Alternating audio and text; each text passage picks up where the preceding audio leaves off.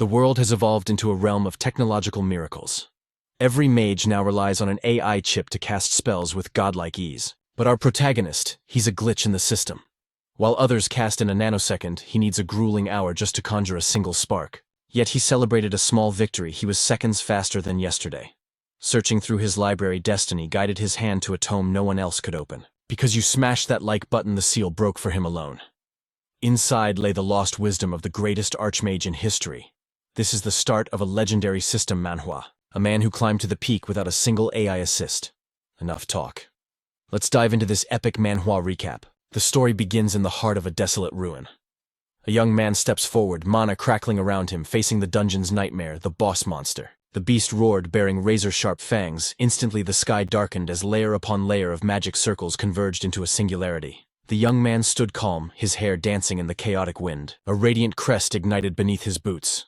In his palm, a massive crystalline snowflake materialized, pulsing with ancient power. Let the world sleep in eternal frost. He finished the chant. The Snow Queen descended eternal winter territory.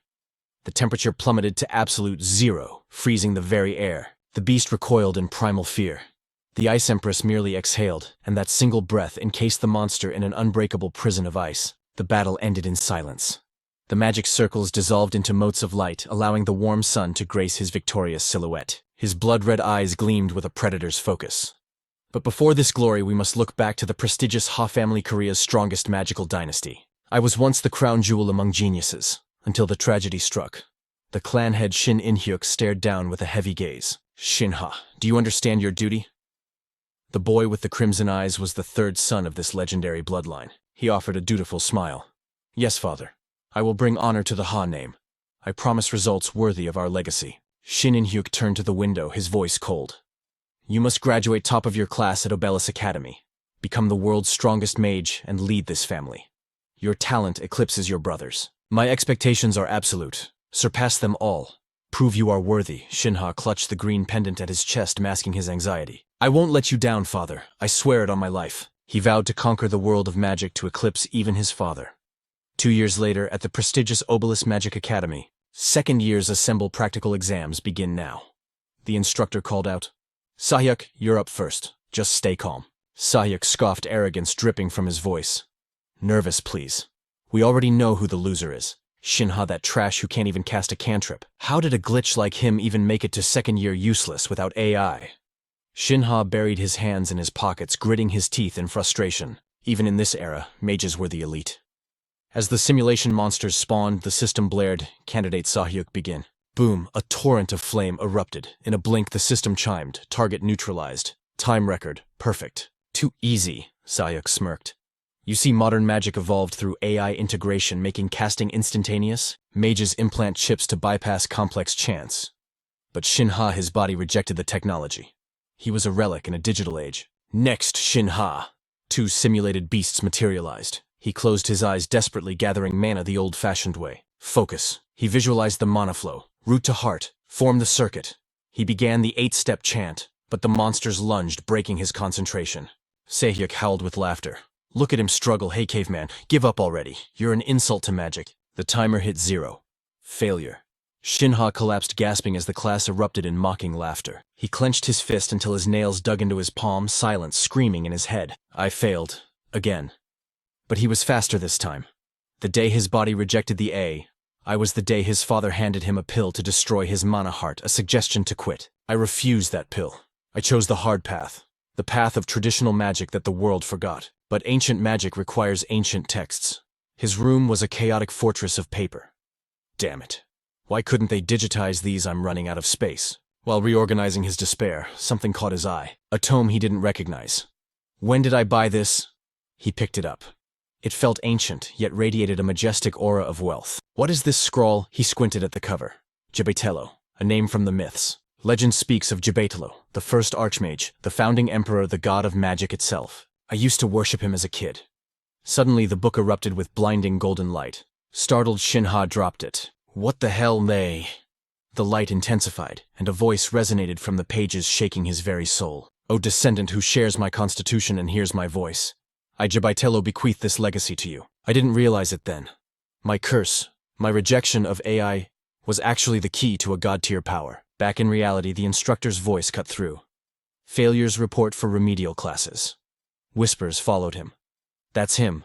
The A, I reject. But fate had turned a corner. A loser like me who only knew how to endure was about to experience the ultimate awakening Manhwa moment. The next day at the cafeteria, while couples flirted and friends laughed, Shin Ha sat in the shadows, isolated but no longer empty. Just then, a shadow fell over his table. Eating solo again? Ha looked up, recognizing the familiar face. Oh, you're here. The guy casually pulled out the chair opposite him. That food actually looks decent. This laid-back guy is Sung-chan. He might look like a total airhead, but don't be fooled. He's a top 10 elite at the academy, and a 3-circle mage at only 18. Basically the perfect protagonist for a leveling manhwa. Sung-chan's eyes were already glued to the plate, distracted. If you're not gonna eat that, can I have it? Ha furrowed his brow, guarding his meal.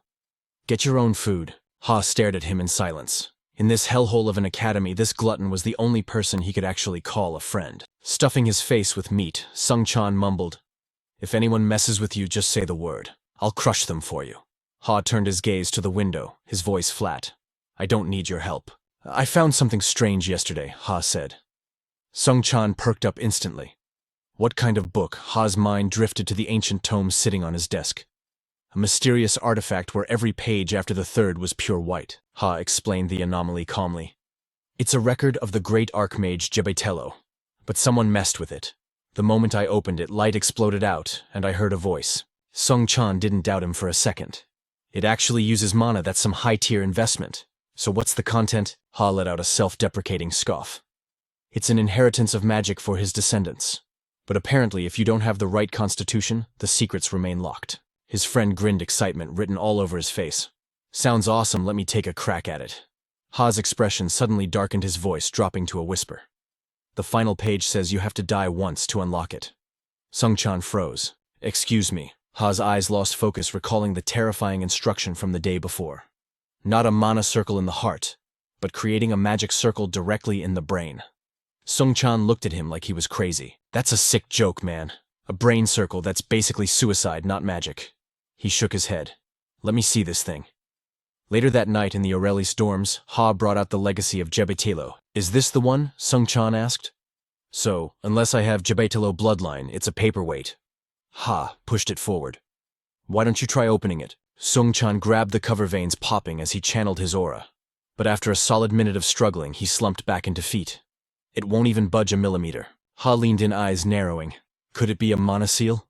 Sung-chan scratched his head, disinterested. "Who knows, just toss it. I'm going to bed. Sleep tight." As soon as Sung-chan left, Ha flipped the cover open with zero effort. His mind raced with questions.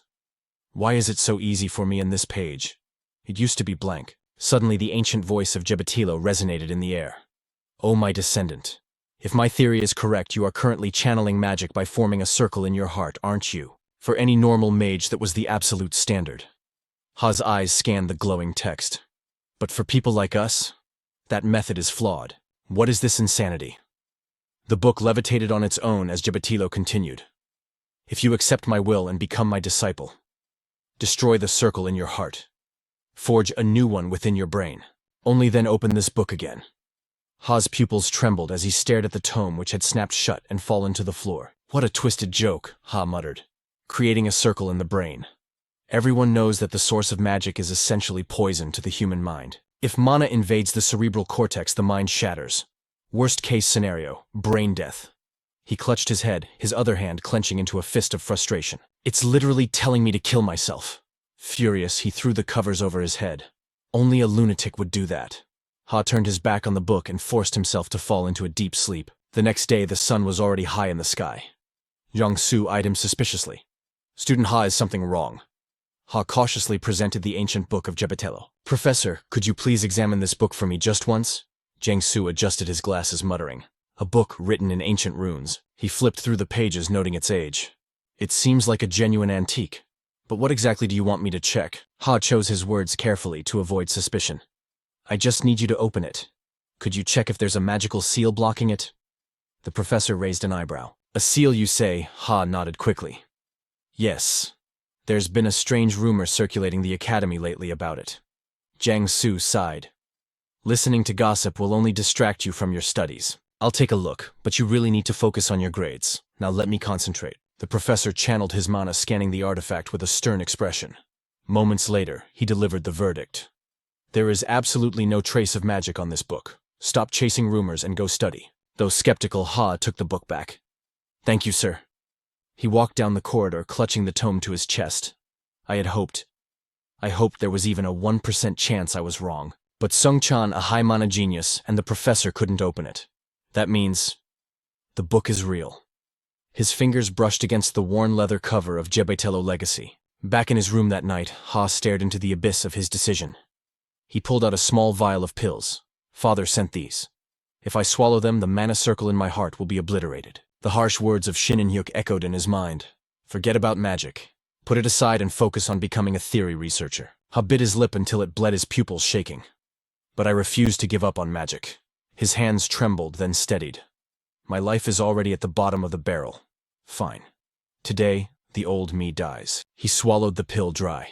Instantly, his pupils constricted violently. Agony exploded in his chest, sending him crashing to the floor. It hurts. The circle linked to my heart. It's shattering. This pain marks the death of a mediocre mage. Now came the taboo, guiding the raw mana straight into the brain. I will kill my weak self and be reborn as a true sorcerer. The moment the mana pierced his mind, the physical pain vanished, replaced by a cold void. It felt like the Reaper was standing right there. Is this what death feels like? A whisper echoed in the dark death. Through the haze, Ha realized someone was whispering. A spectral hand, that of Gebetelo, gently caught him. My descendant. Can you hear my voice? Ha didn't have the strength to open his eyes. He could only sense the vibration of pure mana. His body floated wrapped in a brilliant cocoon of light. Darkness, sky, and earth seemed to merge into one. The spirits of mana. They're dancing. They whispered to him, merging with his very essence in a symphony of power. I can hear them. They're laughing. They're singing. The final words of the voice felt like a divine blessing washing over him. Suddenly, Ha's eyes snapped open. He gasped, pushing himself up to look around the room. I'm alive. His gaze darted to the book which lay open nearby. With trembling hands, he picked it up to examine it. Words began to manifest on the previously blank page, confirming his success. The whisper in his ear became crystal clear. Congratulations. You have taken the first step. Is it? That is the name of this artifact. From now on, your myth begins. Through this book, I entrust you with the totality of my magic. Shin Ha had truly become Gebitelo's chosen successor. The great sage suddenly broke the silence. Tell me, boy, how shall I address you now? My disciple. Time flowed like a river after that day. Back in the classroom, Shin Ha wasn't listening to the lecture. His eyes were glued to Erzit. A new page has unlocked. Who knew finding the right magic could feel this intoxicating inside Erzit? Ancient wisdom lay dormant, waiting to be awakened. First, you must understand. Mana has a will of its own. For a normal mage, forcing mana into the brain is suicide. The wills clash and the mind shatters. That is why mana is considered a deadly neurotoxin. But I am an anomaly in this leveling Manhwa world. My brain overpowers the mana's will, preventing destruction. My body is a fortress that rejects all outside interference. The instructor's voice cut through the air. Listen up. You all know the second-year midterm evaluations are approaching. However, this time, the rules have changed. Shin Ha's focus snapped away from the grimoire. New rules. A cruel smirk played on the teacher's lips. Starting this year, anyone below standard gets expelled immediately. A mandate from the lord of the Madu clan himself. Sahyuk raised his voice, dripping with arrogance. Finally, time to take out the trash. The teacher's gaze drifted to the corner. It seems we have a student walking a very thin line in this class. Shin Ha ignored the taunts, his mind already calculating his next move. That evening, the sky burned with a golden hue. The city streets were emptying out. He arrived at the private training center alone. He hesitated at the entrance. 200,000 won for just 1 hour. This place is highway robbery. Damn it! Looking at the price board made his head spin, but he gritted his teeth and pushed open the doors. 1 hour, please, he told the receptionist. The staff member looked surprised. Just you, sir, no party. Just me. The receptionist handed him a keycard. Room 14 is open. Do you need a tutorial on the hologram? Shin Ha snatched the card. I know how it works. The employee watched him walk away with a scoff. Isn't that Shin Ha from the prestigious Mado clan? A noble born with zero magic talent. What a waste of space. Inside room 14, the simulation began. Mission, the 7 Wolves Challenge. Instantly, 5 beasts materialized, circling him with hunger in their eyes. Shin Ha raised his hand. They might be low-tier trash mobs, But facing 10 at once, that's a death sentence for a novice. His mind raced like a supercomputer. Academy average clear time is 12 minutes and 33 seconds. This is the perfect stage to test the power of Urzit. Shin Ha's eyes narrowed, burning with cold determination. Awaken my new magic circle. The infinite circle spun into existence. The wolves lunged. With a single thought, a massive wall of water erupted. Whoa, this power is insane. Adrenaline flooded his veins. Is this truly my strength? Normal mages pump mana from the heart to cast spells, but I channel it from the brain to every cell in my body. The infinite circle unleashed his suppressed potential like a breaking dam. In a split second, flames roared to life around him. Shin Ha stood frozen, awestruck by his own hands. Gebatello's voice echoed in his mind. Do not be so easily impressed, my disciple. We have only just begun. The infinite circle is merely the foundation of the Betel arts. Let the mana flow where your heart commands. This is the genesis of true magic. A blinding light exploded, shattering the simulation into pixels. The session ended. Thank you. Come again, the receptionist called out. Shin Ha walked out exhausted but satisfied. I wonder how the genius Sahyuk would handle that. Back at the counter, the employee's jaw hit the floor. The system screen displayed a number that defied logic. 6 minutes and 37 seconds. That's a world record. How could a defect do this? The machine must be broken. That afternoon, Shin Ha walked home humming a tune with the grimoire in hand. And so the legend begins. His mind drifted back to the simulation, connecting the infinite circle to my will. It was harder than I thought. The teachings in Erzit defy everything I learned at the academy. Gebatello's lesson replayed in his head. Mana is not a tool. It is your arm, your leg, your heart, and your mind. Wield it as you wield your own body. Shin Ha rubbed his chin, lost in thought. What did the old master really mean? He stared at the cryptic pages of the grimoire. It reminded him of an ancient magical theory, like a transparent veil covering the truth. You can see it, but you can never quite touch it. In the world of mages, they call this the Wall of Enlightenment, the absolute barrier every mage hits when they reach their limit. A cruel truth that has stood for centuries. For now, I just need to circulate the mana. I have to trust the path shown by Erzit. The next morning was gray and overcast. Shin Ha dragged himself to school, still in a trance. I've been maintaining mana circulation for 10 hours straight. Usually I'd have passed out from exhaustion by now. But strangely, I feel fine. Is it morning already? Wax Sung Chan slapped him on the back. Good morning, Shin Ha. You look like a zombie man. You okay? The impact shook Shin Ha's concentration. His mana flared wildly around him, invisible to others. Keeping this circulation going while living a normal life is hell. I need to master the infinite circle and fast. He remembered being 12 years old. Back when he awakened his second circle and his father called him a prodigy. Now look at me, stuck with one measly circle in my brain. Breaking the wall of enlightenment is the only way to survive. He recalled his father's final lesson before the disappointment set in. Perfection is nothing but a shackle. It is a lie born of human arrogance. Shin Ha muttered the words out loud. Perfection is a lie. After school, he went straight back to the grind. Eyes closed, he dove deep into his consciousness. The energy hummed beneath his skin. I can feel it. Mana is my arm, my leg, my heart, my brain. I control it absolutely. True power comes from free imagination, not perfect structure. I don't need chance. I am the magic. The AI magic system streamlines incantations, but it chains you to strict logical rules.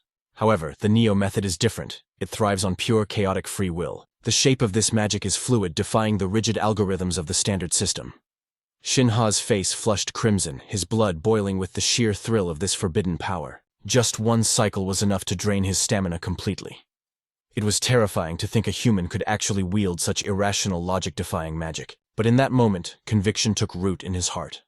He was smashing through the wall of enlightenment, ready to ascend like the protagonist of a legendary leveling manhwa. But reality interrupted.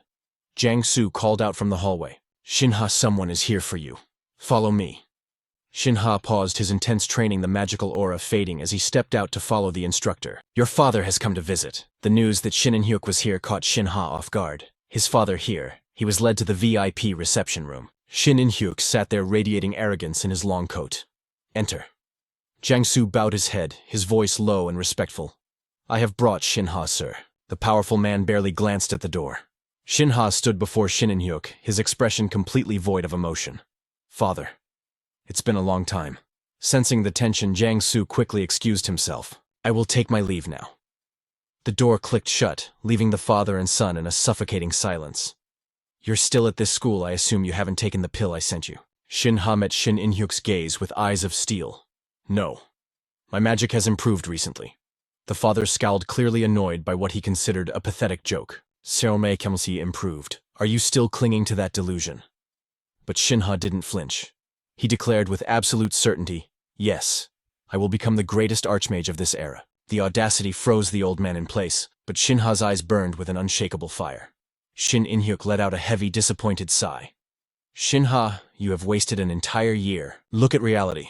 No matter how hard you train, if your body rejects the AI magic system, you are nothing.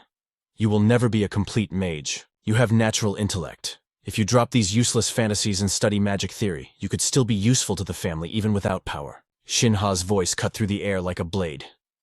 Father, I told you once before. I will never give up on magic. I refuse to live a mediocre life in your shadow. I want the seat of the patriarch of the divine magic clan. Shin In-hyuk fell silent, stunned by the boy's sheer arrogance. To claim the title of archmage and patriarch, that required more than just a stubborn will. A confident smirk played on Shin Ha's lips. I will prove it to you. Disdain crept back into the father's eyes. Prove it? How? Don't tell me you plan to barely scrape by the academy's retention standards just to avoid expulsion. To seal the deal, Shin Ha made a dangerous vow. In this upcoming exam, I will rank in the top 10. If I fail, I will leave the academy and dedicate my life to magic theory just as you wish. But if I succeed, you must acknowledge me as a mage and support me with the full power of the family. Shin In-hyuk massaged his temples. His useless son makes a tiny bit of progress and suddenly thinks he rules the world. I hope this isn't just empty bravado. Shin Ha watched his father's cold back disappear. The weather was bright, but the storm was just beginning. Time flew by and days turned into history. Jiang Su stood at the podium, his voice booming. Attention, I will now announce the format for the midterm evaluation. Whispers erupted across the classroom. Combat, I'd rather hunt monsters. The instructor silenced them with a sharp look. This exam will be a one-on-one tournament. Pure combat duels. The exam lasts 3 days. From the round of 16 onwards, scouts from major corporations and the Magic Tower will be watching from the stands. Give it everything you have. As the announcement ended, Shin Ha clenched his fist. The stage was set. It was time to show the world his true power. It seemed like a normal day at the Magic Academy, but the hallways were buzzing with tension. A duel tournament? Even the Magic Tower is coming. This is insane. Shin Ha walked through the crowd, his senses sharp. The news of the midterms had turned the school upside down. If the Magic Tower was involved, the media frenzy would be massive. The Magic Tower, an organization led by the 12 strongest archmages on the planet. They held power equal to a nation, and every student here dreamed of joining their ranks. Suddenly a figure blocked Shin Ha's path. Hey Defect, body holding up okay? Shin Ha didn't even bother to look at Sayuk. However, he couldn't ignore the history here. That was Sayuk. He looked like a thug, but he was actually one of the top second-year students. The bully stepped closer, a sneer plastered on his face. I heard your first opponent in the midterms is me. Better prepare your funeral arrangements. I'm going to pay you back for 5 years ago. Shin Ha sighed internally. 5 years ago in the Junior Magic Finals, this guy suffered a humiliating defeat at Shin Ha's hands. Everyone used to call him the crybaby mage. Because when the referee announced Shin Ha as the winner, Sahyuk had collapsed wailing like a toddler. Tears streaming down his face, it was pathetic. But ever since it was revealed that Shin Ha couldn't sync with the AI system, Sahyuk had been relentless in his bullying. Now Sahyuk was using his superior status to taunt him. I heard anyone who fails to meet the standard in this exam gets expelled immediately, right? One of his lackeys cackled from the side. Then we better beat him to a pulp before he gets kicked out, huh? Sahyuk looked delighted by the idea. What's the matter, gonna run home crying to daddy? Seeing that smug face, a smile curled on Shin Ha's lips. So this trash is my first opponent. I couldn't have asked for a better setup. This midterm was the perfect stage to unveil his strength, and he would use this fool as a stepping stone. Shin Ha replied with a casual, mocking tone. I thought crying was your specialty, not mine. Sahyuk's face went dark instantly. What did you say? The verbal clash drew a crowd, 3 against 1. Sahyuk was furious, his voice rising an octave. Is this bastard crazy? Did he lose his mind? Do you still not know your place? Does this defective piece of trash want to die? Shin Ha shook his head at the childish threats, maintaining his arrogant composure. You talked big 5 years ago too, and look how that ended. Have you really not improved at all since then? The calm insult made Sahyuk stumble back. You son of a… In a split second, Shin Ha switched to a mocking, innocent smile. Sorry. Are you still salty about losing crybaby Sahyuk? Veins popped on the bully's forehead. Damn you, you fallen defective piece of garbage. Shin Ha swatted Sahyuk's hand off his collar with cold precision. You wouldn't understand living at the bottom. Falling from grace is a luxury only those at the top can experience. But a genius is a genius forever. Just wait. I'll etch that lesson into your bones. Leaving those cold words hanging in the air, Shin Ha walked away, leaving Sahyuk biting his nails in pure unadulterated rage. You damn piece of trash, I'll grind you into ash. The next day, Ha dominated the search rankings. The headline screamed, The Return of the Genius. The fallen prodigy of the Mage God clan was the talk of this awakening Manhwa world, rising from the ashes of adversity. As he dried his hair, a smirk played on his lips. Front page news already. Things are moving fast. It seems Sahyuk's family background is actually useful. I found a reporter to write exactly what I needed in no time. With his rotten personality, he's bound to try something dirty. Ha's resolve hardened like steel. This midterm exam, I will show the world the true return of a legend. Perfect. Suddenly his phone buzzed. Caller ID Shin In-hyuk. He answered with icy calm. Yes, father. I saw the article. You don't need to worry. The older man paused, suspicious. Did you do this on purpose? Ha's reply was sharp. Yes. I provoked Sahyuk to draw his attention. Silence hung heavy on the line. Ha, I accepted your previous proposal. But that doesn't mean I trust you. I only agreed because it didn't harm the Mage God clan. Even now I don't believe you can win. That article could turn into a stain on our clan's honor. Yet you let it happen. What is your true objective? Ha suppressed a sigh. He was sick of these questions. Everyone thinks the clan has abandoned you. Even a small scandal is a nuisance. Ha rubbed his temples as Shin In-hyuk continued. No matter where you are, you still carry the weight of our name. A strange light flickered in Ha's eyes. I know, but considering the potential gains, the risk is irrelevant. The patriarch was stunned. Gains if you win, what does the clan get? Ha's voice was calm yet arrogant. Me. The clan will gain the world's greatest mage, and the strongest patriarch in history. I will become the greatest leader the Mage God clan has ever seen. Shin In-hyuk sank back into his chair, overwhelmed. Aiming to surpass the magic tower itself. He exhaled. Fine. Leave it for now. Ha relaxed, satisfied. Thank you, father. The older man's voice turned cold. But if you tarnish our honor, be prepared for the consequences. Click. Ha set the phone down, his hair shifting softly. A predator's smile bloomed on his face. The stage is finally set. In the blink of an eye, the midterm exams arrived. The arena was packed to the brim. As Ha stepped onto the field, stretching his limbs, Sahyuk sneered. Hey, trash. Did you see the news? Mr. Prodigy, you're famous. I can't wait to watch you fail to cast a single spell and humiliate yourself. It's going to be hilarious. Ha simply shrugged, his expression unbothered. Careful. The one losing might just be you. Is he crazy? Sahyuk twitched. Ha placed a hand over his heart, feigning gratitude. Thanks for following my script perfectly. By the way, do you hate me that much? Because I don't think about you at all. My victory is already guaranteed. Rage blinded Sahyuk. You arrogant lunatic. Then Ha delivered the final insult. One circle. A single circle of magic is all I need to crush you. At the Oblite Academy arena, Ha's face lit up with excitement. He pointed a finger. I repeat, one circle is all it takes to defeat you. The crowd fell dead silent. Sahyuk ground his teeth, veins popping, sweat rolling down his face. He brought a trembling finger to his lips. You bastard! A piece of trash dares to mock me. The whistle blew. The second-year midterm match at Oblite Academy begins now. Ha smiled, his eyes burning with determination. Sahyuk unleashed his mana. Die, you defective trash! Mana flared. A blazing torrent of fire roared toward Ha. He dodged effortlessly, analyzing the signature spell of his opponent. Explosion. Sparks flew from the AI chip at Sahyuk's neck. He pointed forward, chanting, 3-circle magic explosion. His eyes glowed with malicious intent. Boom. A massive explosion swallowed Ha's position. Reporters in the stands went wild, cameras flashing like a thunderstorm. Sahyuk laughed maniacally, sweat dripping. Idiot, acting tough when you're weak. Suddenly his smile vanished. Through the clearing, smoke. Ha stood there, unscathed. Impossible. Not even a scratch. Panic set in. Try blocking this then.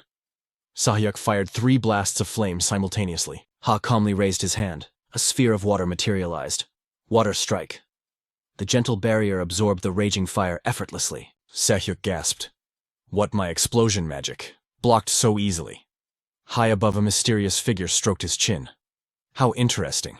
Watching from the VIP box, the man narrowed his eyes. That was just a first circle spell. But the casting speed, it was instantaneous. Beside him, Shin Ha looked puzzled.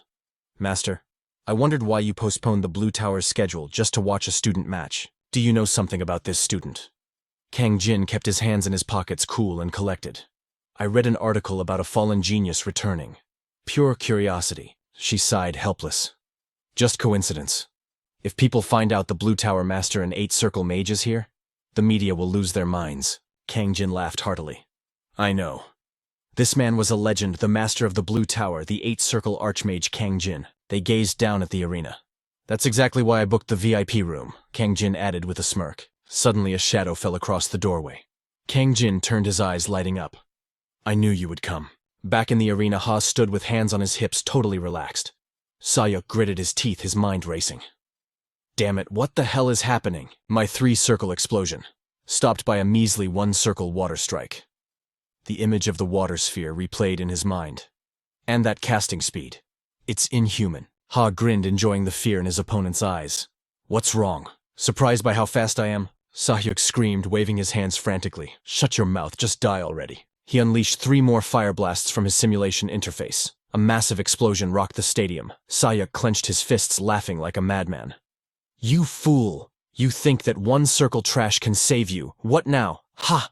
A streak of mana tore through the air, driven by Shin Ha's will. It closed in on Sahyuk in an instant, forcing a terrified scream from his throat. What the hell? Cold sweat drenched Sahyuk as his eyes darted around frantically. When did that trash cast a wind spear? And my attack, it didn't even leave a scratch. Why is he just standing there like a statue? Gritting his teeth, Sahyuk roared. You bastard! Do you really think you can defeat me with measly 1-circle magic? Unfazed Shin had channeled his mana again, his voice chillingly calm.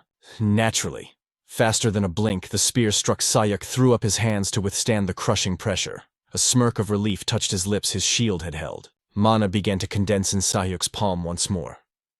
What do you think you're doing? Don't get arrogant just because your casting speed is a little faster than average. You defective piece of trash, Shin Ha. But then confusion knitted his brow. Wait, when did he deploy a wind spear behind me? Unable to process the anomaly, Sahyuk screamed out. What the hell did you just do? High above, Kang Jin and Seo Yoon watched every micro-movement with hawk-like intensity. Shin Ha simply pointed upward, conjuring a miniature wind spear with a mocking smile. Still haven't figured it out. Need a demonstration. With a casual snap of his fingers, mana took the form of a small bird, while the raging whirlwind transformed into a massive avian beast, diving straight for the kill. Sahyuk whipped his head around, his mind shattering. What is this? Is this really a wind spear? Since when can a single spell strike from 2 directions at once? Hearing this, Shin Ha let out a sly, villainous chuckle. Correct. According to your logic, it's impossible. But for me, it's child's play. Try blocking this. 4 distinct wind spears launched in a deadly sequence. Desperate Sahyuk threw his arms wide, screaming the incantation.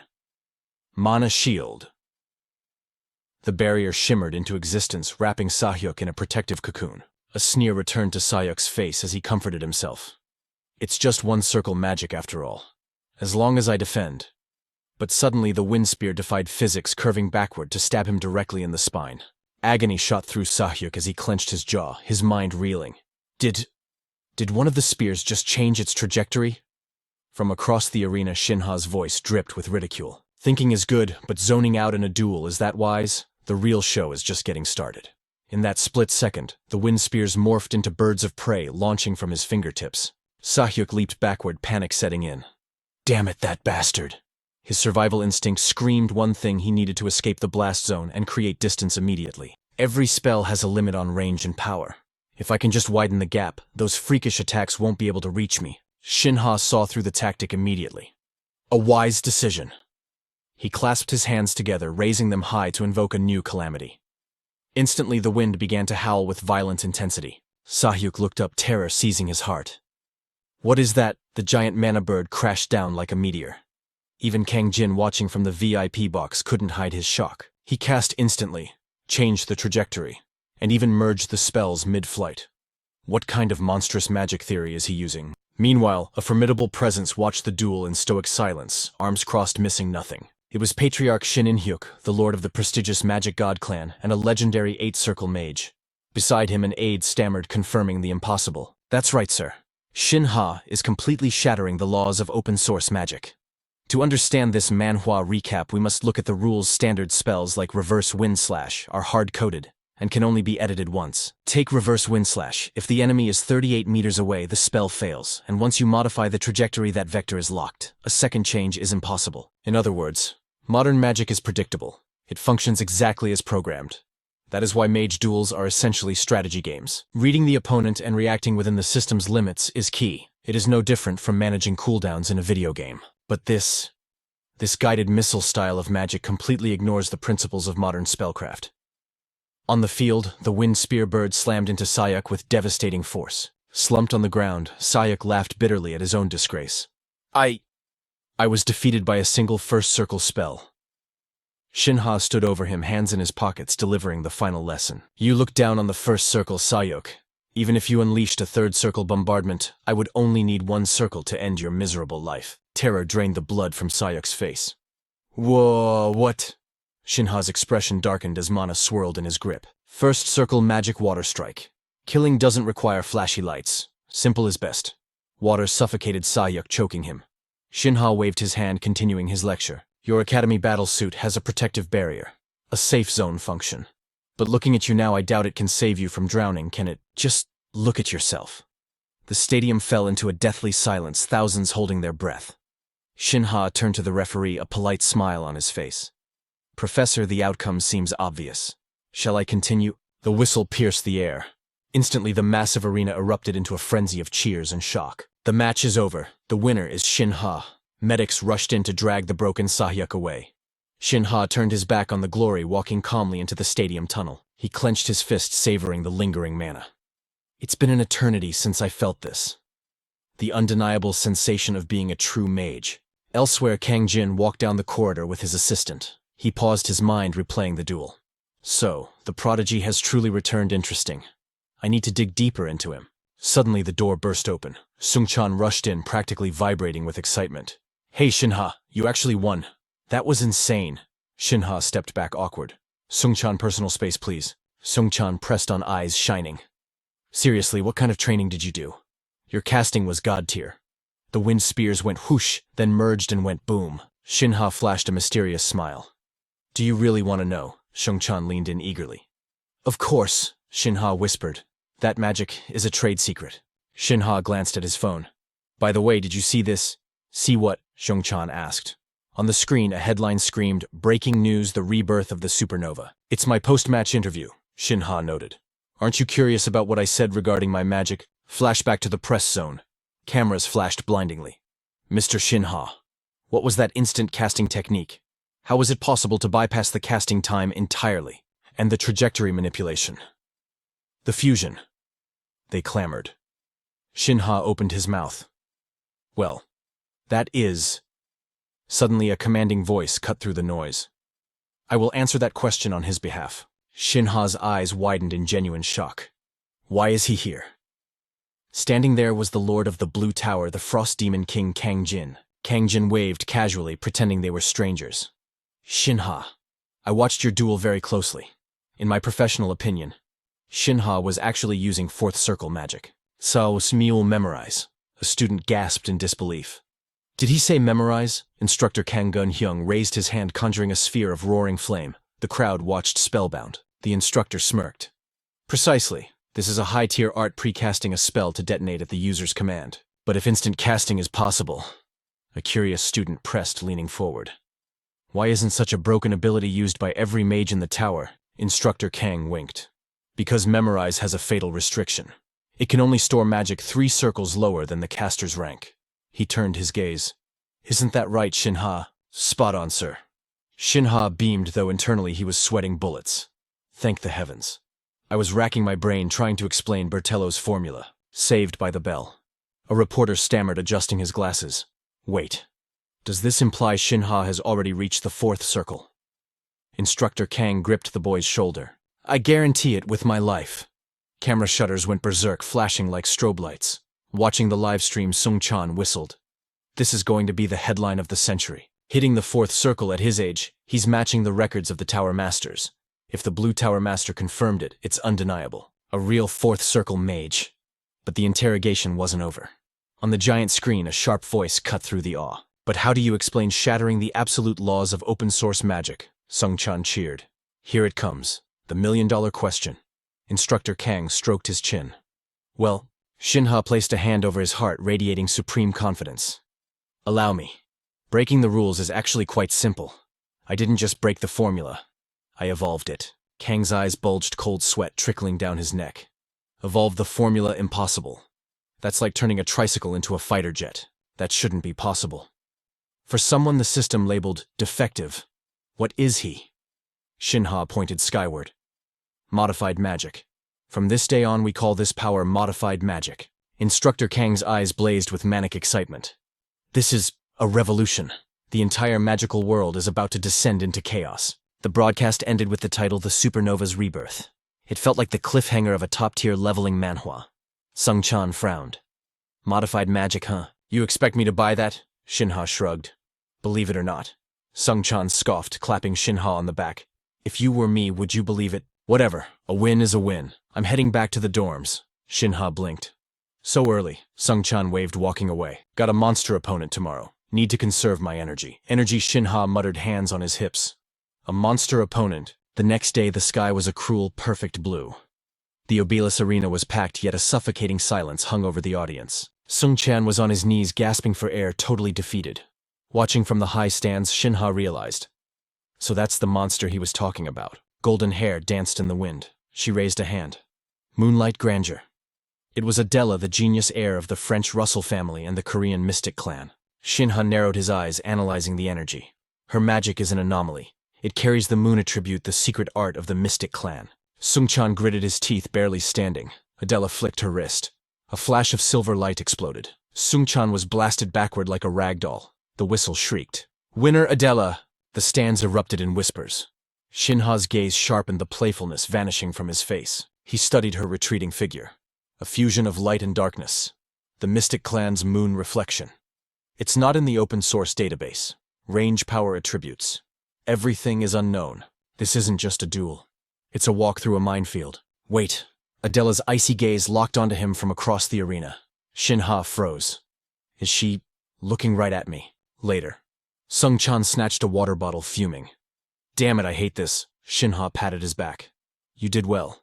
Here, drink some electrolytes. Of all people I had to face Adela. Just my cursed luck. Sung Chan sighed. You cleared the second round, right? Shin Ha smirked. Naturally. Then your next opponent is... Suddenly Adela approached. Good work out there. It was a decent match. Sung Chan scratched his head, confused. Huh. I learned a few things thanks to you. She ignored him, staring intensely at Shin Ha. Shin Ha tilted his head, puzzled. So? Her voice was cool as glass. You finally returned to being a true mage.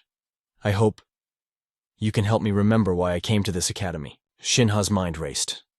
The Magic Dao clan and the Mystic clan have deep ties. Adela and I, we've known each other long before the academy. If I had to define us, we were rivals. She even rejected the French academy to come to Obelisk just for a chance to crush me. But the moment the system judged me unsuitable for AI, the silence between us became a chasm. My fall from grace wasn't just my tragedy. It cost Adela her only worthy opponent. Shin Ha scratched his cheek, playing dumb. Adela, come on. I'm hardly a target worth your time anymore. Adela turned on her heel. We'll see on the battlefield. Sung Chan nudged him. Hey, Shin Ha. Are you actually ready? Shin Ha blinked. Ready for what? Sung Chan's face went pale. You seriously don't know. Your next match? It's against Adela. Shin Ha's eyes snapped open. Say what? The next day. The referee checked his watch repeatedly. Adela stood like a statue. Whispers swept through the stands. Where's Shin Ha? Did he run away? Coward. Jeers erupted behind Adela. All that big talk about modified magic, just hot air. He knew he'd get crushed by Adela, so he bailed. Adela shot a sharp glare at the referee. He cleared his throat and raised his hand. Time is up. By default, the winner is... Hun. Hold it. Shin Ha sprinted into the arena, skidding to a halt. Sorry, traffic was murder. The referee lowered his whistle, annoyed. Shin Ha, what kind of nevermind, save the excuses. I'm starting this now. Consider it your punishment for lateness. Adela clasped her hands, her expression unreadable. May I ask, why were you late? Shin Ha closed his eyes, a calm smile playing on his lips. Nothing special. Just had to prepare a little surprise. Prepared? She asked, confusion evident in her voice. Shin Ha's lips curled into a cunning, confident smile. Because you are strong, Adela. I had to prepare properly to crush you. This battle is about to get very interesting. Adela could hardly believe her ears. You did all that preparation in a single day. But looking at Shin Ha now standing before her, she realized something had fundamentally shifted. The Shin Ha standing there wasn't the same person as yesterday. Could she actually rely on her assessment of his strength? Shin Ha raised a hand, his voice steady but warning. I'm telling you now, don't hold back. Come at me with everything you have. The massive arena erupted as the announcer shouted, Let the match begin. Instantly, Adela raised her hand, summoning a searing sphere of flames. She pointed forward and unleashed her command. Flame. Flamwisha Lancetrul. The orb flared brilliantly before launching 3 blazing projectiles. But Shin Ha was ready. He countered immediately, summoning sharp gusts of wind to intercept and nullify the fiery assault. Adela clenched her fist, a divine light shimmering in her palm as she summoned her casting catalyst. With a sharp cry, she invoked Earth Metal, Mi Full War Am Sturioregere. The arena floor shattered beneath them. Jagged spikes erupted under Shin Ha's feet, forcing him to launch himself away. He flipped backward through the air to dodge. Adela leaped after him, her eyes narrowing. You are airborne now. There is nowhere left to dodge. She glanced to the side and a magic circle materialized behind her back. Arrow Palm.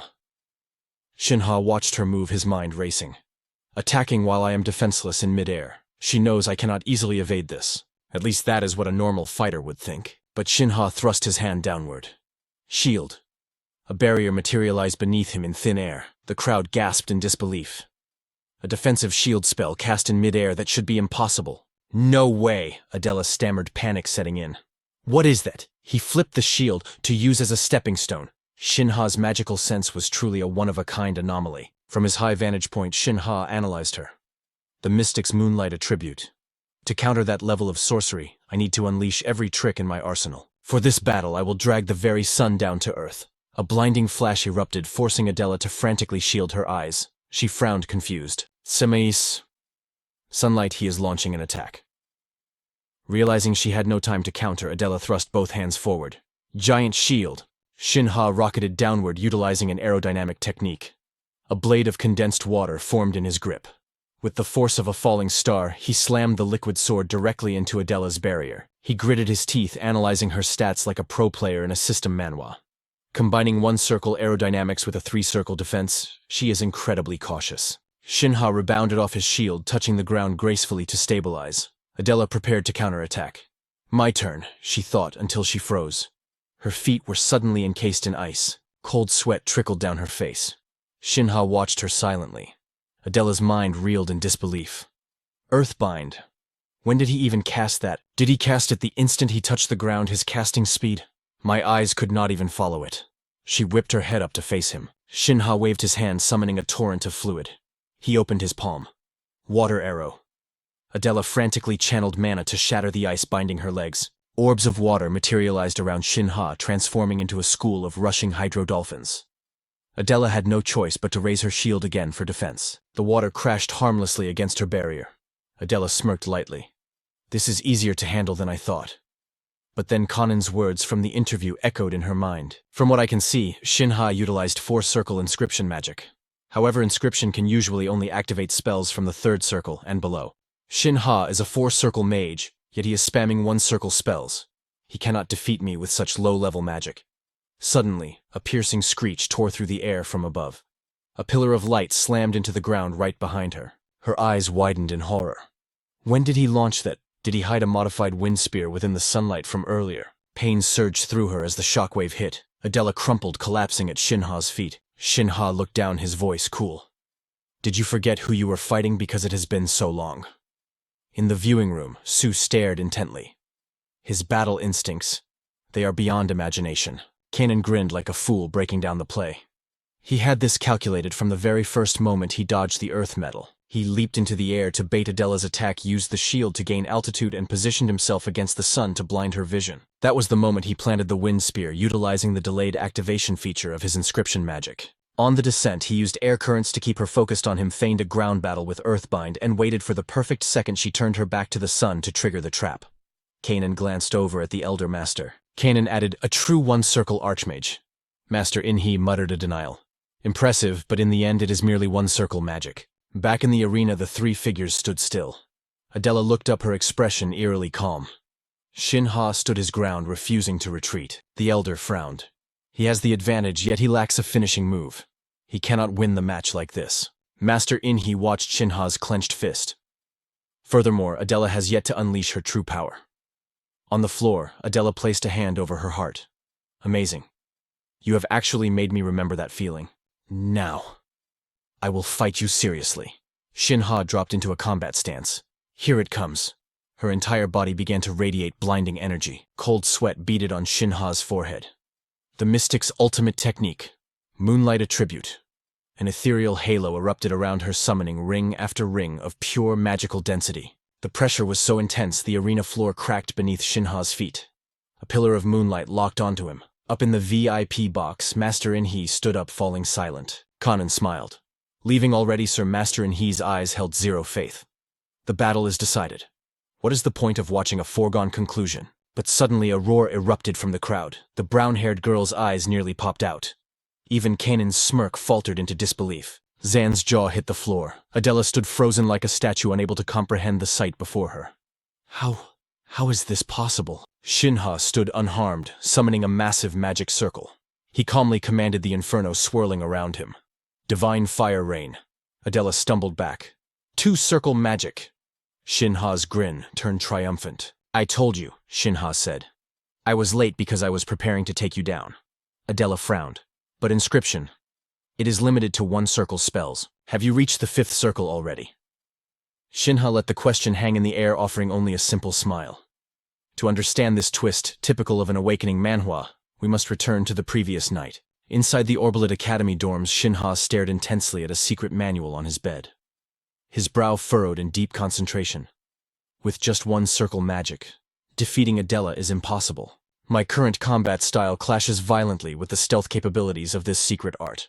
Shin Ha flipped to the first page, anxiety gnawing at his mind. "I had planned to crush her only after I mastered this technique completely. But Zid's new page demanded I exploit my intent, now urging me to infuse mana into the magic circle immediately." Scrawled inside the grimoire of Zid were words of destiny. "This formation shall guide you to a new realm." He paused, stunned. Was this some kind of hidden system mechanism? No.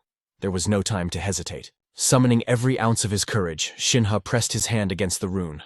Instantly, blinding light exploded from the page, forcing him to shield his eyes as the radiance engulfed him. "Damn it, not another flash bang," he cursed. What is this? Energy fragments detonated around him, and in the blink of an eye, Shin Ha vanished from reality. When he finally forced his eyes open, the world had changed. Shin Ha scanned the unfamiliar void, muttering, "Where the hell am I?" Suddenly, a voice echoed through the emptiness. "Welcome to the first trial. I am Ao, the administrator of the first page." Shin Ha spun around, his pupils constricting in shock as he stammered, "Administrator, Hanso." "The first page trial?" Shin Ha asked. Ao nodded gracefully. "Correct. You are currently inside the first trial zone of the Zid Grimoire." Shin Ha took a subconscious step back. "I'm inside the book." He scanned the horizon, a surge of thrill replacing his fear. This wasn't just teleportation to a distant land. It was a pocket dimension inside an artifact, a classic trope from a system manhwa. "Unbelievable," he breathed. Io waved her hand, initiating the sequence. "In this zone, we will test whether the successor's intent has reached perfection. The trial contents will be revealed upon commencement. Should you pass, the data regarding the second circle spanning pages 18 to 31 will be unlocked." Shin Ha rubbed his chin, calculating. To ascend to the next level, conquering this trial was mandatory. The guide's voice cut through his thoughts, briefing complete. "Do you wish to begin?" His resolve hardened instantly. There was no room for doubt. "Absolutely. Let's do this right now." Ao bowed slightly. "Understood." Initiating the first trial. Ao closed her eyes as an otherworldly light wrapped around her. Shin Ha watched, mesmerized. As her form dissolved into particles, he realized, she's not human. She's a construct of pure mana. At that precise moment, the voice of the Master Zid thundered through the void. I shall now announce the trial parameters. Shin Ha frowned, recognizing the tone instantly. That's the instructor's voice. Suddenly, a mystical stone materialized in midair. This is an elemental spirit stone, an imperfect gem where 4 distinct mana attributes are chaotically entwined without order. Your mission is to completely refine this stone. Shin Ha's spirit trembled. Refine that thing. The elemental spirit stone was notoriously volatile. 1 wrong pulse of mana, and it would shatter into dust. 4 conflicting mana currents are raging inside that stone in total chaos, and I have to purify it. That's like trying to separate grains of sand, salt, sugar, and pepper after they've been blended together. This won't be a walk in the park. Only one who has truly mastered their intent can pull this off. However, a smirk tugged at the corner of Shin Ha's lips. Actually, that sounds kind of fun. Ocean blue mana flared in his eyes. To his awakened sight, the chaotic intent looked like an intricate constellation of light. As his mana surged forward, he began the dissection. Shin Ha closed his eyes, utilizing his magical arts to smelt the spirit stone. He forced himself to stay calm, focusing his mana to isolate the clusters of light. Shin Ha gritted his teeth, pouring everything he had into it, but a split second later, the backlash hit him, blasting him violently into a bookshelf. Shin Ha slid down the wood, cursing through the pain. Damn it. A single fluctuation creates a shockwave. I have to be even more precise. I tried to separate the mana, but it's too entangled. Breaking it down is a nightmare, but I see a path now. I'll just keep grinding until it works. Time lost its meaning. Shin Ha refused to yield despite failure after failure. Every attempt ended in a brutal backlash, yet he refined it again and again. One slip of focus meant restarting from zero, trapped in an endless loop of agony and effort. And then finally the chaos settled. The stone hummed with stability. I did it. The elemental spirit stone is purified. Zid's voice boomed once more. Congratulations. You have surpassed the trial. Successor, you who have mastered intent. I shall now update the grimoire with the formula for the second magic circle. The circle of resonance. Shin Ha snapped his eyes open, finding himself back on his bed, a rush of indescribable power coursing through his veins. I'm back. Shin Ha scrambled to open the book, a grin splitting his face. Yes, I finally secured the second circle. Though he cheered loudly, tension coiled in his gut. I have to master this before the match starts, no matter the cost. Back in reality, the duel between Shin Ha and Adela was underway. She unleashed her full power, activating her magic circle. A blinding aura erupted, the sheer pressure causing the arena floor beneath Shin Ha to crumble. Adela didn't let up. She waved her hand, pushing the light of her magic circle to its absolute limit. In the stands, Sung Chan cursed, "Damn it all, is this really as far as Shin Ha can go?" Down in the arena, she brushed a strand of hair from her face. The match is over. Adela's eyes held a trace of respect, but it was drowning in disappointment. I didn't expect him to become this strong in such a short time. Shin Ha, just what kind of monster are you? But this is the end. The genius I was chasing is gone. Suddenly, a presence behind her made her freeze. Adela whipped her head around, brows furrowed. What is that? A voice, cold and brimming with confidence, cut through the air. Second circle, activate. Dark resonance. A terrifying concentration of mana condensed in Shin Ha's palm. Behind him, the second magic circle materialized, combining 2 infinite loops with his free will to become an extension of his very limbs. It was a reaction that defied the expectations of both Kang Jin and Shin In-hyuk. Sung Chan stood in the corner, jaw dropping in disbelief. Adela could no longer hide her shock. What is happening right now? Before her eyes, phantom hands of mana seemed to tear open space itself. Shin Ha stood unnerved. The goddess of fire rain. Adela scrambled backward, frantically activating her defensive magic, but it was too late. Shin Ha's mana cannon was fully charged. Resonance first form. Adela's pupils trembled. Staring down the barrel of that weapon, she was rooted to the spot. No. I can't block this. Helplessness washed over her. Yet Adela's eyes began to sparkle like the morning sun. You've returned. Once again, you are the target I must surpass. As the thought crossed her mind, the mana cannon fired. The referee dived for cover to escape the shockwave. Adela took the catastrophic impact head-on. Kang Jin and Shin In-hyuk watched white-knuckled as Adela tilted backward, losing consciousness before she even hit the ground. Shin Ha collapsed, gasping for air. A second later, the referee recovered his wits and shouted, "The match is over. The winner is decided." Up in the observation deck, Kang Jin called out to Shin In-hyuk, "Sir, are you leaving already?" The old man's lips curled into a faint, knowing smirk. "I have another schedule to attend to."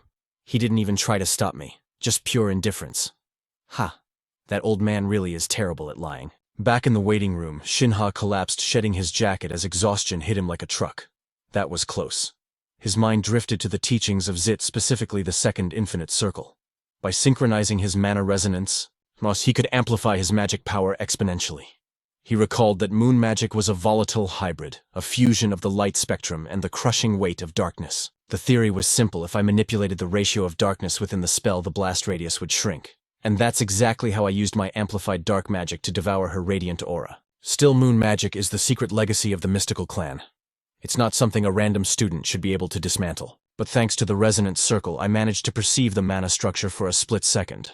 I dissected the moon magic's formula and separated the elements with surgical precision. Refining the elemental mana stone was the final key to controlling that chaotic power. Without those factors aligning perfectly, defeating Adela would have been a pipe dream. Suddenly, the atmosphere in the room shifted. Shin Ha sensed a disturbance before he saw him. Kangen stepped in, pushing up his glasses, his presence looming large as he approached. Shin Ha, Kangen called out with a hearty yet terrifyingly bright smile. Shin Ha's eyes widened and he instinctively scrambled backward. Tower Master. This guy doesn't waste time. I'm just here to have a little chat. Kangen sat opposite him, his smile never wavering. Apologies for barging in while you're recovering. I watched your match. Truly, a magnificent display of combat. Shin Ha kept his guard up, his expression stoic. Thank you, sir. Kangen adjusted his glasses, the light reflecting off the lenses. Let's cut to the chase. Shin Ha, have you already awakened the fifth circle? The question hung in the air like a guillotine. Shin Ha froze, he noticed. During the duel, I utilized second circle magic instantly. To the Blue Tower Master, it must have looked like I bypassed the chanting process entirely. If someone casts second circle spells instantly, the logical conclusion is that their mastery is exponentially higher. 3, maybe even 5 circles. It's a natural misunderstanding in this world. Shin Ha forced a laugh, waving his hands defensively. No way, I'm nowhere near the 5th circle yet.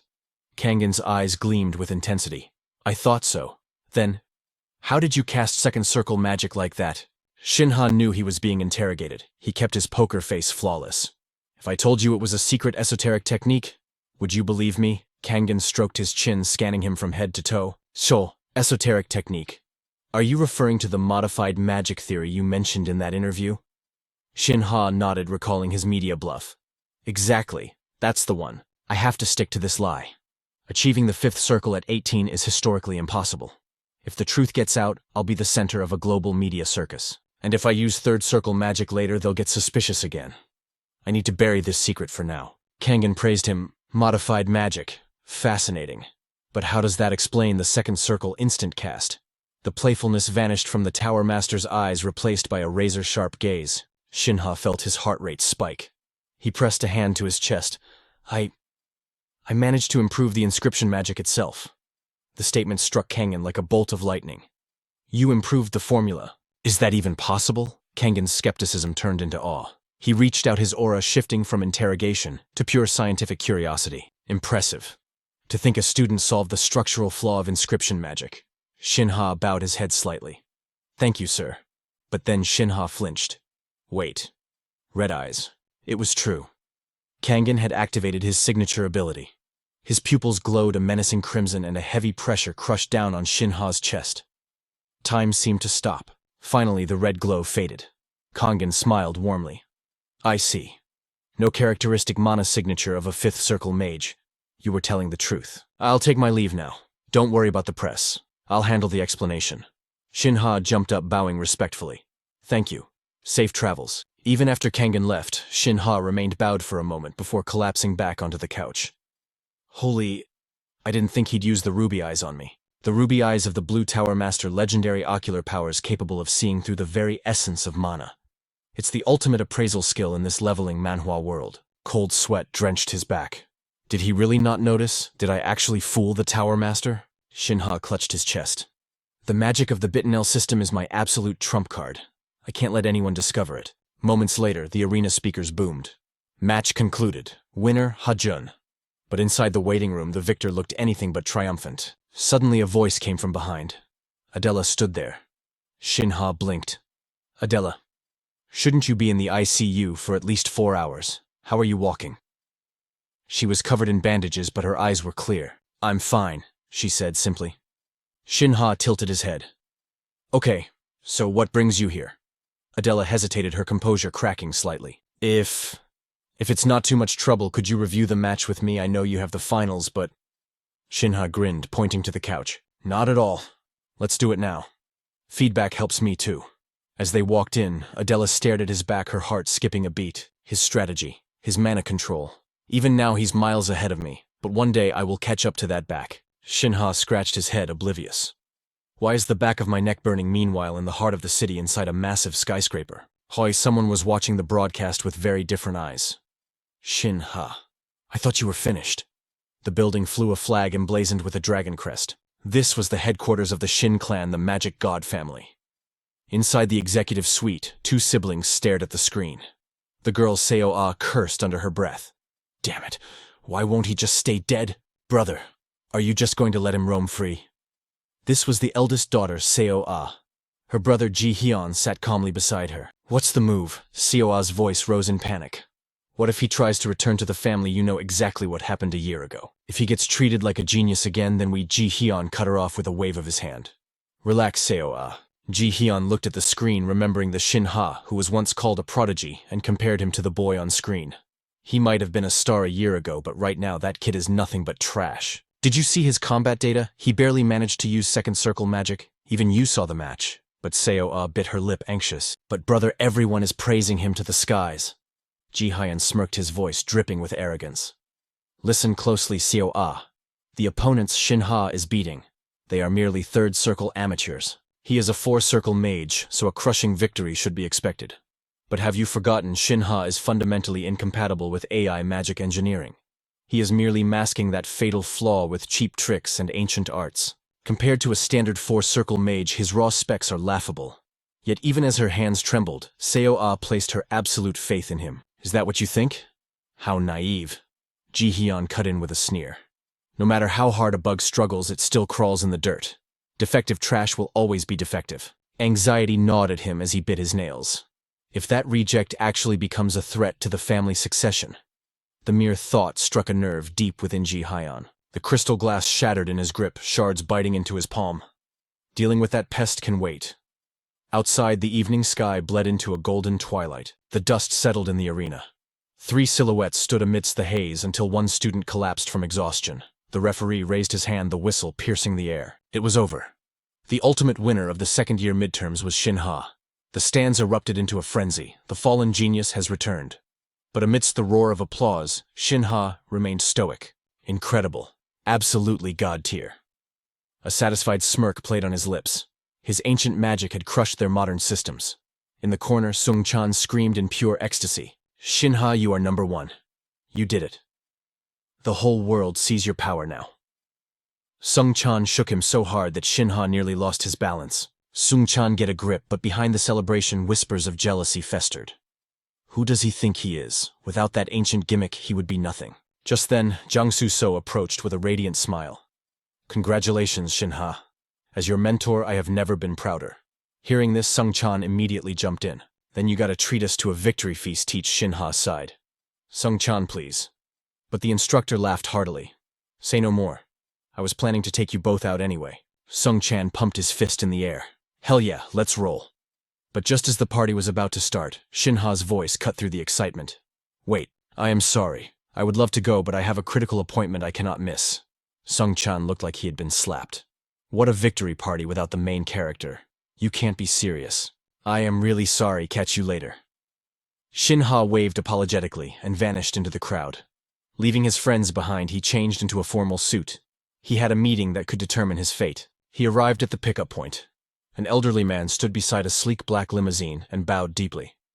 We have been expecting you, young master. The butler opened the door. The family head requests your presence. Moments later, they arrived at the Shin family estate. The atmosphere was suffocatingly silent. Shin Ha's eyes swept over the familiar grounds. It had been a year. After being diagnosed as incompatible with AI magic, he had defied his cold-blooded father, fled to the dorms, and was banned from ever setting foot here again.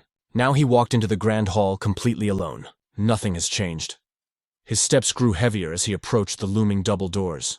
An invisible pressure radiated from within, crushing the air around him. It was just like that day, the clan head's study. Taking a deep breath to steady his nerves, Shin Ha knocked firmly. Inside, Shin In-hyuk sat in silence, his eyes sharp enough to cut glass. A deep voice resonated from within. So the prodigal son finally returns. The moonlight is particularly revealing tonight. Shin Ha stood before the threshold of his past trauma. Come in. Shin Ha entered and bowed with perfect etiquette. It has been a long time, father. Shin In-hyuk closed the book in his hands. Sit. I once believed you were nothing more than a failed product. Your casting speed is 20 times slower than the average mage. A momentary lapse in focus dissipates your spells instantly. You cannot even multicast.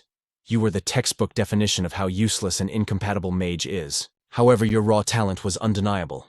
That is why I forced you into AI magic engineering to salvage whatever use we could from your gifts. I expected nothing from this rebellion of yours. I thought it was the desperate thrashing of a cornered rat. Hearing these harsh truths, Shin Ha remained unshakable.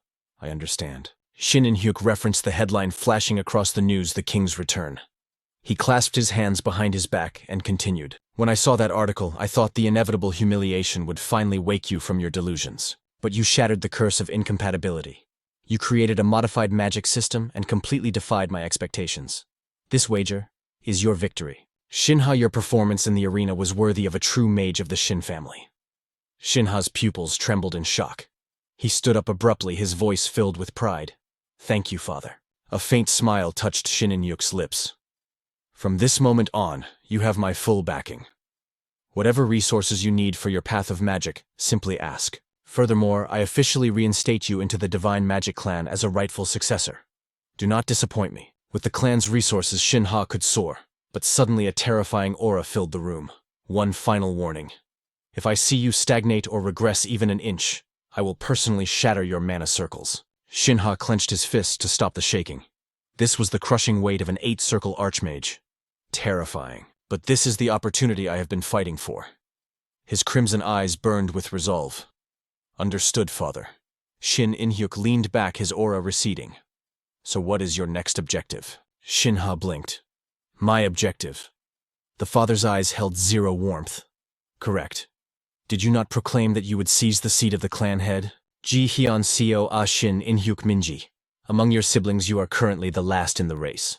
Shin Ha placed a hand over his heart. As I declared before, I will become the head of the Divine Magic Clan. That dream hasn't changed. I will force every member of this family to acknowledge my strength. Shin In-hyuk narrowed his eyes. And how will you achieve that? Shin Ha slammed his hand on the desk. There is an event in 2 months. The World Academy Olympiad. It is the ultimate stage where elites gather, a classic setup for a leveling Manhwa. I will bring home the gold medal. This tournament is restricted to mages under 20, a global spectacle that serves as the gateway to the professional world. Shin In-hyuk scoffed lightly. You aim high. But remember, our nation's best record is merely a silver medal won by the master of the Blue Tower. He recalled the legendary figure who achieved that feat. Then his expression turned grim. You realize that claiming gold in this era is practically a fantasy? Shin Ha didn't flinch. I do. And that is exactly why I have a request. The patriarch's voice rumbled deep in the hall. Name your price. Shin Ha's condition was deceptively simple. For the next 2 months of the tournament, keep my dear brothers and sisters from interfering with me. Shin In-hyuk couldn't help but admire the sheer audacity in his heart. The guts on this kid. He was trading a family favor just to secure a protection order for a gold medal. A victory that wasn't even guaranteed yet. Normally I would crush such a request instantly. But this is interesting. Days later, inside the academy dormitory. Shin Ha's room was a chaotic library of scattered tomes. The boy himself was passed out cold on the floor. Morning sunlight pierced through the window, dragging Shin Ha back to reality. Did I pass out? He sat up, his neck popping with a sickening crack. Fresh from his return to the clan, he was already obsessing over the second trial. The first trial was history, but to ascend to the 3rd circle, he had to conquer the second examination. And right now he was completely clueless. The only clue was cryptic. He had to elevate his resonance state to the level of deep resonance to master the 2nd circle. It was the classic grind of a leveling Manhwa. Shin Ha muttered as he feverishly flipped through the pages. To begin the 2-circle test, place your hand here and flow with the principles of resonance. That was it. I just need to fuse the mind circle and resonance circle organically. Whoever wrote this had terrible handwriting. 2 circles of fire and water twisted together on the page. He let out a heavy sigh. Time to clear my head. The sky was too perfect to waste indoors. Shin Ha threw on a casual shirt and stepped out. That's right. A change of scenery is exactly what I need to sharpen my mind. So fresh. I'll grab breakfast, then dive back into deep resonance. But peace was short-lived. A voice screamed from behind, "Look out!" Before he could turn, something came hurtling towards his face. Wham! Shin Ha didn't stand a chance. He took a flying bag straight to the face. A girl rushed over, panic in her voice. "Are you okay?" he groaned, clutching his nose. "Ugh, that stings." "Wait, Adela. Why did a bag just assault me?" Adela looked away, guilt written all over her face. "Well, I was about to drink my banana milk. I got a little too excited and started swinging the bag, and it launched itself directly at your face." Seeing her so flustered, he couldn't stay mad. "I see. That explains it." Adela bowed furiously like a broken machine. "I'm so sorry." Shin Ha just smiled, shaking the carton he'd caught. "Don't worry about it. Thanks to your aim, I scored free banana milk." "But seriously, is this all you drink?" Adela opened her bag, revealing a stash. "Absolutely. It is the greatest elixir created by mankind." Shin Ha stared at her, utterly speechless. "Is it that serious?" The white clouds drifted lazily above them. Adela's curiosity took over. "I heard you visited your family home recently." His expression brightened instantly. "Yeah. I made a trip back to the Divine Mage clan yesterday." She let out a breath of relief. "That's wonderful. So is your dream still to become the family head?" Shin Ha froze. "Did I ever tell you that?" Adela smiled, lost in a childhood memory. "Of course. We used to talk about it all the time." Shin Ha rubbed his chin deep in thought. "No. That's not my dream anymore." Her heart skipped a beat. "What? Have you given up on reality?" "I guess it makes sense. Your siblings in the Divine Mage clan are monsters of talent. Becoming the head would be nearly impossible." Shin Ha blinked, confused. "Huh. What are you talking about? My dream is to become the master of the Divine Mage clan. And to stand at the zenith of all mages. No. To rule over every single magic tower. That is my true goal." Adela cleared her throat, looking away. "The zenith of all magic towers. That goal is beyond anything I imagined. Just trying to keep up with you is already suffocating enough." Night fell over the Divine Mage clan estate. The moon hung high like a watching eye. Coa was unraveling. Sweat dripped down her face as she chewed her fingernails. Bam! She slammed the table. "Brother, are you not worried at all?" Ji Hyun crossed his arms, his voice grave. Father must have his reasons. But internally, his mind was racing. I never expected him to agree to such a condition. He replayed the scene from earlier. They had stood before Shin In-hyuk. "Father, why have you summoned us?" The patriarch had stared them down before dropping the bomb. "I know your nature too well. So I'm giving you a direct order. For the next 2 months, do not provoke Shin Ha." The words hit them like a physical blow. Coa turned pale, her composure cracking. "Father, why?"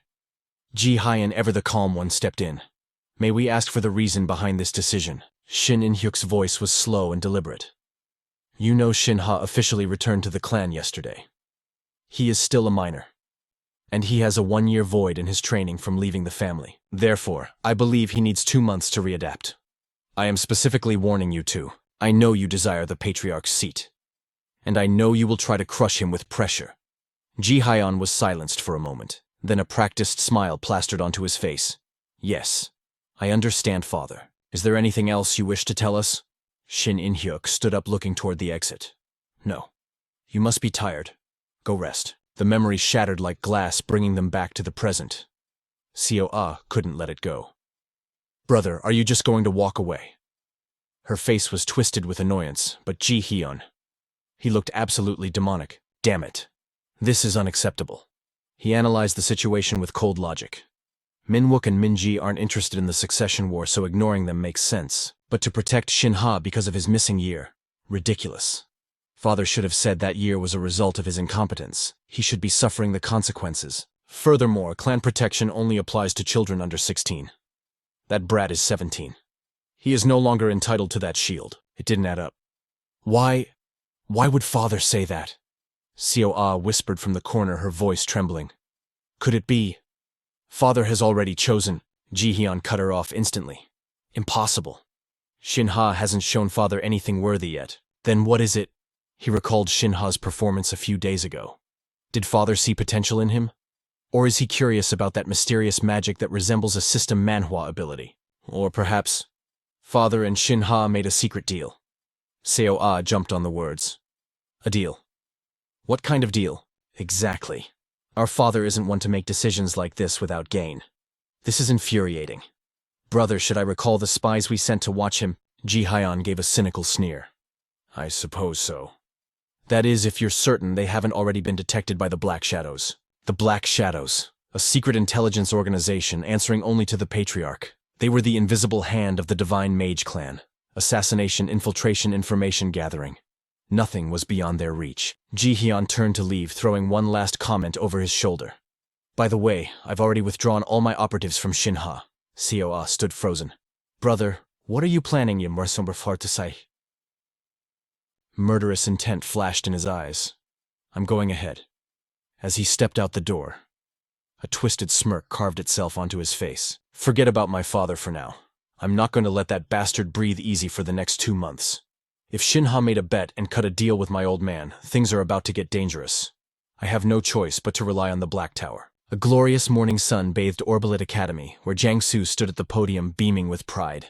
The midterm comprehensive evaluations had finally concluded. You've all worked incredibly hard, so let's start with a round of applause. I am truly honored to announce that our class produced the top-ranking student, Shin Ha. He stood up radiating a calm confidence as the professor handed him the certificate. You could say you are officially the finest 17-year-old talent in our entire country. Congratulations. Shin Ha accepted it with a humble bow. Thank you, sir. Jiangsu continued, mixing praise with a challenge.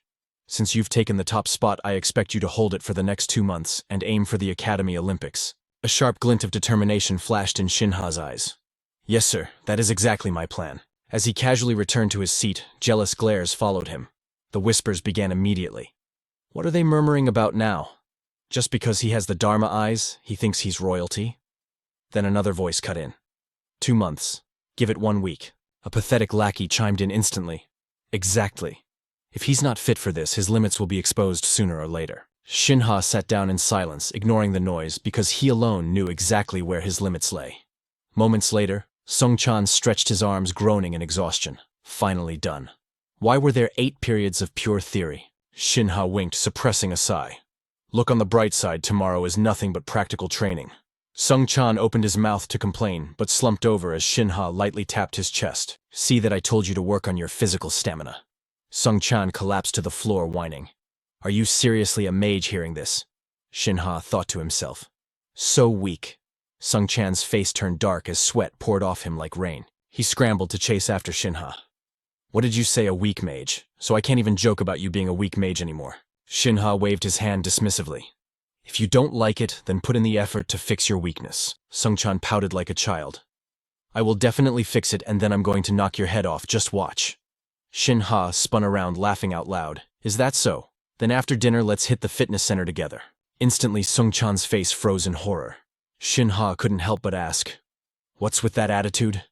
Sung Chan averted his eyes, making up a lie on the spot. I'd love to really, but suddenly I'm not feeling too well. Shin Ha's expression turned serious as he called out the bluff. If you don't want to go, just say you don't want to go. Yet Sung Chan kept digging his grave. Okay, truth time. It's not that I don't want to train, I just don't like training with you. Understand? Got it. Shin Ha looked confused and slightly annoyed. Why the hell wouldn't you want to train with me? Sung Chan let out a long, defeated sigh. Honestly, it's because I'm scared. The way people look at you is just... That evening at the Overpowered training hall, Shin Ha was casually bench pressing 100 kilograms like a beast. Listen, Sung Chan, I told you training was essential. 2 nearby students turned pale with shock. Who is that? Is a human being even capable of lifting that much? In the corner, a student with glasses seemed to recognize him. Isn't that Shin Ha? His friend replied. The second-year student who just took first place in the midterms. The final rep clanged against the rack. Shin Ha exhaled sharply and walked away. I've been pouring so much energy into the Black Tower's magic that I've neglected my physical stats. I'm way behind schedule. The ancient texts of Idris clearly state that because the infinity circle is a massive loop flowing through the entire body, it directly interacts with physical conditioning. When both the physical vessel and the magic circle are strong, their resonance amplifies the efficiency. That is why I must cultivate both body and magic to create the ultimate vessel. Back in the simulation room, a 3-eyed digital beast growled, circling Shin Ha. Its eyes glowed with malice as it flashed razor-sharp claws. Shin Ha observed its movements, calculating his dodge when he noticed an opening. Blue mana began to swirl around his body. 2 monsters lunged at supernatural speed. Shin Ha dropped low, causing the beasts to crash into each other. That was the signal to counterattack. Fire God Arts. A blaze of energy forced the monster back until it disintegrated, leaving only one remaining. As the final beast was incinerated, a holographic window popped up typical of a system Manhwa. Combat Simulation Beast Rush, completed. Jiang Su checked the data. The result was absolute perfection. Full marks. Shin Ha grinned broadly. Thank you, Professor. Later, sitting outside in the hallway, Shin Ha stared intently at his own palm. He thought to himself, thanks to the Infinity Circle, my physical stats have increased by roughly 1.5 times. If I unlock 3 circles, the boost will be insane. I have to upgrade the Infinity Circle just like in a leveling Manhwa. Following that resolve, Shin Ha closed his eyes to meditate. Mana flared up with his will. Focus on the mind circle. Resonance circle. Circulate aura through the body. Reduce fluctuation value and rotation speed by 12.25% and 4.63% respectively. Increase the purity of mana within the mind circle by 8.9%. Just a little more. Shin Ha stopped chanting and gasped for air, drenched in sweat. His face went pale. Synchronization rate at 99%. I've tried everything, but I just can't break through that last 1%. But I absolutely must achieve mastery of the dual circles. Before he knew it, the sun had set outside. Today, Shin Ha had a night run scheduled. He adjusted his headphones and focused on his breathing, but as he passed a deserted alley, his senses spiked. A shadow lurked inside, and instantly a fist flew toward him. He reflexively slipped the punch. Shin Ha shouted, "Who's there?" It was Sahyuk. Sahyuk didn't hold back, swinging wildly at Shin Ha. He ripped off his mask to reveal a face twisted with rage. "You're good at running away, aren't you? You look just like a frightened rat." Shin Ha stepped back, settling into a fighting stance. "What is this? It's the weekend, shouldn't you be home? Or maybe, you can't go home. You're under disciplinary probation, so even if you wanted to, you aren't allowed back, are you?" Sahyuk shook with uncontrollable fury. "Shut your mouth, or I will kill you right here." Shin Ha didn't stop. He poured salt on the wound. "Honestly, you used the power of your noble family, and this is the best result you got. If you weren't already suspended, you wouldn't have the face to return home anyway. You have nowhere left to go, do you?" The humiliation broke Sahyuk's sanity, and he began to channel magic directly. "Shut up, you useless piece of trash." Shin Ha realized he might have pushed too hard. This lunatic. I only teased him a little, and he's using offensive magic on the streets. Of course, Sahyuk was past the point of return. "You bastard!" His eyes glowed blood red with killing intent, but Shin Ha aimed for his blind spot and struck. Sahyuk fell into confusion. His footing slipped, and Shin Ha immediately locked his arm and pinned him to the cold pavement. He stayed silent as Sahyuk screamed, "Let go of me, you little brat!" Shin Ha thought coldly, "This is my chance." Moments later, the police arrived. Sahyuk roared like a beast stubborn to the end. "Let me go. I'm going to kill him today." A man in a black suit warned him, "Silence. Move. Follow us." Sahyuk struggled, demanding, "Release me." Shin Ha finally spoke up to explain the situation. "I was attacked with magic, so I was forced to subdue him in self-defense. The entire incident was captured on CCTV. I never expected he would be foolish enough to use magic in a public place like this. This guy is absolutely unbelievable." The instructor muttered, his patience wearing thin. "We will discuss the details at the academy tomorrow.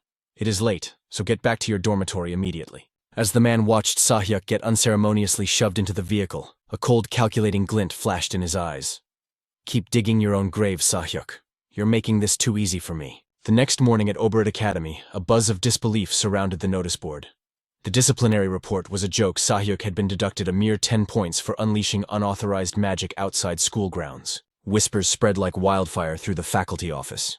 "Did you hear the news that lunatic Sahyuk used offensive magic on the city streets just last weekend to start a brawl? Is that true?" Shin Ha listened from the shadows, his expression unreadable. "But why was he only penalized 10 points? That's barely a slap on the wrist." "Exactly. By all laws of the academy, expulsion should have been immediate." Shin Ha's brow furrowed in disgust. Sahyuk had endangered civilians, yet he was walking away with a scratch. It reeked of the Bayek family's influence. As a rising power in this awakening Manhwa world, the Bayek clan was desperate for prestige, bribing the academy with massive donations to buy their son's safety. Money can buy grades, but it can't buy class. Right now, the young master was likely facing a storm of his own at home. Elsewhere, the atmosphere was suffocating. "You absolute moron!" Sahyuk cowered before the patriarch's fury, stammering out a pathetic apology. "Father, I'm sorry. I told you to keep your head down until graduation." Was that too difficult for your pea-sized brain? The Beck Patriarch's voice dropped to a lethal whisper. If we lose the title because of you, I will disown you myself. Do I make myself clear? Fear spiked in Sayuk's chest. Yes, I understand, I won't forget. The call ended and he hurled his phone against the wall in a fit of impotent rage. His teeth ground together until they nearly cracked. Shin Ha. Shin Ha, that trash. This is all his fault, if he hadn't interfered. A shadow detached itself from the wall behind him. My. Someone holds quite a grudge against our student Shin Ha. Sahyuk recoiled, his face twisting. Smith. Is there a problem? Smith chuckled darkly, retreating into the dim light.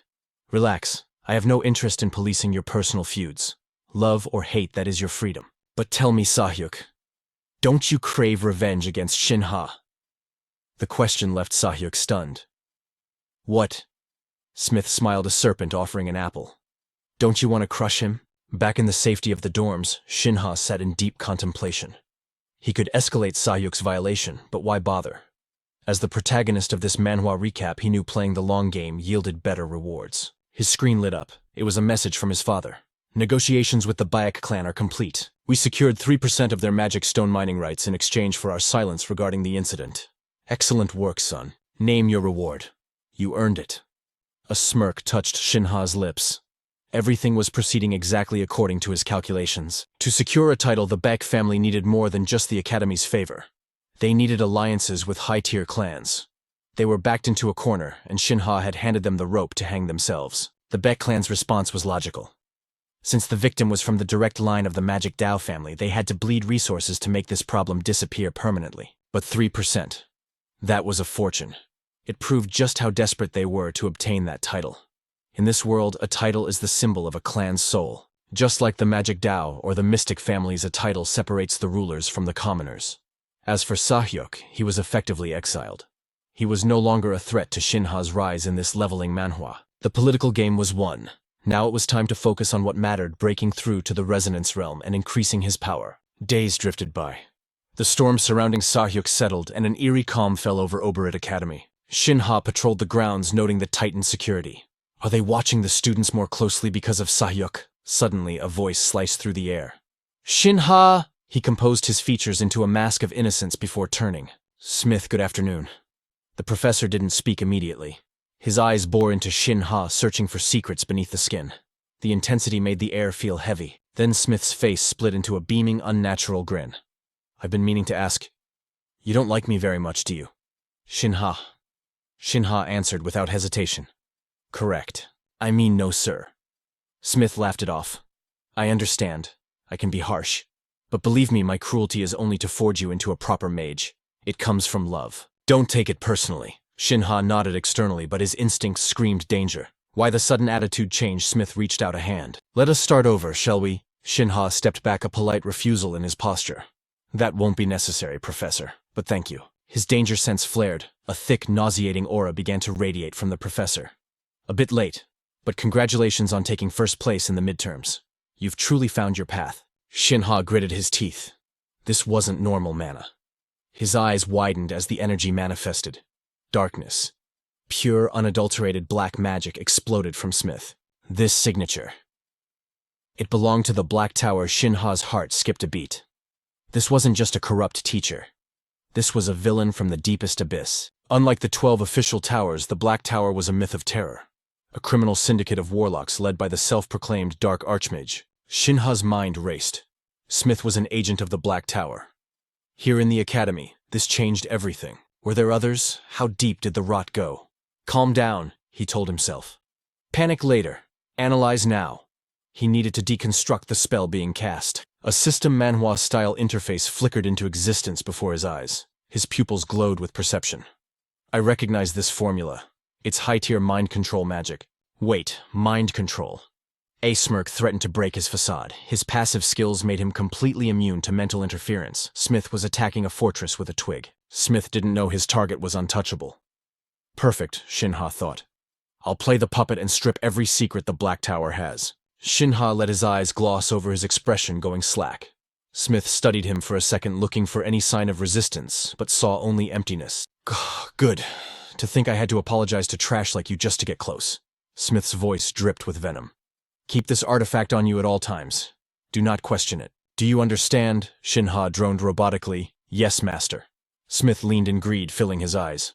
Now, tell me the secret behind your modification magic. Shin Ha groaned, clutching his head as if fighting a mental block. I cannot speak. It hurts, Smith scoffed. Protective mental conditioning. Your secrets are guarded well. As the professor turned away, disappointed, the mind-controlled student smirked. You have no idea who you're messing with. Mind control magic invades the victim's brain, amplifying emotions to manipulate them at will.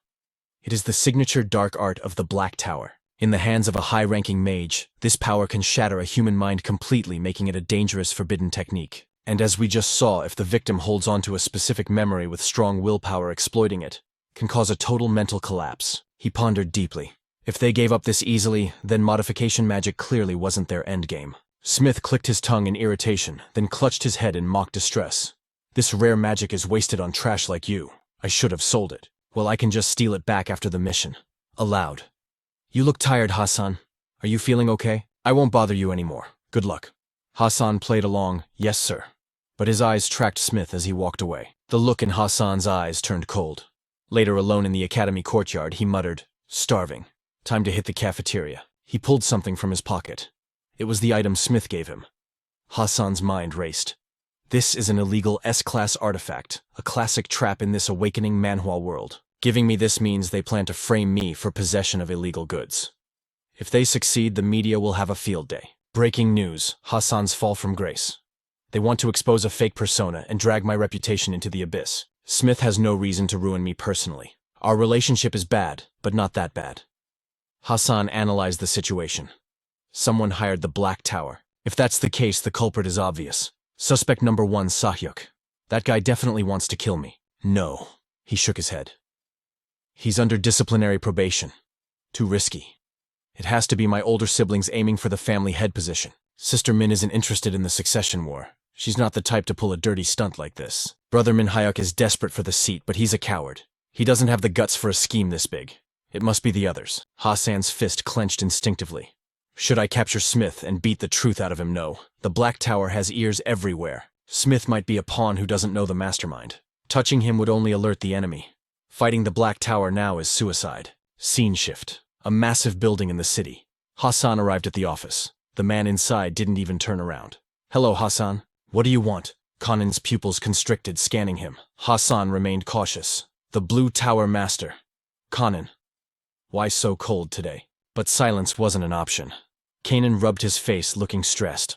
I told you not to cause any more trouble, kid. Hassan stared, his brow furrowed. The rumors were true. What kind of research had the Tower Master so on edge? He decided to test the waters. Are you working on something big? Kanan didn't hide it. Yes, a special magic stone. It's taking forever. Hassan tilted his head. Magic stone. An elemental magic stone. This is a golden opportunity. Kanan gestured for him to sit. Spit it out. I'm busy. You said it was urgent and in person. What is it? Hassan's mouth twitched.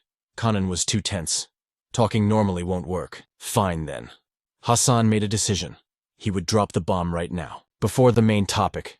Let's talk about that research. The elemental magic stone. The words hit Kanan like a physical blow. How do you know that name? I haven't even published it yet. Explain yourself now. Kanan's voice rose in panic. I didn't plant a spy in the Blue Tower, Hassan said calmly. Kanan narrowed his eyes. Then how? Hassan reached into his bag. Simple. Because I have one. Kanan shot up from his chair the moment he saw it. Hassan confirmed coolly. That's right. A perfectly cut, fully refined elemental magic stone. The Tower Master's eyes trembled. Hassan, did you refine this? Don't tell me. Hassan didn't flinch. Yes. It was me. Kanan burst into incredulous laughter. He couldn't believe his eyes. Internal monologue. Even James Biller of the Red Tower or one of the top 3 refiners in the world couldn't cut this stone. And a high school student did it. Kanan's face hardened. Hassan, is your possession of this stone just a coincidence? Hassan maintained his poker face. I figured only the Blue Tower could handle a gem of this caliber, so I brought it along. Kanan smirked, but the air in the room grew heavy.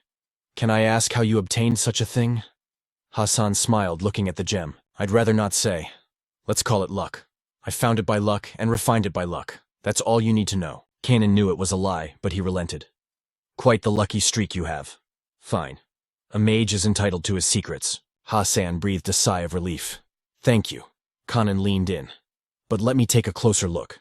Hassan nodded. Be my guest. Kanan donned white gloves, inspecting the gem with trembling hands. A perfect version with all 4 attributes intact. You brought this because you think it's time. Yes, Hassan revealed. I want to craft a holy item. Kanan's interest piqued. A holy item. What kind? Armor, accessory, weapon. I don't care. As long as it amplifies magic efficiency, Kanan warned him immediately. Very well. But a high-tier stone requires high-tier materials. The crafting fee will be astronomical. You realize that, right? You're the heir to a prestigious magic family. Just bill the cost to your clan. Suddenly, Hassan cut him off sharp. Absolutely not. This project stays between us. My family cannot know about this holy item. Kanan chuckled. Hassan, you really know how to make things difficult. So, how do you plan to handle this? Without the family's support, can you even afford the cost? Hajin just smiled, treating the threat like a joke. No, I have a better idea. Hajin had already calculated this move. I will refine the elemental magic stone right here, right now for you to witness. I'll do it right before your eyes. Kanan's expression softened. You mean to say you're willing to share the refining method with me? Hajin clenched his fist. Exactly. The older man laughed heartily. Magnificent. In that case, I'll owe you a massive favor. Hearing this, Hajin paused, then played his card. If that's the case, could you help me with one more thing? Kanan tilted his head, his gaze sharpening. What is it? Does it concern our main topic? The protagonist sat up straight and produced an item. Is this... Taking it in his hand, he instantly recognized the illegal high-tier salamander. Where did you get this? Hajin steeled his resolve. Recalling Smith's mocking attitude, he stated, A Black Tower mage at the academy gave it to me. There is a dark wizard hiding within Overpowered Academy. Help me eliminate them. As night fell, the moon shone brightly. A car dropped Hajin off at his door. He nodded politely to the driver. Thank you for the ride. Drive safely. Sui glanced at Hajin. Yes, see you next time. He watched the car fade into the distance before returning to the dormitory. Collapsing onto his bed, he sighed. What a day. Thinking of Kanan, he mused. It worked out perfectly. Since Kanan is researching elemental magic stones, I can use that to cover up my production of holy relics, just like in a system Manhwa. His mind drifted to Sayuk. The memory of the threat echoed. You brat Hajin, I won't let you get away with this. He relaxed, calculating his gains. I planned to trade the 3% mining rights I extorted from the Bayek family, but now I can keep them. Just perfect. I hope this scenario plays out smoothly. He replayed the conversation with Kanan. It's still hard to believe. A Black Tower mage hiding in a fortress like Overpowered Academy. The only evidence is this illegal salamander. He looked disappointed. Is it too difficult? Kanan's lips curled up, seemingly dismissing the concern. Normally the Blue Tower wouldn't act on the subjective hunch of a student. But very well. Let's give it a shot. A voice buzzed from his phone. Are you there yet, Hajin? He replied calmly. Yes. Let's proceed exactly as planned. The elevator doors parted, and he stepped in alone. The voice on the line continued. Don't worry. As long as your intel is solid, the Blue Tower guarantees 0 mistakes. Hajin replied firmly. I'm counting on you. I'll be in touch. As the doors opened, a welcoming committee was already waiting. He smiled, though his eyes remained guarded. I'm here, everyone. Min Ji-yoon II. Young Miss of the Magic God clan exclaimed. Oh my, it's been ages since I've seen you. Hajin. He chuckled warmly. Long time no see. You haven't aged a day. Ji-yoon winked playfully. Are you flirting with me? Hajin nodded. Of course. She beamed at her younger brother. Our Hajin has grown quite a bit, hasn't he? You'll be taller than Min-hyuk soon. Speak of the devil. Min-hyuk, the second young master, approached the table. Ji-yoon, don't say things like that. Welcome back, Hajin. It's not exactly a party, but it's good to see you. Hajin gave a polite laugh. Thank you, brother Min-hyuk. He's as blunt as ever, Hajin thought. Ji-yoon frowned. Brother, why do you have to ruin the mood? Min-hyuk looked confused. What did I say wrong? Hajin shifted his gaze to the other two. Long time no see, Ji-hyun. See ya. Ji-hyun smirked.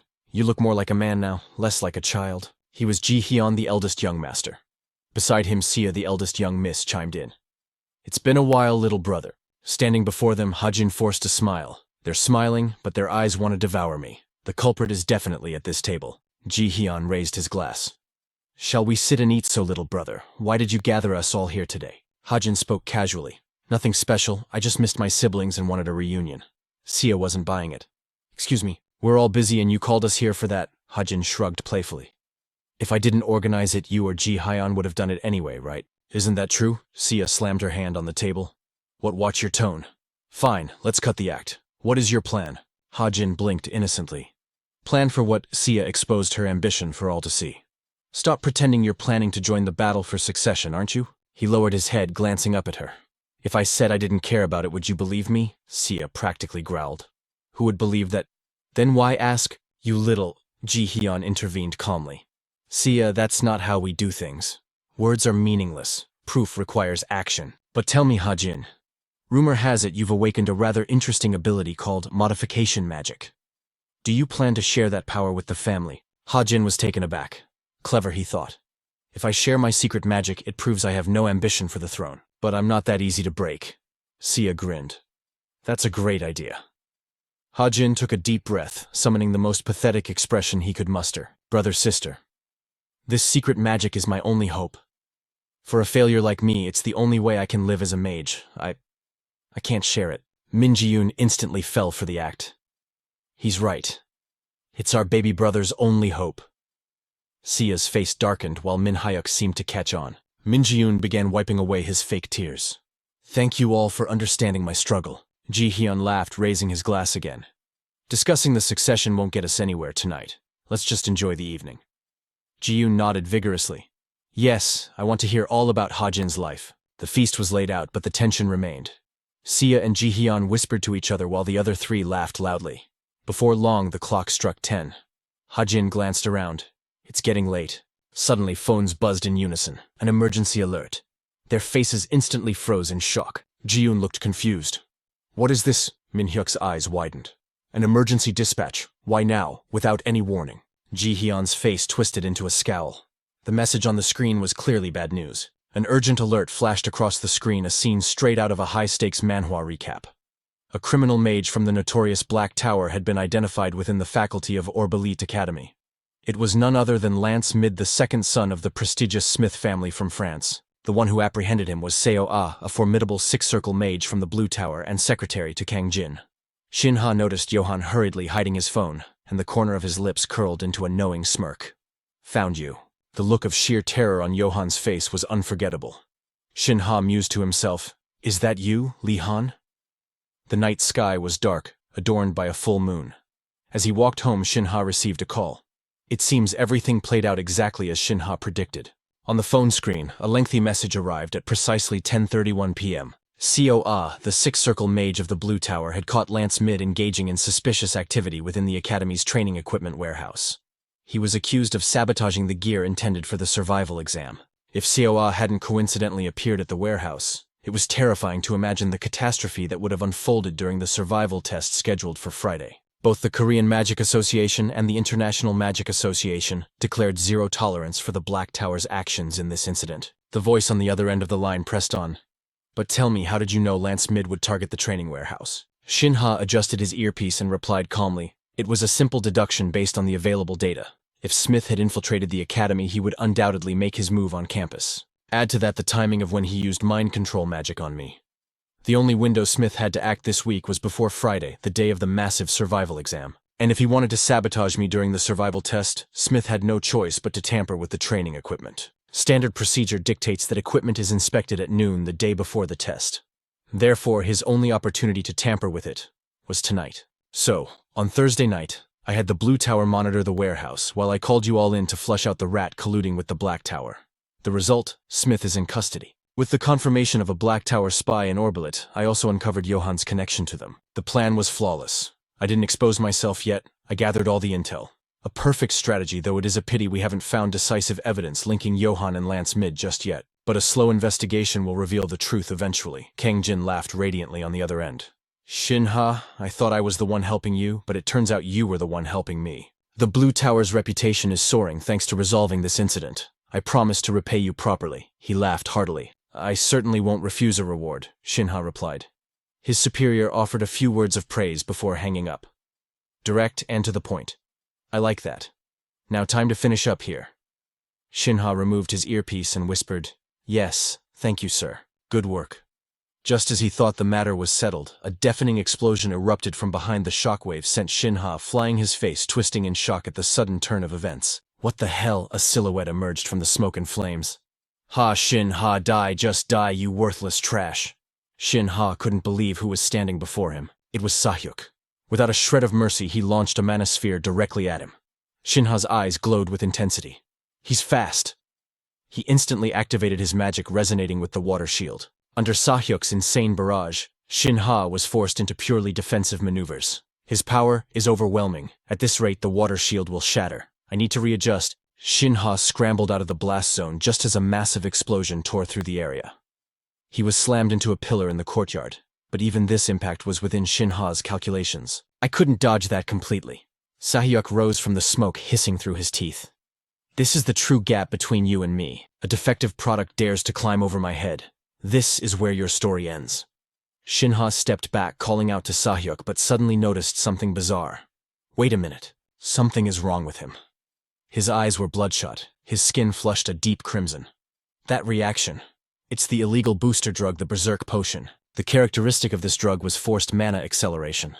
It caused every blood vessel to rupture, turning the body blood red and transforming the user into a frenzied warrior, hence the name. But more importantly, the user would fight until death. Seeing Sahyuk charging like a wild beast, Shin Ha shouted, "Are you insane?" The maniac laughed hysterically. "Insane? No, I'm perfectly clearly awake." Shin Ha's mind raced. Red mana, that's third circle magic flame corruption. Before he could cast a counter, Sahyuk gripped his wrist with crushing force. Shin Ha struggled desperately to break free. The lunatic was drooling uncontrollably. "I told you I'm awake. I'm completely sane. Now prepare to die." Flame corruption exploded, sending a pillar of murky smoke into the sky. Sahyuk looked down at Shin Ha's body with twisted satisfaction. "What's up with this guy still alive? You blocked my magic twice. How dare a defect like you do that? How dare you?" He began clawing at his own face in a frenzy, then suddenly Sahyuk froze, muttering blankly. It could be that way. Shin Ha breathed heavily, analyzing every twitch of his opponent. Those emotional swings are clearly side effects of the Berserk Potion. But what doesn't make sense is his magical output. Even with the drug, his power shouldn't have spiked this high. Should I test a theory? Sahyuk's eyes burned red. "What are you looking at, you bastard?" Shin Ha quickly summoned a flock of mana birds to probe his defenses. Wind Spear. They obeyed his command, diving straight for Sahyuk. "You trash, you dare use such garbage magic on me." Shin Ha's voice dropped an octave. "Being careful of the Wind Spear is fine, but you should have watched your footing." Sahyuk's pupils dilated in surprise. "When did he get down there?" Shin Ha seamlessly activated his second move, Air Blast. At such close range, Sahyuk had no room to dodge. He grit his teeth, thinking, "That's it, fire mana." But at this distance, it was Shin Ha's turn to be shocked as Sahyuk activated his counter. Fire, Scatter, Blast, Die. Shin Ha barely managed to twist his body out of the way. The trait of Fire Scatter Blast was its devastation at close range, but its effective range was only 7.74 meters. If you put distance between you, it was avoidable. Does that mean his follow-up spheres are useless? Shin Ha wiped the dirt from his face and asked, "Do you hate me so much you'd use an AI booster?" The maniac laughed. "AI booster? What nonsense are you spouting?" Shin Ha feigned disappointment. "You really don't remember anything." The chip on the back of Sahyuk's neck glowed ominously. "Why would I use that for a defect like you? If you're just going to talk trash, then die and stop wasting space." Shin Ha dodged the strikes while delivering a lecture. The AI booster physically enhances the user and amplifies magic through illegal artificial intelligence editing. It alters both the power and the range of spells. Sahyuk heard him, but understood nothing. "So, what, you bastard?" Shin Ha retreated, dodging attacks while laying traps. "The funny thing is, I specialize in researching the structural changes of magic circles, mana, and formulas. So if someone amplifies mana or accelerates a magic circle artificially like a glitch in a system Manhwa, I notice it immediately." As the dust settled, Shin Ha's mind raced. Call it luck or fate, but those illegal boosters and explosive pills were the missing puzzle pieces he needed. Meanwhile, Sahyuk's aura grew more unstable by the second. "What the hell are you muttering about, you piece of trash? It's my turn to crush you. Don't expect any gratitude, I'm just accelerating your death date from tomorrow morning to right now." Resonance. Facing this overwhelming pressure, Shin Ha had no choice but to gamble everything. In this awakening Manhwa world, true power only comes to those willing to shatter their own limits. Lately, the secrets of the Ederzit tome had weighed heavily on his mind. He clutched his head, exhaustion seeping into his bones. The real problem wasn't the power. It was the penalty. Forcing incompatible magic circles to link and accelerate placed a catastrophic burden on both body and soul. The price for such power, a severe limit on duration. If he mastered 2 circles and triggered resonance, he'd have exactly 3 minutes of godlike power. But the cost was steep, a 12-hour mana lock. He had to be strategic. Sahyuk glared like a rabid beast. Was that loser muttering out of fear? But Shin Ha ignored the killing intent, his mind purely focused on the mathematical beauty of his next move. 3 minutes. That was more than enough time to end this. The earth beneath them groaned and cracked, unable to withstand the sudden surge of mana. A sharp stone pillar erupted from the ground, piercing Sahyuk's thigh. Shock froze his face. Third circle magic. How could a piece of trash invoke such high-tier spells? Shin Ha tapped his temple, a mocking smirk playing on his lips. Wondering how I did it, Sahyuk roared, conjuring a massive fireball in a fit of rage. Die, you bastard! Yet Shin Ha didn't flinch. His voice remained ice-cold. Your magic is sloppy, and your insults are even worse. Too cliché. He cast Water Shield. The fireball slammed into it, but Sahyuk seemed strangely confident in his brute force. Idiot! You couldn't stop it before, so why try again? Burn to ash! But suddenly the water spiraled into a violent vortex, extinguishing the flames in an instant. Sahyuk's jaw dropped in horror. Huh. Shin Ha now held the battlefield in the palm of his hand. If you want to speak, try using your brain first. If I were you, seeing that Earth Spike would have told me this water shield had evolved. Your attacks are useless now. Sahyuk's expression darkened. Shin Ha, watch this. I figured it out. You're only strong because you used illegal boosters too. Shin Ha sighed, looking at him with pity. Reasoning with an idiot was exhausting. It's over. I have no pity left for you. This is the hell you built for yourself. Shin Ha waved his hand. Dark vision. Terror flooded Sahyuk's bloodshot eyes. What the Shin Ha's voice cut through the air like a blade. If you had hesitated even once before trying to kill me, we wouldn't be here now. Sahyuk was plunged into an abyss of absolute darkness. Damn it, stop hiding. Come out and fight me, Shin Ha. From the shadows, Shin Ha activated his elements. Earth Chi constricted around Sahyuk, binding him like invisible chains. Caught by such a basic binding spell. Every move you make is mine. Shin Ha's voice echoed from everywhere. Too late. The only mercy I can offer you now is a painless exit. Sahyuk screamed in despair. Shut up. It's not over. If it weren't for you, my life would be... Shin Ha didn't let him finish. Would your life really have been different? I doubt it. Sahyuk's vision remained pitch black. Where are you, you bastard? Show yourself. Shin Ha offered one final truth. You would have just found someone else to blame. By the way, aside from the physical toll, do you know why those boosters are forbidden? A sharp hiss escaped Sahyuk's throat before transforming into a guttural scream of agony. In Shin Ha's palm, the third magic circle glowed ominously. I just synchronized my mana frequency with your overheated core. How does it feel? Even with the explosive pills numbing you, the pain is unbearable, isn't it? Sahyuk foamed at the mouth, losing control. Make it stop. Shin Ha simply gave him a gentle shove. When the core and body are pushed past their breaking point, the slightest external force causes total collapse. Oh, and I owe you a thank you. Your insanity gave me the leverage I needed to extract something very useful from the Baek family. This time the payout is massive. 30% of the monostone mining rights, no. Maybe I should ask for 40. Tears of pure hatred streamed down Sahyuk's face. You... Shin Ha wore that signature provoking smile. Goodbye, Sahyuk. Thanks for the gift. Don't have any regrets now. With a final strike, he shattered the core at the nape of his neck. A wretched scream tore through the night. Then silence. The magic dissipated, leaving Sahyuk crumpled on the dirt. Shin Ha calmly bent down and retrieved a phone. He dialed a familiar number. Father, it's me, Shin Ha. In Hyuk's slow, deliberate voice answered. What is the occasion for a call at this hour? Shin Ha glanced sideways. I know you watched everything. Sure, it's late, but a battle this destructive in the dorms with 0 police or student witnesses? That's too clean. In Hyuk clicked his tongue. Perhaps the students were evacuated, and merely blocking the police doesn't prove I was involved. Shin Ha smirked, exposing the lie. Plenty of people can stop the police, but only you would stand by and watch until the battle was decided. Anyone else would have stepped in to stop it or stabbed me in the back. Thanks to your little protection declaration, my dear siblings couldn't send their spies. In-hyuk stopped denying it. Correct, I did. Shin Ha spotted a figure in the bushes, a masked man with glowing red eyes. You sent Seok Hyun to shadow me. Moments later, a cleanup crew materialized. Through the phone, In-hyuk asked, If you knew I was watching, why didn't you ask for assistance? Shin Ha hesitated for a split second. Because... I wanted to show you my mastery of the third circle. In-hyuk frowned, intrigued. I didn't expect you to achieve anything in such a short time frame. You were hiding third circle magic all this time. Shin Ha lied without flinching. Yes, that's right. His mouth spoke, but his mind held the truth. Of course that's a lie. I just utilized the resonance effect from mastering the second circle. Shin Ha added a layer of caution to his voice. My power is still unstable.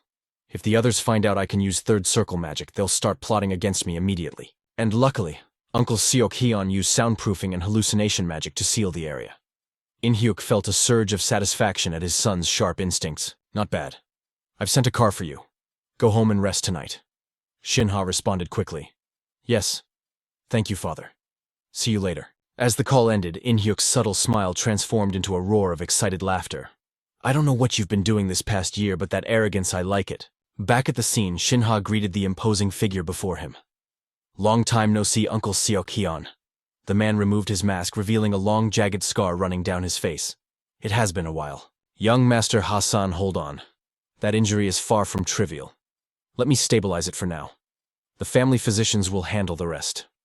Hassan offered a pained smile and nodded. I appreciate it, Uncle. I'm counting on you to clean up. Seok-Hyeon adjusted his mask, bowing respectfully with his subordinates. Rest assured, not a whisper of this night will escape these walls. Meanwhile, back at Ji-Hyun's penthouse, the air was thick with tension. He tore off his tie, trembling with rage. Damn it all. How did it end up like this? A shadow materialized from the void. Just getting off work, are we? I've been waiting so long my neck hurts, though I must admit this sofa is quite comfortable. Ji-Hyun narrowed his eyes, sensing the intruder's aura. Are you from the Black Tower? The intruder didn't care for the hostility, simply chuckling. Just bad luck, really. Who knew the Blue Tower would meddle and ruin the party, getting caught before the show even started? How tragic. Ji-Hyun's voice cracked with fury.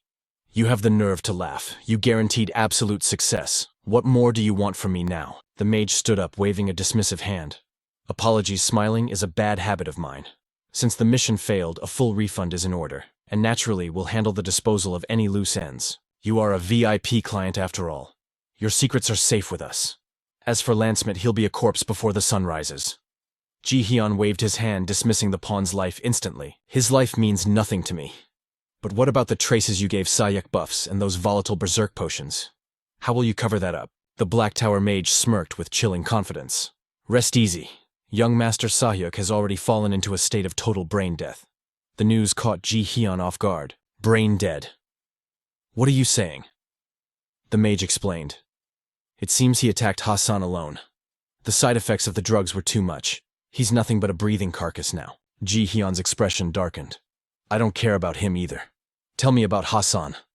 The mage began counting on his fingers, mocking the situation. He took some damage, but he's very much alive. Ji-Hyun felt his blood boil. Are you mocking me? The mage shrugged playfully. I wouldn't dare. I'm merely reporting what my eyes perceived. The information made Ji-Hyun grind his teeth loud enough to hear. Are you telling me Hassan single-handedly defeated Sahyuk, who was enhanced with both buffs and berserk drugs? Bingo! Correct, the mage chirped. Though it's not entirely clear. Seok-Hyeon was present, whether to monitor or protect I can't say. He erected an isolation barrier so quickly I couldn't observe the full battle. Such a pity I missed the show. Ji-Hyun frowned, his mind racing through the dark possibilities. Could it be the Black Shadow Squad? Since when has Seok-Hyeon been tailing Hassan? The mage waved it off. That I don't know. I only spotted Seok-Hyeon after Hassan left our VIP guest room. Ji-Hyun thought of the Black Shadows, and green envy clawed at his heart. The captain of the Black Shadow Guard, a force managed directly by father, stepped in personally. Why would a man like him be there? Why? Ji-Hyun forced himself to calm down, inhaling sharply. If the Black Shadows are involved, I must tread carefully. Touching Hassan is off the table for now. Ji-Hyun suddenly remembered the loose end. What about the data chip Hassan holds? The mage laughed again, a sound grating on Ji-Hyun's nerves. An unnecessary worry. That chip was pre-programmed with a destruction code. It has already disintegrated into dust, vanishing into thin air. Any further questions? Ji-Hyun turned his back abruptly. No. Opening a dimensional rift, the mage prepared to leave. Then I shall take my leave. I still have to go silence Lancemit permanently. Farewell, my dear client. In a blink, the figure vanished. Ji-Hyun knew his plans had to change. He needed to scrub every piece of evidence before Seok-Hyeon caught the scent. If it's Seok-Hyeon, bypassing my private residence's security wards will be child's play for him. I need to move, now. A few days had passed since the clash with Sahyuk. Hassan snapped his ID book shut, stretching with a long yawn. News had just broken that Lancemint died of a sudden heart attack while in custody. Hassan had anticipated it, but the ruthless efficiency was chilling.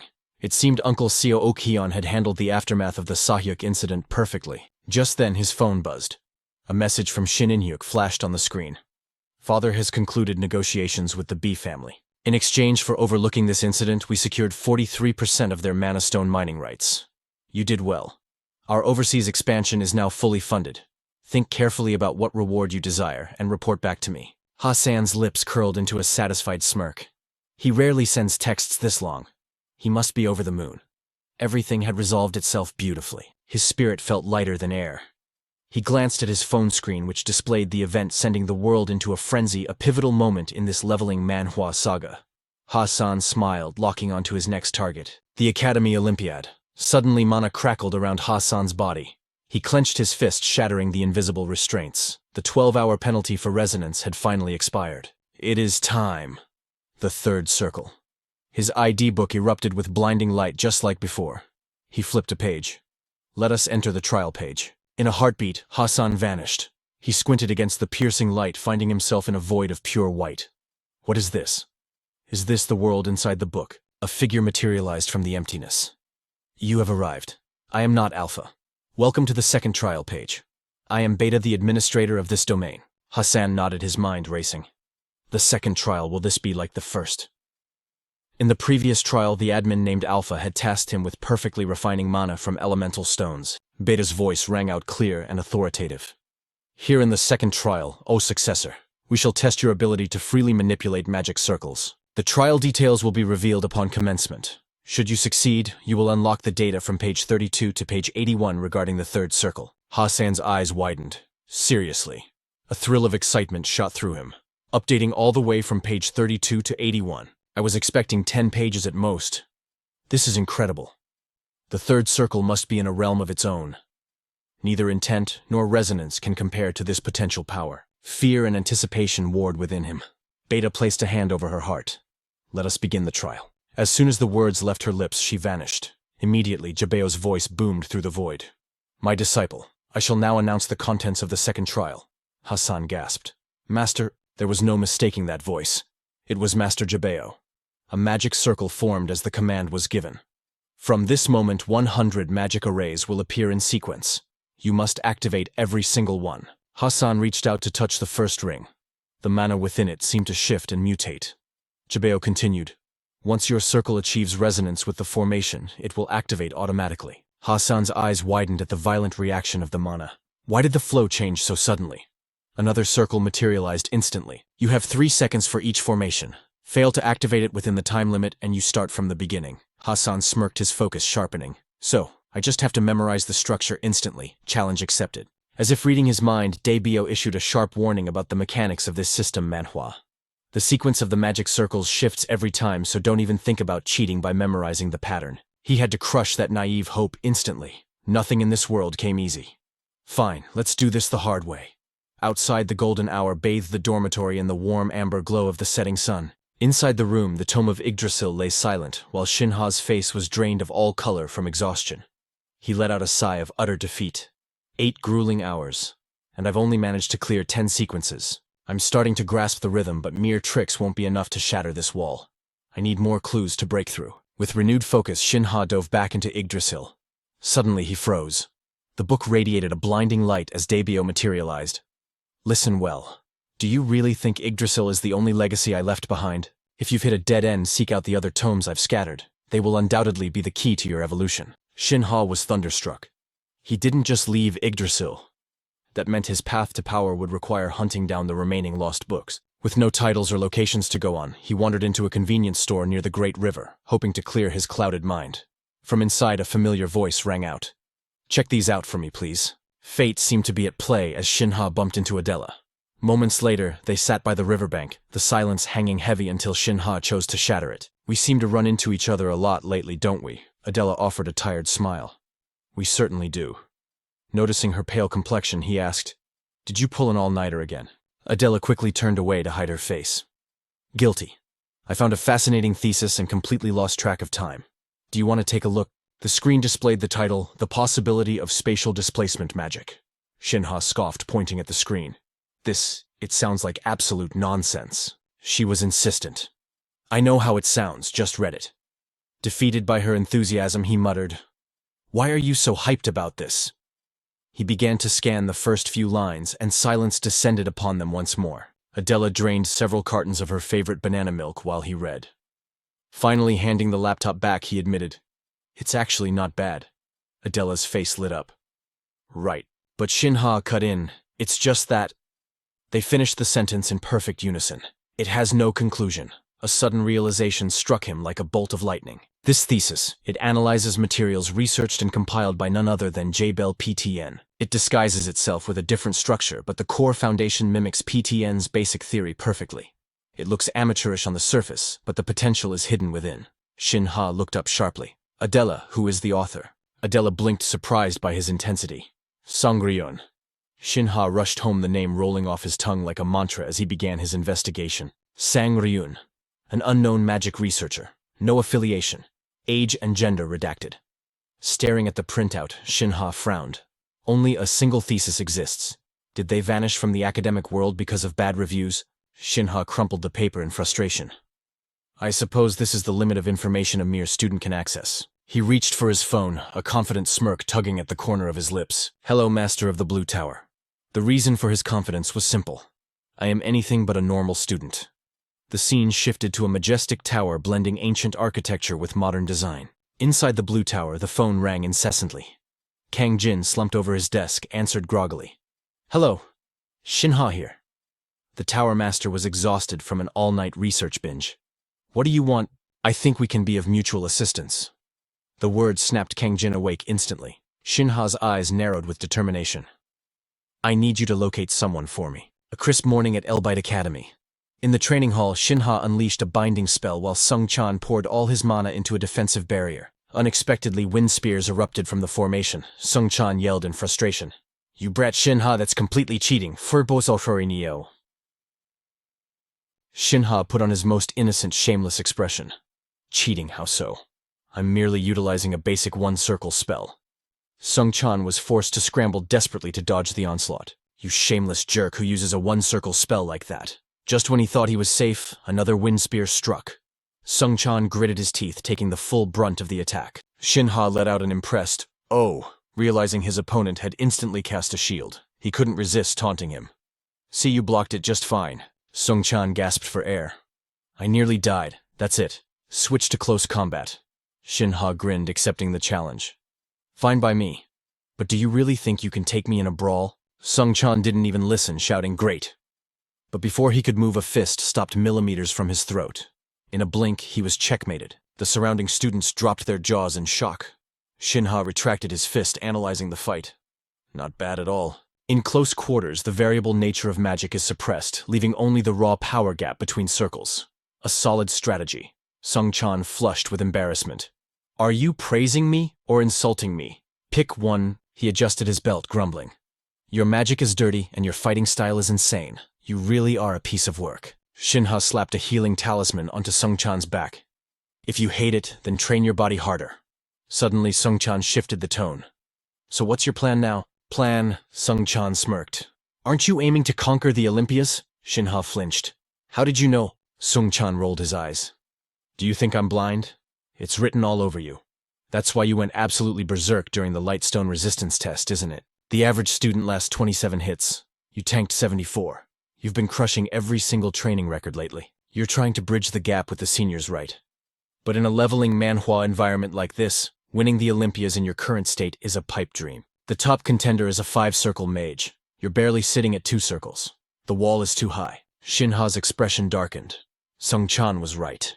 Even though his unique resonance allowed him to wield 3-circle magic, the power gap was still massive. To stand a chance against them, I need to reach the 4th circle.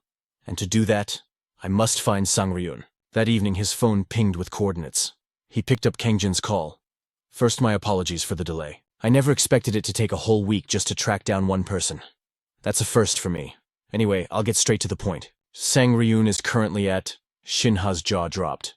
"This is the used bookstore I visit all the time." He couldn't believe it. The legendary author was hiding in plain sight right in the commercial district in front of the academy. After being rejected by the AI for lacking magical aptitude, Shin Ha scoured ancient texts for a different path to power. He couldn't help but wonder if the mysterious Zich tome originated from this very place, a classic trope in any awakening manhwa. Wasting no time on hesitation, Shin Ha stepped boldly into the shop. "Excuse me."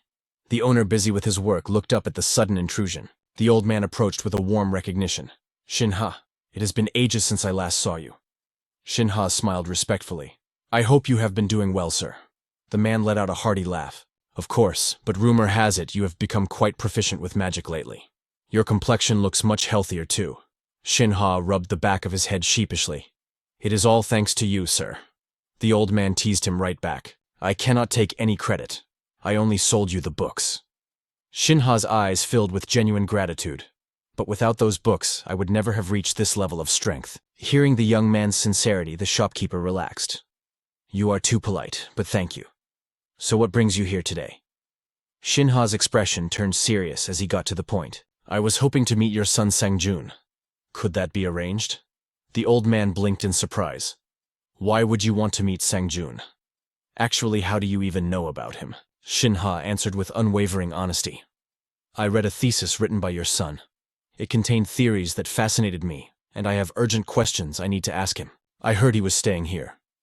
I apologize for investigating behind your back, but this is critical for my growth. I absolutely must speak with him." Sang-jun's father scratched his head, looking conflicted. "Ah, that thesis. It does exist. Very well, I will arrange for you to see him." Shin Ha bowed deeply at the permission. "Thank you so much." But before Shin Ha could celebrate, the old man dropped a heavy reality check. "You can see him, but do not expect any answers." Shin Ha frowned in confusion. "What do you mean by that?" Without another word, the old man unlocked a heavy door at the back. "Follow me. Sang-jun is in here." After a short walk down a dim hallway, they stopped in front of a room. Before turning the handle, the father looked back with weary eyes. "Go on in. This is Sang-jun's room." As the door opened, a shocking sight hit Shin Ha like a physical blow. Sang-jun lay motionless on a bed hooked up to a ventilator and IV drips. The father walked slowly to the bedside, his shoulders slumped. He is currently in a vegetative state. Shin Ha stood frozen, his mind racing. "This person is—" The old man confirmed with a solemn nod. "Yes, this is my son Sang-jun." Silence stretched between them, heavy with grief. After a long moment, Shin Ha finally found his voice. "May I ask what happened to him?" The father nodded gently. "You may." Sang-jun violated the ultimate taboo of a mage. Shin Ha's curiosity spiked instantly. "What exactly is this taboo?" the old man explained with a grim tone. "When circulating mana, one must never let it flow through the brain. That is the greatest forbidden rule among mages." The sentence struck Shin Ha like lightning. What mana in the brain? If that was the taboo, then he himself had already broken it. It was the secret to his own system, Manhwa-style progression. Shin Ha clenched his fists, hiding his trembling hands. Why would he do such a dangerous thing?" the father replied simply. "For the thesis. To complete a theory that had collapsed halfway through." Shin Ha realized instantly the only way to fix the theory was by circulating mana in the brain. Looking down at his comatose son, the father whispered in self-reproach. "I should have stopped him at all costs. I failed him." Shin Ha's thoughts raced. Does this mean Sang-jun was close to discovering the Beltane magic method? The father turned back to Shin Ha. "So I am afraid your questions will remain unanswered. Though if Sang-jun could speak, I know he would have been overjoyed to meet you." Shin Ha decided not to press the painful wound any further. "It is all right. I am the one who brought up painful memories. I apologize for causing you distress." The father patted Shin Ha's shoulder kindly. "Don't be. It is fine. I know how serious you are about knowledge. Seeing you hunt for magic tomes back then, it reminded me so much of Sang-jun." The visit lasted until the sun began to dip below the horizon. Before leaving, Shin Ha made one final request. "Sir, if possible, may I examine the books your son used for his research?" The father stroked his chin, considering the request. "Sang-jun's books? Why not? They will only rot if they stay on the shelf forever. You can take them. But I have two conditions. If you read his books and ever write a thesis on spatial magic, please credit Sang-jun as a contributor." Shin Ha nodded with absolute conviction. "Of course. I promise I will do that." The old man smiled. Then his expression hardened for the second condition. "Good. The second condition is that no matter what happens, you must never introduce mana into your brain." Shin Ha was forced to lie through his teeth. "Yes, I will keep that in mind." With the agreement sealed, he was led to the study. These are the books Sang-jun studied. Shin Ha walked toward the bookshelf, but a strange sensation washed over him. This book, there is something different about it. Suddenly, one of the books wiggled free from the shelf and fell right at Shin Ha's feet. The cover art was unmistakably familiar. It looked exactly like the Zik tome. Shin Ha picked it up, his hands trembling slightly. "Sir, this book is—" The old man looked nostalgic. Ah, Sungjun carried that one everywhere. It seemed very important to him. "Go ahead and read it. I suspect the answers you seek are hidden within those pages," Shin Ha responded quickly. "Yes, sir." He flipped to the first page, immediately noticing the chaotic, terrible handwriting. "This is definitely a book written by my master." Shin Ha turned to the old man, clutching the treasure. "Sir, may I borrow this specific book to read at home? If you would be so kind." The old man laughed generously. "Take it. Take the others too if you need them." Shin Ha bowed deeply. "Thank you so much. By the way, are there any other books like this?" The father thought for a moment. "I am not sure." Shin Ha pressed for a clue. "Have you ever seen a high-quality book with a red cover?" After a pause, the father shook his head. "I do not recall seeing anything like that. A luxurious book like that would stand out in a small shop like this." The answer only deepened the mystery. "Then where did Sungjun get the Zik tome?" Shin Ha gripped the book tighter. "I understand. Thank you for everything." As he walked away, his mind was a whirlwind. Why did the Zik tome appear in my bag that day? By the time he returned to the dormitory, the night was pitch black. Shin Ha sat on his bed, placing the new book next to the Zik tome. "I searched Sungjun's entire library, but this was the only one that matched." A faint smile touched his lips. Still getting even one is a huge win. But as the two books touched, a magical resonance began to hum. Shin Ha recoiled in surprise. What is happening? They are glowing in unison. Suddenly, the booming voice of Master Jabel echoed in the room. "I leave this book to the true successor of Zik." Chaos erupted around Shin Ha as a vortex formed. "Not again, I am being sucked into the book," the voice continued. "The name of this book is the Book of Mia." Shin Ha grit his teeth against the pull. That is Master's voice. Am I going inside the story again? Jabel's final words rang out. "Enjoy the blessings of knowledge to your heart's content."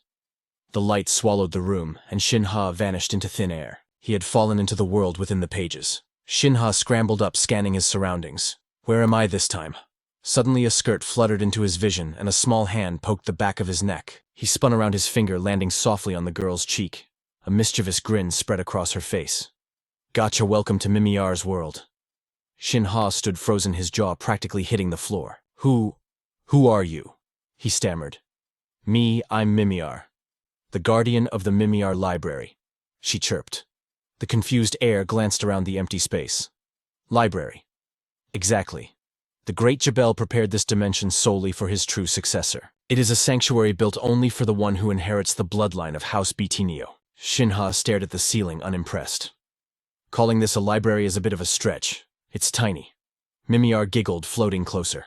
"That's because your stats are pathetic, darling. This library has a unique feature. Its size expands based on the successor's power level." She eyed him critically. "By the looks of it, you haven't even cleared the second page of the trials, have you?" He didn't deny it. "Yeah, you're right." Suddenly, Mimiar's expression turned serious. "By the way, can you drop the stiff attitude?" Shin Ha blinked, completely lost. "Huh." She poked his forehead aggressively. "We're going to be stuck together for a long time. So stop talking like a robot and relax. Get comfortable." He smirked, finally understanding the dynamic. "Fine, I can do that." "Excellent," she praised dramatically. "You know your pretty lucky successor, finding me at only stage 2. What's the benefit of finding you early?" Shin Ha asked, genuinely curious. She floated upward, laughing. "With my help, you'll crush the first 5 rounds without breaking a sweat." The words hit him like a thunderclap. 5 rounds just like that. Magic flared around Mimiar, and a glowing book flew from the shelf into her grasp. She controlled the tome with telekinesis before tossing it to him. "Read this. It explains everything." Shin Ha caught it and flipped through the pages. "Is this detailed theory on mana resonance?" "Yup, that book contains all the hidden data missing from the main system, like the manual you're holding now." Shin Ha frowned. "Why not just put it all in one place for convenience?" "Great question," she beamed, looking pleased. "Cramming everything into the main trials would overload the system. Plus, verifying a successor takes up way too much memory. So the Mimiar library was created to hold the essential data. Think of the Mimiar library as the ultimate expansion pack." Shin Ha's eyes widened as the realization hit him. "So Master recorded the advanced techniques here, in this separate space?" "Bingo. Mimiar nodded. If the main book is the test, this place is the answer key and reference guide combined. He nodded, absorbing the knowledge. I get it. So every book here is packed with dense high-tier information like this, and as I achieve more, the library unlocks more books. Mimiar winked. Exactly. Now do you see why clearing 5 rounds will be a walk in the park? Shin Ha clenched his fist confidently. Absolutely. This is more than enough to crush the second trial. Flash. The book glowed, and Shin Ha was yanked back to reality. He opened his eyes slowly. 79. The second trial requires synchronizing 100 magic circles. It took 8 hours to do 10 before. But with Mimiar's guide, I just synced 79 in a heartbeat. This was the ultimate thrill of a leveling manhwa. My previous struggles were a total joke. He laughed. I can feel the mana surging through my veins like a river. I'll finish the remaining circles tonight. Easy. Getting that book before the Olympia competition was a godsend. Night had fallen over the city. Inside the mansion, a maid led him down the hall. Father wants to see me. Is this about the Sayuk incident rewards? Thoughts of his rival lingered in his mind. I plan to grind levels in the library, but this is important too. I need to secure my position. The maid bowed before the heavy oak doors. Family head young master Shin Ha has arrived. Send him in. In-hyuk's voice boomed from inside. Father, Shin Ha greeted softly. Sit. I'll get straight to the point. Unlike last time, your contribution here is undeniable. You did more than half the work. Combined with the previous event, you've secured 26% of the mana stone mining rights. Yes, sir, Shin Ha replied, keeping his composure. The family profited greatly because of you. In-hyuk continued. You deserve a reward fitting for such an achievement. Is there anything you desire? Shin Ha didn't hesitate. Yes. I want an artifact from the deepest part of the family vault. In-hyuk frowned, his aura darkening. An artifact. Do you actually believe those fairy tales about secret powers? It's just old junk. Shin Ha met his gaze with steel in his eyes. I believe them. The legends, the myths, I believe they are all real. In-hyuk rubbed his temples, sighing deeply. You're still so naive. Believing in children's stories? Fine, I will respect your choice, but you only get to take one item. Having secured permission, Shin Ha smiled. Thank you, father. So, which piece of junk do you want? There is an ancient relic sleeping in the warehouse. I want that. The item Shin Ha targeted was legendary, the ancient cloak of Jebel. Following Shin Ha's request, In-hyuk led him to the vault of the Mage God clan. The manager presented a small, unassuming box. Before handing it over, In-hyuk scoffed. I hope you don't regret wasting your reward on this. Shin Ha took the box with both hands, hiding his excitement. I won't. You really are a dreamer, his father muttered. Focus on your training instead of fantasies. You are dismissed. Yes, father. As the car pulled away from the estate, Shin Ha's demeanor changed. He has no idea. Most of those artifacts are the real deal. He glanced at the box beside him. The cloak of Jebel. If this is the original, giving up 30% of the mining rights was a steal. But what if it's a fake? Heart racing. He cracked the lid open. His eyes widened in shock. He couldn't believe it. This texture, it's pure mana fiber. Spinning solid mana crystals into thread. A lost art. A technique that defies modern logic. There aren't even 30 people alive today who can pull this off. And this isn't just a patch. The entire cloak is woven from it. Shin Ha caressed the fabric like it was a holy relic. How did the ancients possess technology superior to ours? Nothing in the modern era can even compare to this masterpiece. I've never seen gear this god tier before. A goofy grin plastered on his face all the way back to the dorms. It was past midnight when he laid the cloak out. Wait, there's something scribbled on the hem, that signature, and this terrible handwriting. It is definitely Master's doing. I see it every day, so there is no mistaking it. But what is this? Why is the structure inside and out completely reversed? Ian began to calculate in his mind. The reason mana fibers are difficult to handle is that the internal and external structures must be distinct. The inner layer is designed to boost conductivity and mana efficiency. The outer layer is meant to block mana conduction to minimize damage. But this cloak, it is the exact opposite. The outside has high conductivity, inviting damage, while the inside blocks mana, weakening the user's power. It made no sense to Ian. Master would never make such a rookie mistake. Or, do I have it backward? He hesitated. He even tried turning it inside out, but the structure remained the same. This design, it was clearly intentional. But for what purpose? Is this truly an artifact? Now I see why father let it rot in the warehouse. Ian opened the Tome des Babin and instantly teleported to Mia's realm. The moment he arrived, Ian called out. Mia was relaxing when he barged in. Oh, the successor is that Ian's cloak you are holding. You found it already, lucky you. Unlike her cheerful tone, Ian's mood was heavy. This cloak, there is something strange about it. Her smile vanished instantly as she inspected it. Strange how? Suddenly Mia shrieked and pointed a finger at him. Shul. Successor. You are only at the second circle, right? Confused. He nodded. That is right. Mia snapped her fingers. Then you are not ready to know? Ian narrowed his eyes, trying to coax it out of her. Don't be stingy. Tell me, I know how to use it. But Mia shut her eyes tight. Nope. Sorry, successor. Truly. But I cannot explain this cloak yet. Ian was baffled. What? Why not? She shoved the cloak back into his hands. I take back what I said. The Baitner family possesses a very special kind of magic. She gasped, realizing she slipped up. Ian latched onto those words. Special magic? Mia grabbed her head, wailing. Ah, I forgot. I am not even supposed to say the name. Oh, well, too late now. The Baitner family has a unique power called true magic. Ian listened intently, etching the words into his mind. True magic. She placed her hands on her hips. Exactly. It is different from the magic you use now. This is the real deal. Ian frowned. Are you saying the magic I have used until now was fake? Mia's expression turned serious, hesitating to answer. Technically, yes. But I can only reveal the secrets of true magic when you reach a certain level. Ian pressed on, testing the waters. Is it some kind of restriction? She answered casually. Correct. That cloak is a support item for true magic. Ian sighed in defeat. So she really could not tell him anything. Is that it? Mia laughed, praising him. You are sharp, successor.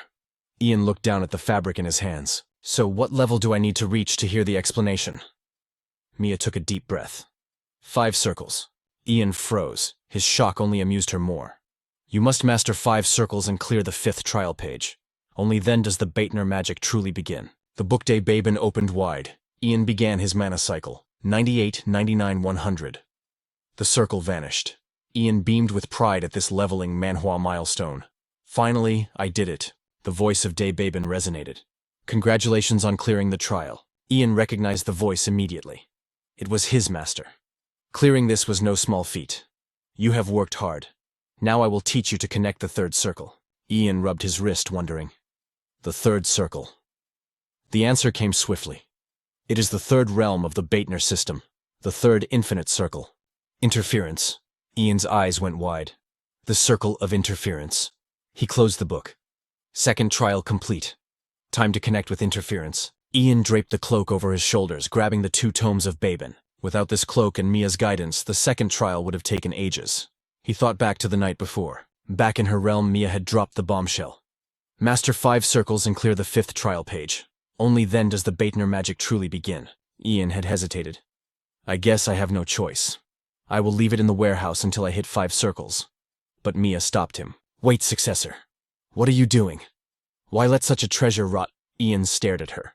What else can I do? The inner and outer mana fibers are reversed. It is useless. She snatched it back instantly. Oh, for heaven's sake, give it here. This cloak prevents mana from leaking out and traps it inside, flooding the body with pure energy. When mana reaches saturation, your infinite circle spins faster and mana flow to the brain increases. In other words, the mana refreshes your brain, erasing fatigue instantly. It wipes out physical exhaustion too.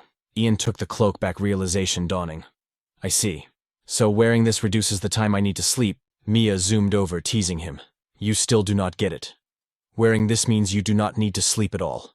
Ian's jaw hit the floor. Shall say. What to no sleep at all? Mia grinned with confidence. Exactly. Wear it for 5 hours and you maintain peak condition 24/7. And that is just a side effect. I figured I could tell you that much. The cloak's true power is something else entirely. With these secrets revealed, Ian's spirit soared. I need to master 5 circles right now. Before he left, Mia added a warning. By the way, this only works for the successor. For anyone else, it is deadly poison. Ian smirked. Of course. With this cheat item, surely the next trials in this system Manhwa world would be a walk in the park. Time flew by. 2 days later, Ian was inseparable from the cloak. In the dead of night, he was still awake, devouring the notes in the book. I have tried countless times, but I am missing something. I can almost grasp interference. But the book referred to the 3rd circle of the Bellow system. Interfering with another's mana requires absolute precision. To hijack the mana flow of an enemy, one must achieve 100% synchronization with their energy signature. Han lowered his gaze, the gears turning in his mind. So this was the secret behind the interference circle hijacking an enemy's spellcraft. A wicked grin tugged at his lips. Now this was getting interesting. Since his awakening, he had pushed his body to the breaking point. Yet he never foresaw this twist. The second trial wasn't just a test, it was the perfect catalyst to forge his interference circle. He devoured the ancient text. To manifest the third circle, the circle of will and the circle of resonance must harmonize, merging seamlessly with the atmospheric mana. Han steeled his resolve. If he maintained this frequency, the third circle would manifest. Without a second thought, he began the sequence. Excellent. Failure was not an option this time. His eyelids fluttered shut, his focus sharpening to a needle's point. He synced his rhythm with the ambient mana saturating his core until it felt like constructing a fortress from thin air. Sparks of raw magic began to dance around Han. The genesis of true power had begun. "We found a vessel," the mana whispered as it poured into him, a clear bell-like voice echoing in his mind. "Come play with us. Come closer." The voices grew louder. "It's cramped but so warm. We never want to leave." Yes, this was their new domain. "Let's play a new game. What shall we play?" He was drowning in the sensation of pure magic. Halfway there. He just needed to hold the resonance. "Hold hands," the mana seemed to cry. "Link together. Let's build a playground. Form the circle. Sing, dance, become one." The strain was immense. Cold sweat drenched Han's body. The heat was scorching. If the amplification ratio deviated by even a single percent, the mana would reject him and scatter into the wind. He had to lock the mana within that 1% margin, then slowly, carefully, drop the amplification to 0.01%. "Don't let them notice," he told himself. "Be silent as a shadow." Dawn broke over the horizon. Han collapsed to the ground, his eyes wide, body glistening with exhaustion. But he felt different, reborn. It was complete. The first circle will, the second circle resonance. He clenched his fist power surging through his veins. And now the masterpiece, the third infinite circle interference. Han focused, testing the hum of energy beneath his skin. This was it, the third infinite circle. He had finally forged the ring of interference. 3 circles down. But he couldn't stop here. He had to ascend to a 5-circle mage, and fast. The scene shifted to a tranquil forest at daybreak. Han lay lounging under a tree, birds perched fearlessly on his stillness. His mind drifted to the test ahead. Survival confrontation. A massive battle royale hosted in the treacherous remote mountains. Time limit 32 hours. Every student armed with special artifacts. As the safe zone shrank, only the strongest would remain. Simple survival of the fittest. The rules were brutal but straightforward. He glanced at the briefing on his wrist. Good, he thought. Time to hunt. But there was a catch. It wasn't just about surviving the monster waves. You had to watch your back for other students, all while racking up points in this leveling Manhwa-style exam. Suddenly the birds scattered. A murderous intent surged from below. Han sidestepped the ambush with supernatural reflex, launching an immediate counterattack. Kang Diha sneered. "I'll give you credit, you dodge well, but the advantage is already mine." The arrogance in his voice made Han's blood boil, but the trash talk didn't stop there. "You idiot, trying to use your bare fists against magic." Han didn't waste breath on words. He wanted to crush this guy. His hand surged forward, piercing straight through the defensive barrier. Han's fury channeled into a devastating grip. Kang Diha's eyes went wide. He never expected such monstrous physical strength. Han hurled him away like a ragdoll. Kang Diha crashed into the earth, coughing up blood. My shield, destroyed by a simple earth spell. He had just learned a painful lesson he wouldn't soon forget. Pathetic, Han scoffed. So proud of a sneak attack, yet you scream while striking. He flexed his hand, exhilarated. His power was growing at an alarming rate. So this is the power of interference. He had destabilized the core of a second circle shield, allowing a mere first circle earth spell to shatter it. He recalled the look of despair on Kang's face. The fool couldn't even stand. Han turned his back and walked away. Let your guard down and you're finished. That takedown earned him a cool 10 points. The sky was mockingly blue today. Han walked on, lost in thought. It seems I've finally grasped the essence of interference. With this ability, I can dismantle not just second circle, but even third circle magic. Suddenly, a chill ran down his spine. A shadow loomed behind him. Han's senses flared instantly. This wasn't a student. The energy signature was massive, terrifyingly so. He was surrounded in the blink of an eye. The commotion must have drawn them in. A normal student would be crying about unfairness right now, wouldn't they? They'd probably be screaming for their mothers. But for Han the Predator aiming for the #1 spot, this was nothing but a buffet of points. A wolf howled, piercing the air. Han didn't flinch. He grinned. "Come at me, you mongrels." Meanwhile, in the control room, eyes were glued to his monitor. The instructor was reviewing the candidates. "We have excellent prospects. Many will reach the top 10. But surviving until the bitter end, that is the true test. However, I believe the doubts regarding Han have evaporated. Wouldn't you agree, Jang Suseo?" The man didn't answer, his eyes locked on the screen. After a heavy pause, he nodded. "Indeed. We can no longer underestimate him simply because his methods are unorthodox. He has dominated the #1 rank in every training module. And even now, Han sits on a throne of points miles ahead of the competition. What's truly terrifying is his intellect. He knows the Blood Wolf's behavior. He didn't kill the scout. He waited. He knew its cry would summon the pack from 5 kilometers away. He used their own instinct to create a kill zone. If he keeps this momentum, we might finally have a true champion this year. Back in the blood-soaked forest, Han was a whirlwind of violence, fighting without a single breath of rest. He was tallying his score when the atmosphere shifted. Something was wrong. Tremors shook the earth. An earthquake. No. The ground itself was rising. Han froze as a massive silhouette eclipsed the sun. A body as large as an elephant with a shell of gleaming emerald. It was the emerald tortoise. Han's eyes widened. What is a legendary beast like this doing in a testing zone? A monster this rare. Appearing now, Han dropped into a crouch, his eyes narrowing. This changed everything. He needed to watch and wait. This was the first time seeing such a beast in the flesh. But hesitation would only lead to defeat. The stage was set at the Academy's outdoor arena, a fated clash between Shin Ha and the legendary Emerald Tortoise. This boss monster was summoned for a specific purpose: to force students into a desperate choice, flee for their lives, or learn to work together against an overwhelming threat. Even a genius like Shin Ha faced grim odds. Challenging this behemoth solo was practically a death sentence. The Emerald Tortoise. A C-rank grade B ancient beast known for impenetrable defense. It was the ultimate natural predator of all mages. Destructive power surged within its shell, ready to obliterate everything in seconds. But Shin Ha had prepared for this moment. Taking it down meant a massive jackpot of kill points for this leveling Manhwa challenge. However, in his thirst for points, Shin Ha missed a critical detail. He unleashed his aura immediately. Determination burned in his eyes. He would slay this monster at any cost. He pushed his mana to the limit. Using his shield as a stepping stone, he launched himself into a desperate dodge. But the shield cracked under the pressure. Even a 6-circle mage would struggle against this beast. Shin Ha switched tactics, unleashing the fire dance god technique, surrounding himself in a blazing inferno. Shin Ha gritted his teeth. Was fire the wrong choice? The beast's aura only seemed to spike, growing more terrifying by the second. One look told him everything. This was a mistake. Soloing this nightmare was a trial that would break even a 5-circle battle mage. Its speed came from internal mana flow. Wait. Mana stored within its body. A light bulb went off in Shin Ha's mind. A risky theory, but one worth testing. He channeled power into his legs, boosting his agility. The Emerald Tortoise never saw it coming. Shin Ha darted away, baiting the beast into a chase. A single headbutt from that thing could uproot giant trees. One hit meant instant death, bones turned to dust. Running forever wasn't an option. He had to fight. Now was the time to strike. Shin Ha raised his shield for impact. But the force was overwhelming. His defense crumbled like paper. The power was monstrous. He had miscalculated. There was no escape. He clenched his jaw, refusing to accept defeat. But then he noticed it after the attack. The beast froze, waiting for its leg muscles to recover. Shin Ha's eyes flashed. This was it. The golden moment. The monster was about to taste his true power. He remembered a detail from an ancient guide.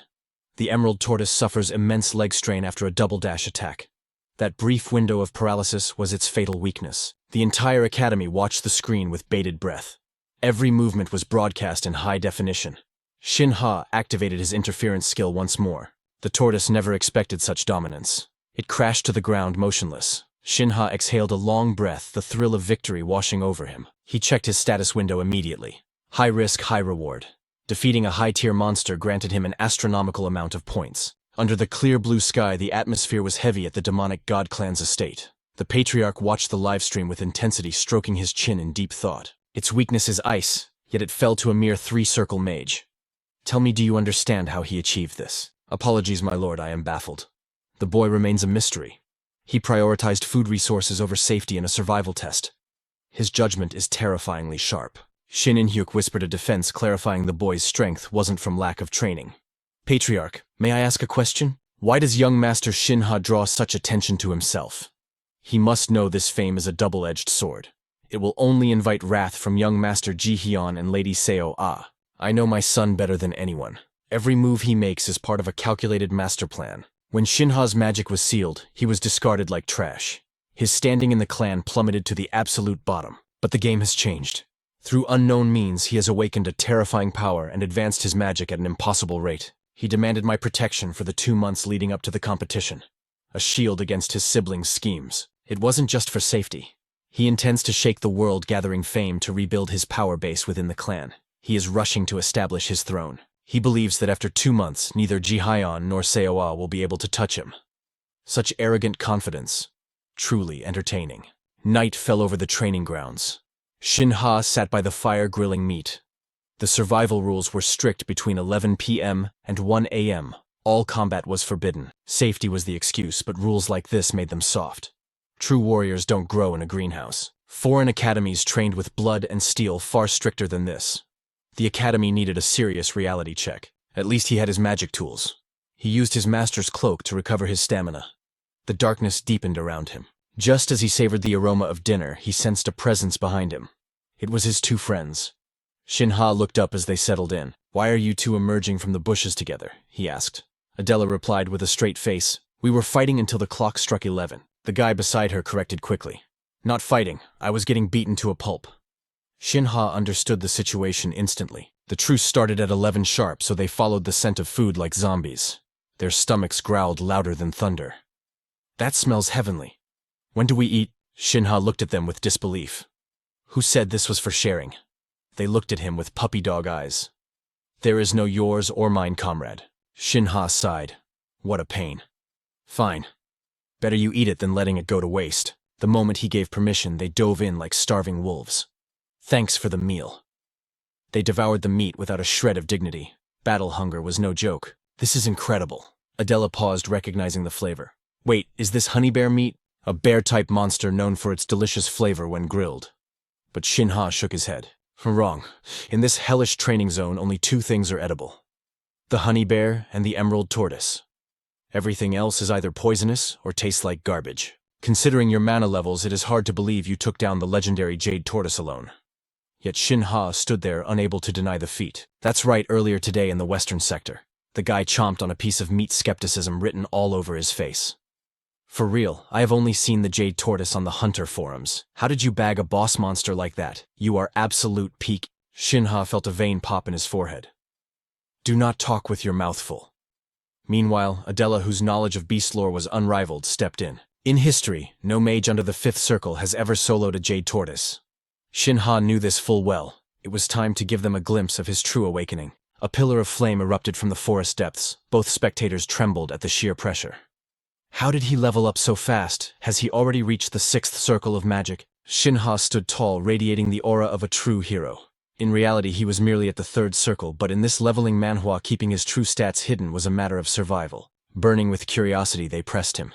"Hey, how did you actually bypass its defense? Did you aim for the jade tortoise's head to land a critical hit?" Shin Ha answered nonchalantly. "No. I just pierced straight through its carapace from above." A feat that defied common sense. Was such raw power even possible? "The Academy is live streaming everything. Check the replay and you will understand." He brushed them off, though the pair looked completely bewildered by his confidence. "We are opponents tomorrow anyway. Let's have a fair match." Adela seemed ready to speak, her eyes gleaming. "Perfect timing. I actually have something to show you two as well." Day 2 of the combat survival exam. Time remaining 2 hours. The safe zone had shrunk drastically, and now only 4 survivors remained in the game. Who would claim the throne in this battle royale?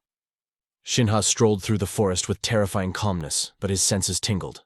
A massive energy signature was closing in. A noise snapped from behind Shin Ha, instantly raised his guard.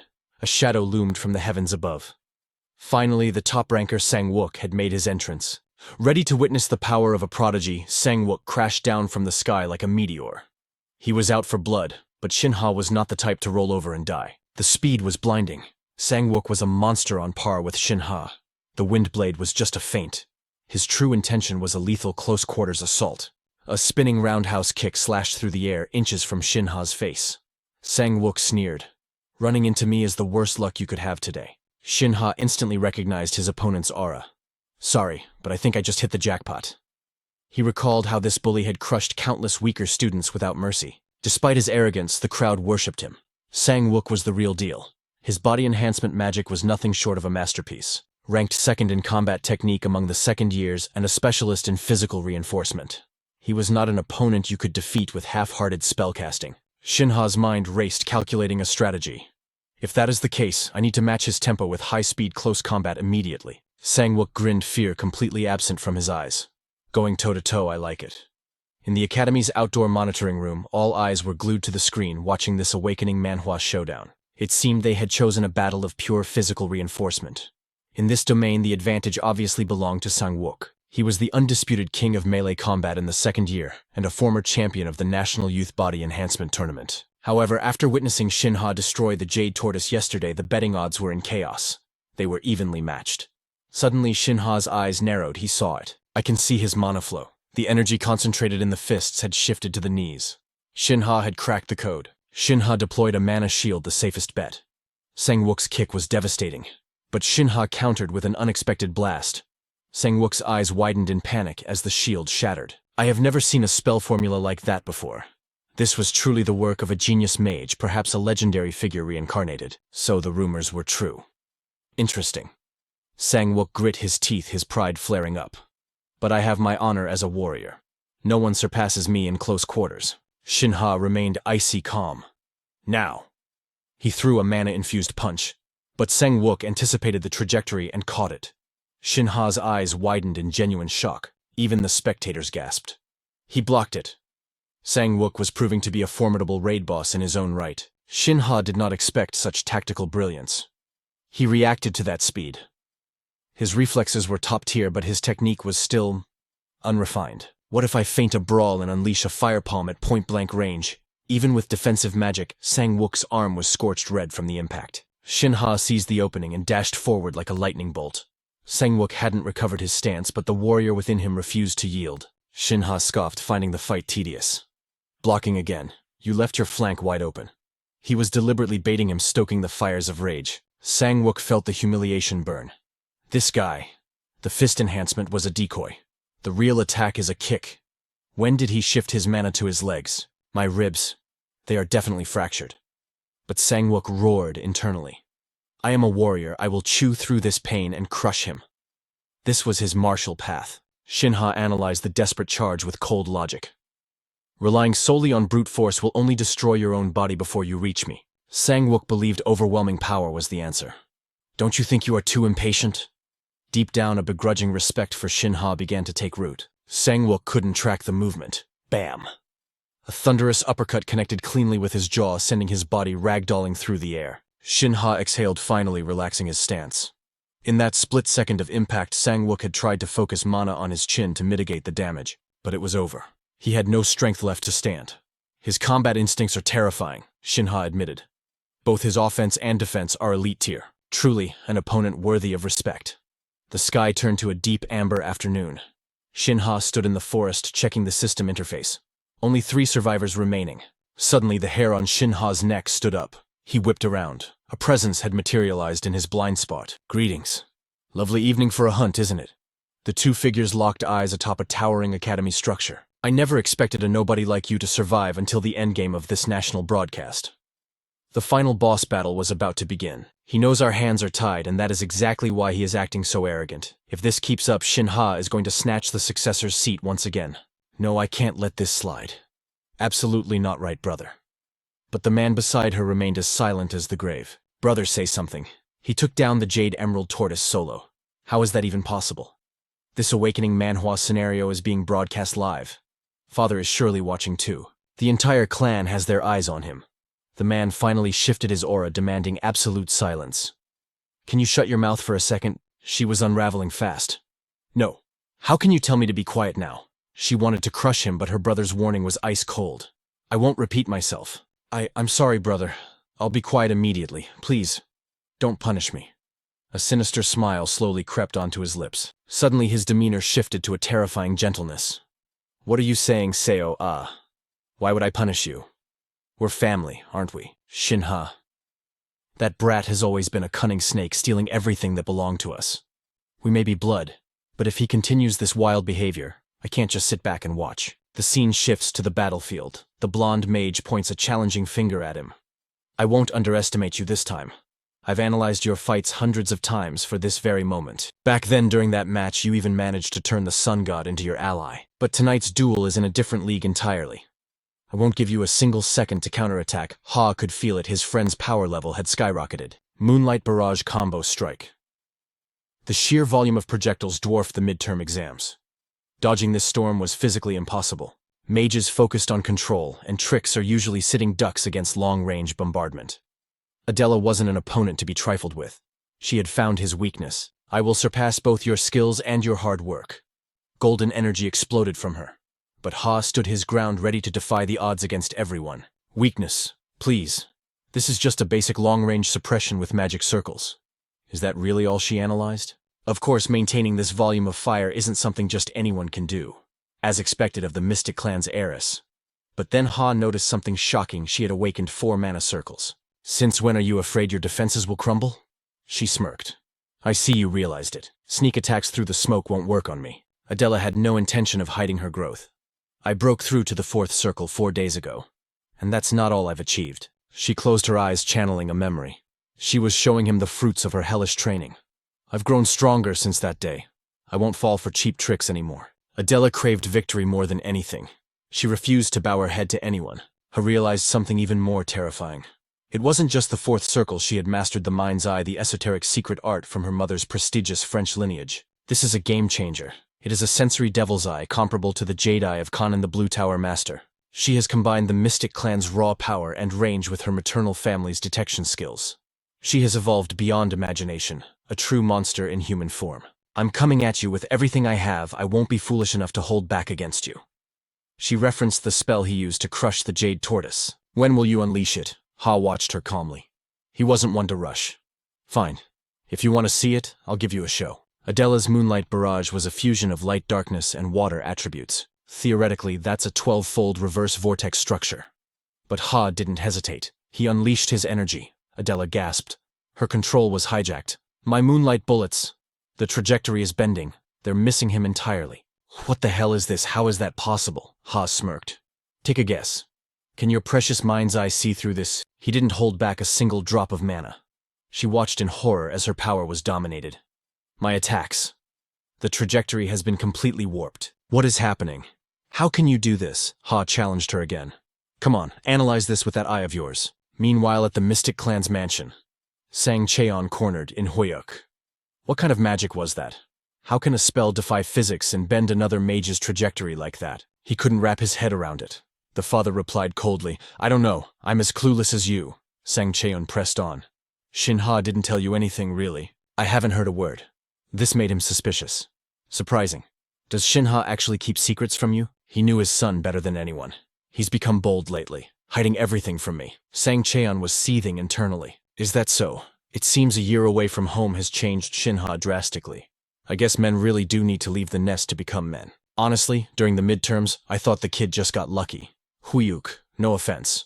But I thought he was a firework, shining for a second before fading into darkness. Hoyuk seemed to understand. Is that right? I know Shin Ha has never been a perfect match for anyone. I thought he beat my Adela last time purely on tactics and tricks. I assumed once his data was public, his limits would be exposed. I expected him to fall. Huyuk felt the man's arrogance. Yes, Adela is a genius at analysis. Exactly. My daughter is number 1 when it comes to analyzing opponents. But he still believed his son could do it. It seems I was too simple-minded. Sang Cheon suddenly called out his name. But I am grateful to Shin Ha. After he disappeared from her sights, my daughter's eyes had lost their fire. Now those red eyes are burning brighter than ever. I'm thankful Shin Ha returned. Even Jisoo is getting his motivation back. Huyuk watched his son on the monitor. He couldn't suppress the swelling pride. That is good news. Suddenly the announcement blared. The survival battle is over. Survivors cease combat immediately. Ha mentally tallied the time. Perfect. He was seconds away from total victory. He couldn't let this chance to prove himself slip away. Adela was exhausted too. Damn it. Just a little more and I would have won. She shook her head, a smile playing on her lips. No way. Clearly I had the upper hand there. Neither warrior refused to back down. An elder finally stepped into the fray to extinguish the flames. Enough, the sun has set. Cool your heads and return to your quarters. Back at the dorms the next day, the debate raged on. I clearly dominated yesterday, the girl insisted. Ha scoffed, in your dreams. As always, sparks flew as they bickered. I've decoded your trajectory-shifting magic, she taunted, eyes narrowing. Give me just 5 minutes and I'll crush you. 5 minutes later, she was drained of every ounce of mana and defeated. The protagonist, forced to endure their noise, finally snapped. If you want to argue, do it in your own rooms. Get out. They turned on him instantly, a united front. Silence, rank 26. This is my room now. They were just here to watch the survival battle replay anyway. They had even brought a feast, pizza, fries, drinks. We brought tribute, they claimed, and this is how you treat us. They sat down, radiating indignation. You're blocking the screen. Move it.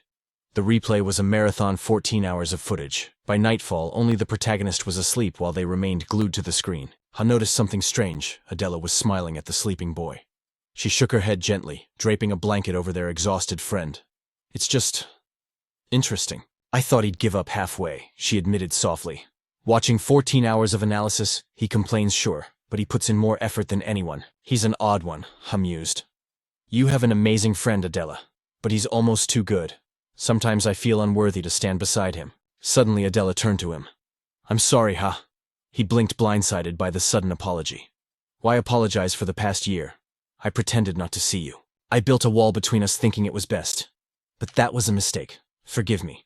Ha waved it off, confused. Why apologize for that? I was the one who ignored your signals, Ha confessed. I kept my distance too. Suddenly the sleeping protagonist sat up, eyes wide as saucers. But I'm not the same person I was a year ago, Ha declared. I have new power and allies I can trust. He turned to them. Let me show you something. Mana surged around Ha, condensing into a terrifying pressure. Both witnesses froze, stunned by the sheer density of his aura. It was a legendary technique, the Moonlight Bullet. Kengan threw his hands up in disbelief. You monster! The protagonist watched with a calculating gaze. I assume I don't need to explain how the Moonlight Bullet bends its trajectory, do I? Adela caught on quickly. To use interference magic, you must perfectly understand the opponent's spell. So you didn't choose not to interfere earlier. You couldn't. Sharp as ever, he grinned. In that duel, Ha focused solely on the Moonlight Bullet. That focus allowed me to analyze the mana signature. If he had mixed in other spells, I would have been crushed. Adela sighed, realizing the Moonlight Bullet was a double-edged sword. Is there another weakness? She asked. Mana analysis requires complex calculus, he explained. I can only interfere with spells directly in my line of sight. In a real battle worthy of a Manhwa recap, there's no time for math. All I can do is slightly nudge the trajectory. She eyed the swirling energy. What about reflecting it? Spinning the opponent's magic 180 degrees and sending it back? Impossible. He shot down the idea. Not enough time. She pressed on. Really? Because a full reflection counter would be devastating. Even as it is, the magic is overwhelmed, he admitted. Suddenly Kengan shouted, Hold on! And charged at him, fury burning in his eyes. Sit down and listen. Why are you casually revealing your trump cards like this? The protagonist tilted his head. You don't get it. Get what? Kengan looked blank. I don't understand anything. The protagonist and Adela exchanged a look before speaking in unison. The Olympics. Kengan froze. The protagonist placed a hand over his heart, his voice heavy with promise. I'm taking us to the Olympics. I need your strength. Hope ignited in Kengan's eyes. Then he raised a hand. Speak, the protagonist commanded. Kengan scratched his head, embarrassment creeping in. Adela makes sense, Kengan mumbled. But me, I don't have the skills for a major tournament. Even the third years are struggling to get in. Second years have a slim chance. But with 7 classes of seniors, taking a school representative slot feels impossible for someone like me. Relax, the protagonist soothed. I'll make sure you qualify. Adela chuckled. Interference magic has limits, but it's the ultimate joker card. Think about it. In a battle of objectives, defending the Mana Stone, destroying the enemy core, capture the flag. Or siege warfare. The protagonist crossed his arms, his silhouette imposing. Exactly. In those formats, my magic is practically a cheat code. Adela's eyes widened. Wait, do you have another hidden ace? He smirked, the arrogance of a ruler returning. Naturally. Later that night, in the sanctuary of his room, he closed a heavy tome. It is finished. Light exploded from the pages as he touched the book, warping space itself. In the blink of an eye, he stood in a different realm. There you are, Mia. The girl looked up. Successor. She sprawled lazily on the sofa. You're later than expected. Tell me you took first place. He scoffed at the question. Was there ever any doubt the points from the Emerald Turtle raid sealed the deal? Remember when I vowed to win gold in the competition? Mia nodded. The Olympics, right? Precisely. I told my team about the plan and about interference magic. Mia sat up. Really? You said you wouldn't tell them until you mastered it. You spoke too soon. He shook his head. No. The timing was perfect. Mia's jaw dropped. Impossible. You've already mastered interference. She beamed. You really are the successor, he smiled. Now find me books on the domain of destruction. Third circle destruction magic. It's time to ascend. Suddenly his phone buzzed. He answered, his tone respectful. Yes, Tower Master. The voice on the other end crackled with authority. I saw the footage. Impressive work. To think you took down the Emerald Turtle single-handedly? He smiled, dismissing his victory as mere fortune. It was just pure luck. But the voice on the phone cut through his modesty. I am calling regarding the elemental magic items you requested earlier. A flicker of anxiety crossed his face as he asked, Is it good news or a disaster? She chuckled softly before replying, It is definitely good news. Everything is ready. Now let's get serious. Shin Ha could barely believe his ears, his eyes widening in shock. Really, are the craftsmen pushing themselves too hard? They can take their time, you know. She winked playfully and replied, Not at all. Everyone here is a true artisan. They simply cannot resist the allure of a new magic stone. Hearing this, a cold sweat formed on his brow as he thought, just as I predicted, they are absolutely working themselves to the bone. She laughed and added, You do not need to worry about the creation process. Thank you. I'm looking forward to it. She prepared to hang up. All right then, until next time. But suddenly he interjected, Wait a moment. I have a request. She looked at him with a knowing smirk, teasing. A request? Is this about compensation for the incident with old man blacksmith Lang? His gaze hardened, his voice serious. No. That depends entirely on how the Tower Master views this proposal. Her tone shifted to intrigue. Is that so? How interesting. I wonder what kind of deal you are bringing to the table this time. Tell me. He laid out his terms clearly. For this year's Olympiad, I need the craftsmen who forged the Blue Tower artifacts to be deployed as the official engineers for the national team. Mia gasped, her voice cracking in disbelief, as if she were watching a twist in a leveling manhwa. Are you insane? You are going to duel a rank 5 mage? He sat down, book in hand, and replied with terrifying calm. That is the condition the Tower Master set. He reflected on the call, wondering, did I underestimate this? In his memory, the Tower Master's voice was cold. You want our elite craftsmen to serve as engineers for the Olympiad? I refuse. Shin Ha had frozen, realizing this was no simple favor. But then she had thrown him a lifeline. I would like to refuse, but if you, Shin Ha, can win a one-on-one duel against a rank 5 mage, we can continue this conversation. And yet he had agreed without a second of hesitation. She had asked, You are aware that among the students in this year's Olympiad there are 2 rank 5 mages, correct? I do not doubt your abilities, Shin Ha, but moving our craftsmen requires a massive fortune. Betting our reputation on such a risky gamble is difficult. After the call ended, silence had swallowed the room. Show us undeniable proof that you can take the gold medal at the Olympiad. Back in reality, the weight of that promise settled in. Mia crossed her arms, stepping into his personal space. So do you have a plan? No matter how you look at it, for a current successor, defeating a rank 5 mage is a statistical impossibility. He sat down, meeting her gaze steadily. That is why I managed to secure a grace period. I have exactly 10 days. She looked at him blankly.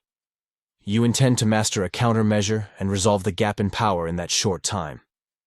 He replied, If a countermeasure exists, then somehow it can be done. She pressed further. But mastering it in 10 days is not just hard, it is insane. Do you really need to go this far just to get the Blue Tower engineers? He organized his books, his resolve unshaken. Of course.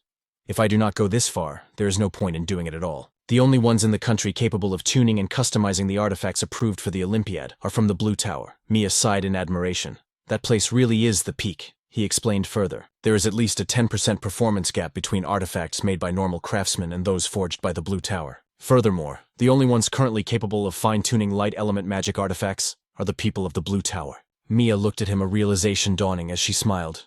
So the difference in artifact performance determines the win rate of the tournament. In that case, we desperately need their support. He continued, stacking his books. Exactly. We need them on our side. This book and this one too. She approached him from behind. So, when do we head to the third trial? Shouldn't we hurry? He held the books, a confident smile playing on his lips. I intend to finish reading every single book you prepared for me before we go. She beamed at him. Really, that is quite the mindset. All right, when you enter the third training room, send my regards to the person inside. Tell them I am doing well. He paused, lifting a book. Regards, do you know someone in there? She grabbed her teddy bear and spun around, walking away. It is a secret. It wouldn't be fun if you knew beforehand. The scene shifted. Fragments of reality shattered and fell, a mystical purple aura enveloping the space. In mere moments, the glass barriers vanished into the void. Meanwhile, amidst the towering skyscrapers at a lavish banquet, the elite whispered among themselves. Today, distinguished guests, we celebrate the anniversary of the Shin Ha Magic Corporation. Please enjoy this magnificent event. Dihan, the chairman, stepped into the crowd like a king. At this point, it is all but confirmed that the chairman will be the next head of the Shin Ha family. Dihan smiled falsely. You are too kind. I am simply lucky. Everything I have is thanks to all of you. Surrounding him, the sycophants piled on the flattery. The future of Shin Ha is undoubtedly bright. Absolutely. The young master is building a legendary reputation. Suddenly, Dihan's eyes darted to the side, his smile faltering as he heard the whispers he tried to ignore. Did everyone see it? Who could have imagined he would defeat an emerald turtle all by himself? A genius is a genius forever, right? A guest swirled his golden wine, adding, Did you see him fight Aris, who has already reached the fourth circle? Facing the lunar arts, the secret technique of the Saint Guardian family, and holding his own, truly breathtaking. After witnessing that, who would dare say he is unworthy if his face were masked? You would think it was a high-tier duel from a Manhwa recap video. I am eagerly awaiting Shin Ha's performance at the Olympiad. Me too. The crowd buzzed with anticipation for the underdog's rise. The clan head is also extremely pleased with Shin Ha's performance. The name Shin Ha echoed around Dihan like a curse, fueling his simmering rage. At this rate, the position of heir might be snatched by my little brother. Too loud. That name. They just keep babbling whatever they want. I hate it. The thing I hate most in this world is you, Shin Ha. I thought I had trampled you into the dirt, but here you are crawling back from the abyss. Suddenly someone in the crowd called out, Where is the chairman? When did he disappear? Dihan had already stormed off to his room, tearing at his tie as he walked. He stepped onto the terrace, his face twisted in pure, unadulterated fury. This is bad, impossible. That bastard, he needs to die. Meanwhile, Shin Ha sat in silence, completely absorbed in his book. He turned the page slowly, the world around him fading into absolute stillness. Closing the heavy tome, the protagonist signaled the end of his study session. Floating beside him, Mia leaned in, her curiosity piqued.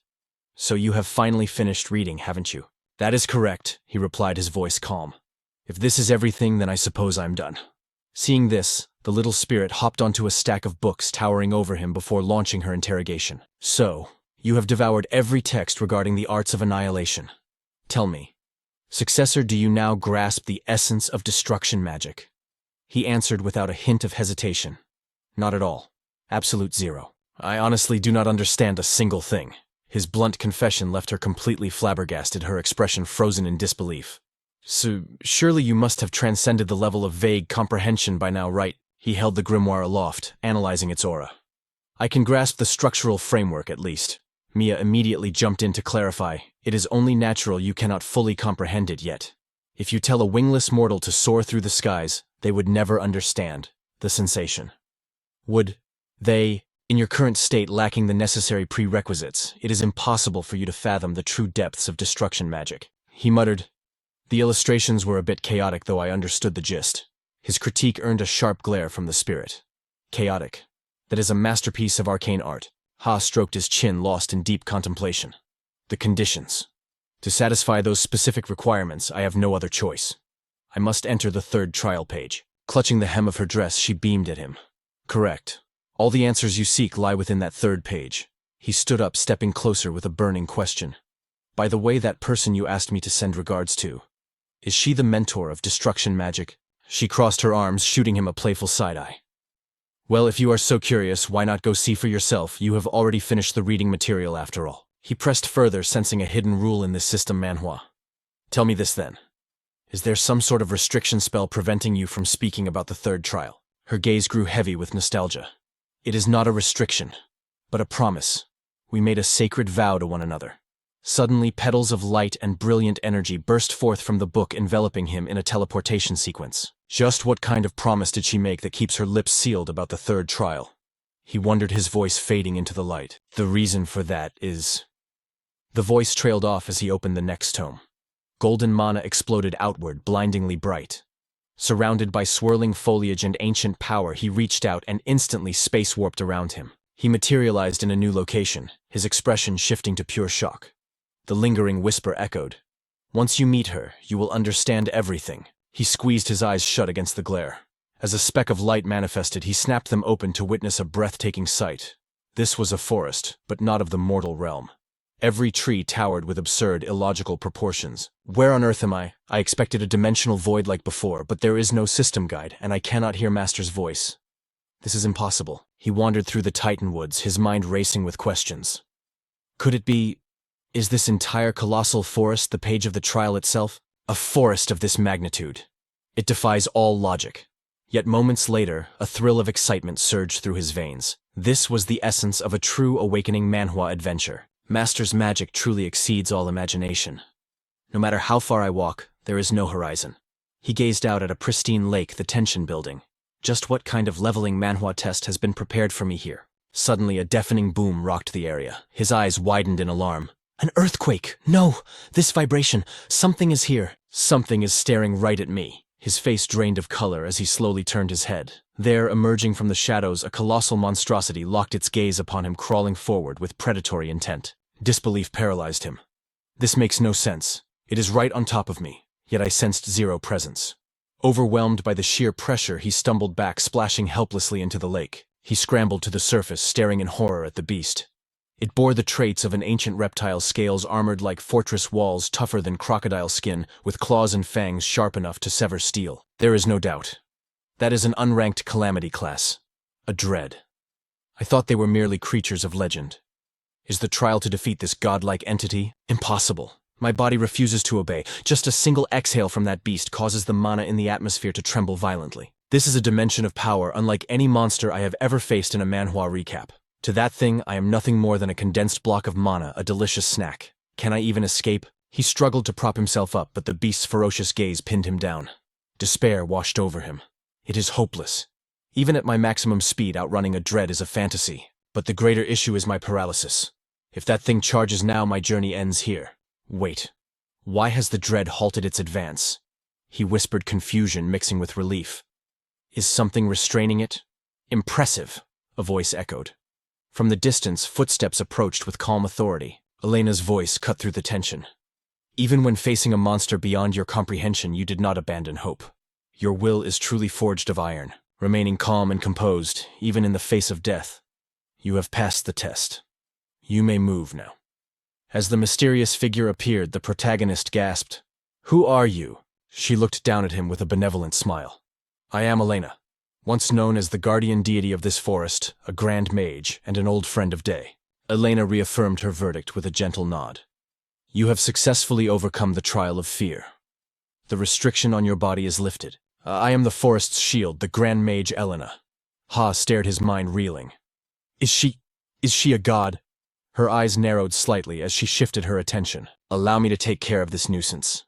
Cold sweat trickled down his face as he watched her casually stroll toward the catastrophic beast. You wisely chose not to trespass into my sanctum, which is commendable. Since I sense no malice in you despite the mess you made of my garden, I shall grant you mercy. Now return to the shadows where you belong, remnant of a fallen bloodline. She extended her hand, mana gathering at her fingertips. A wave of pure energy rippled through the trees. He watched in awe. The entire forest is resonating with her mana. It is as if nature itself is bowing to its true queen. She seemed to bask in the symphony of nature's power.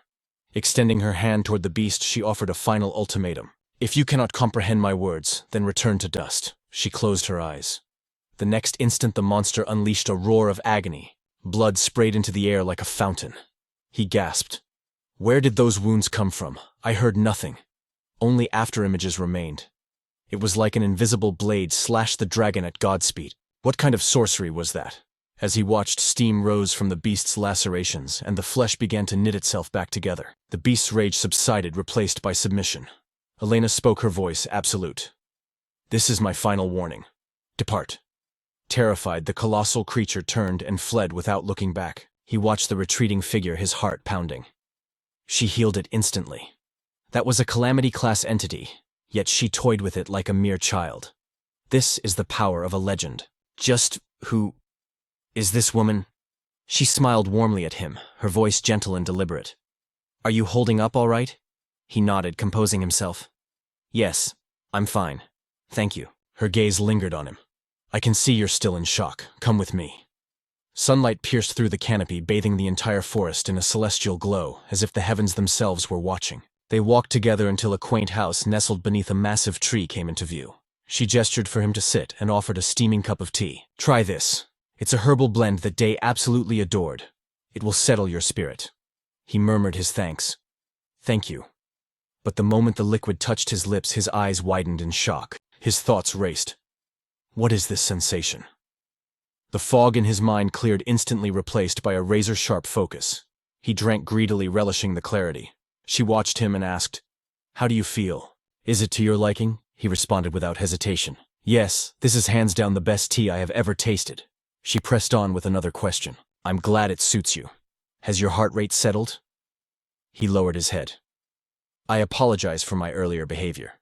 It was rude of me. She waved it off gently. There is no shame in fear. The fact that you didn't surrender in the face of a dragon is impressive enough. He gasped, the realization hitting him like a truck. So it really was a dragon. I knew running would have been futile, she explained calmly. Even though it is the apex predator of this forest, it dares not approach my territory. However, it seems you attracted its attention. He looked at her, bewildered. Huh, attracted by what? She leaned in slightly. The mana within you. It is dense and tragically pure. To that dragon you looked like a gourmet meal. In its eyes, you were nothing more than a nutrient-rich supplement. Its hunger simply overpowered its fear of me. She paused. Do you have any other questions? He narrowed his eyes, skepticism creeping into his voice. Is this place truly inside the Book of Zeit? It feels too visceral. The realism is terrifying. It took 15 minutes just to walk here from the dragon's lair. The scale here dwarfs the previous trials. It's the kind of massive world-building you'd expect from a top-tier system Manhwa, she answered with precision. This realm spans from page 214 to page 232 of Zeit's record. It is the third trial page. Shock washed over his face. Then, was the dragon just an illusion created by magic? Elena chuckled softly. Who knows? It isn't exactly real, but it isn't exactly fake either. He stared blankly. What do you mean? Elena elaborated.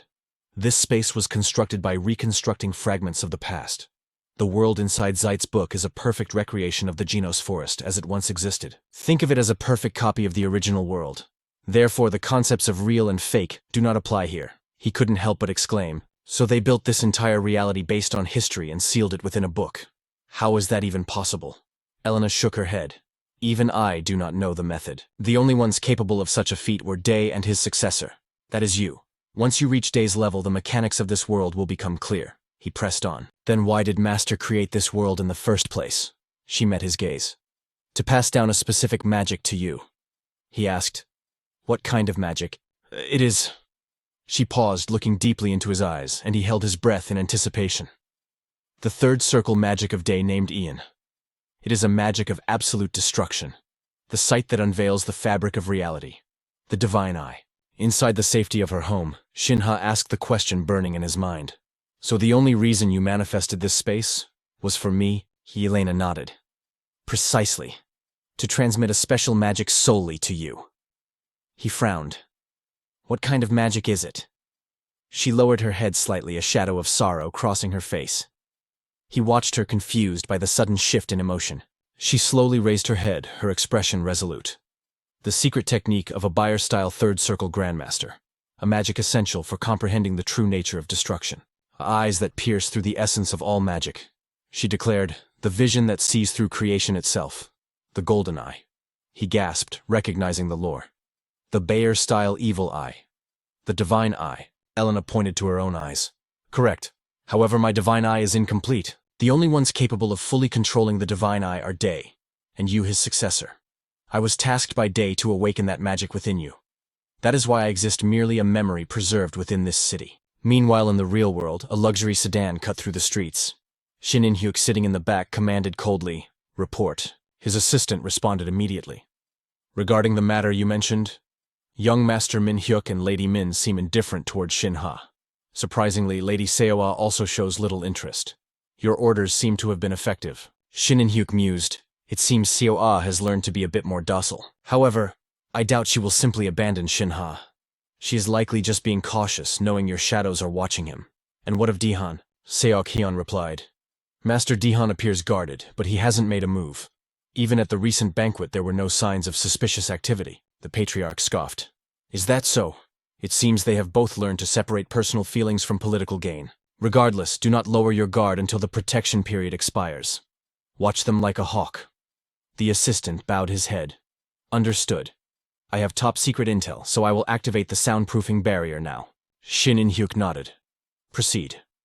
Seok Hyun opened a file. This is the report regarding potential collusion between the family and the Black Tower. We investigated 32 individuals focusing on the elders and high-ranking officials who were displeased with young Master Shin Ha's return. Shin In-hyuk remained silent, his gaze piercing. The assistant continued. Regarding the Black Tower, they are clean. Shin In-hyuk rested his chin on his hand, eyes narrowing.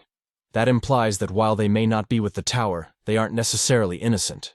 Seok Hyun quickly handed over a plan. Exactly.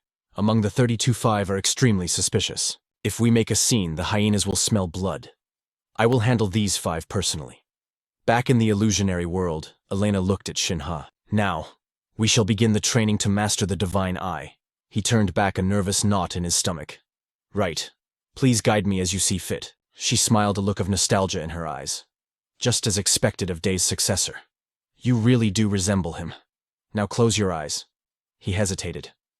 Like this. She guided him into a meditative state. Yes. From this moment on I will pour my mana into you.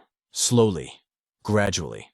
And I will explain the principles of the divine eye. Normally information regarding the divine eye is restricted until one reaches the 4th circle.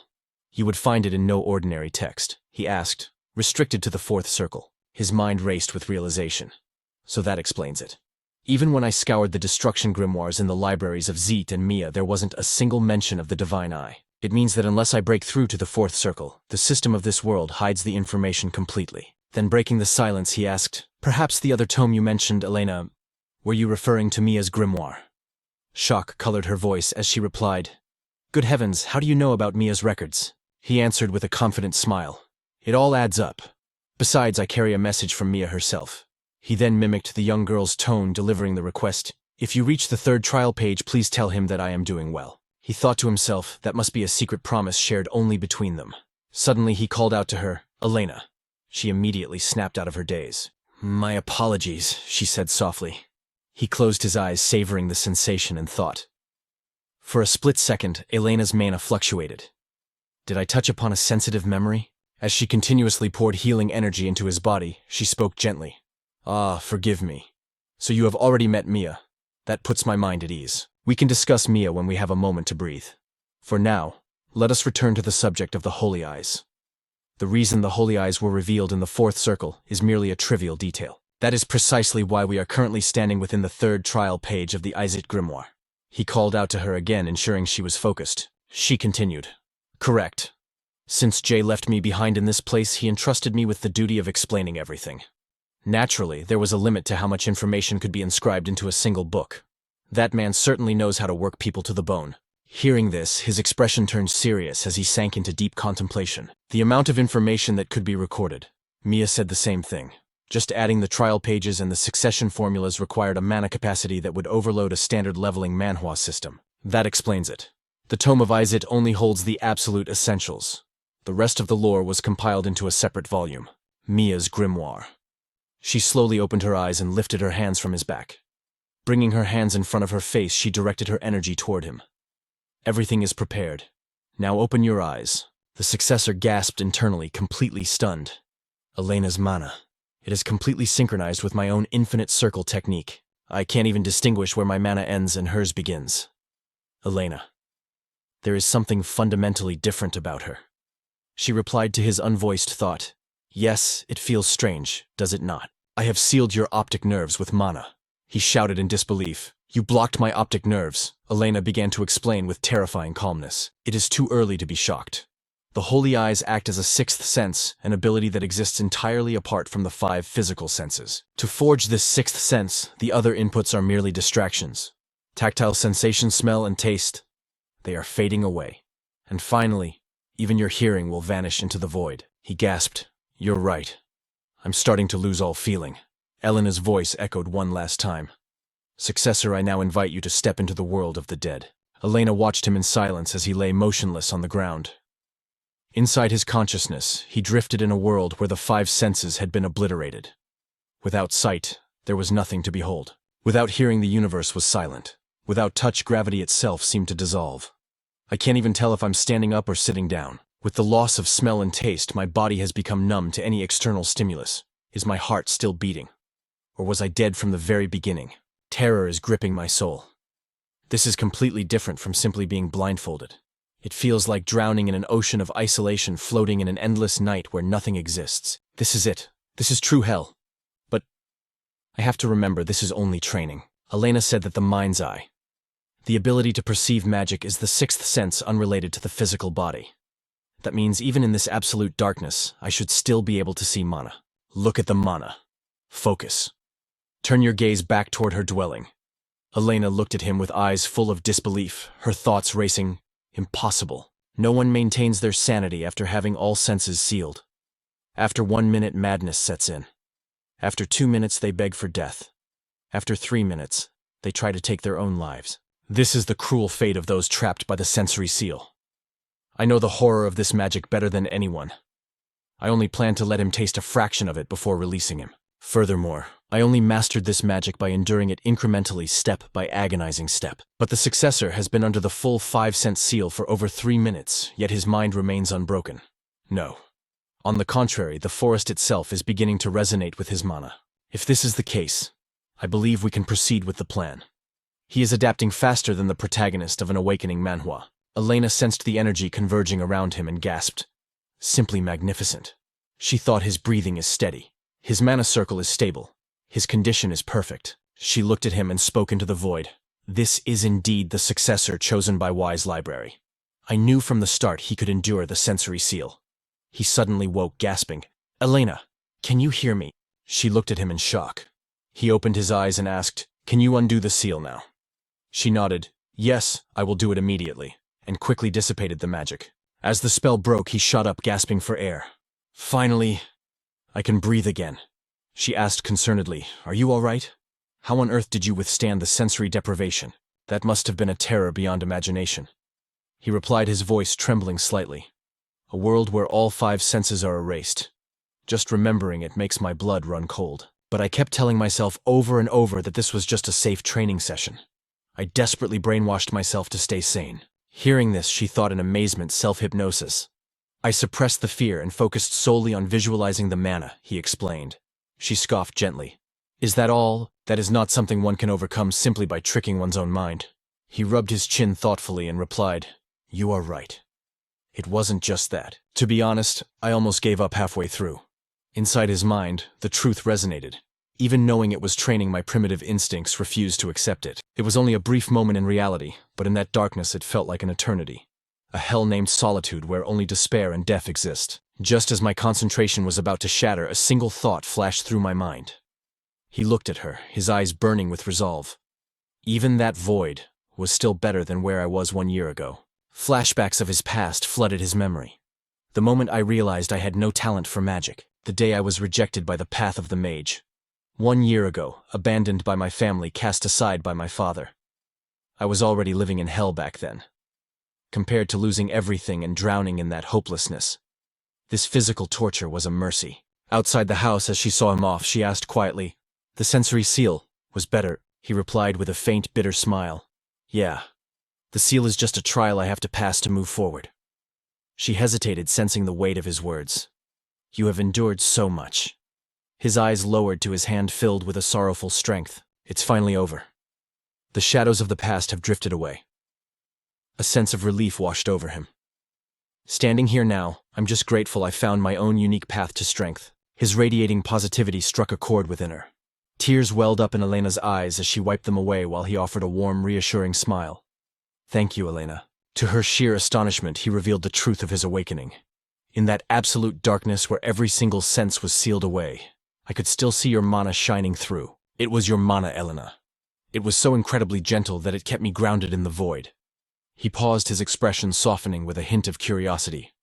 Or perhaps, did I just absorb some of your influence? Memories of that moment washed over her, and a small smile graced her lips. I never thought I would hear those words spoken to me again, she thought, her heart trembling. Back in the sanctuary of the forest, Shin Ha sat comfortably sipping tea. His consciousness was now drifting effortlessly between Mia's book and this spiritual realm. Elena nodded, a sense of peace settling over her. Knowing Mia as well brings me such joy. Thank you.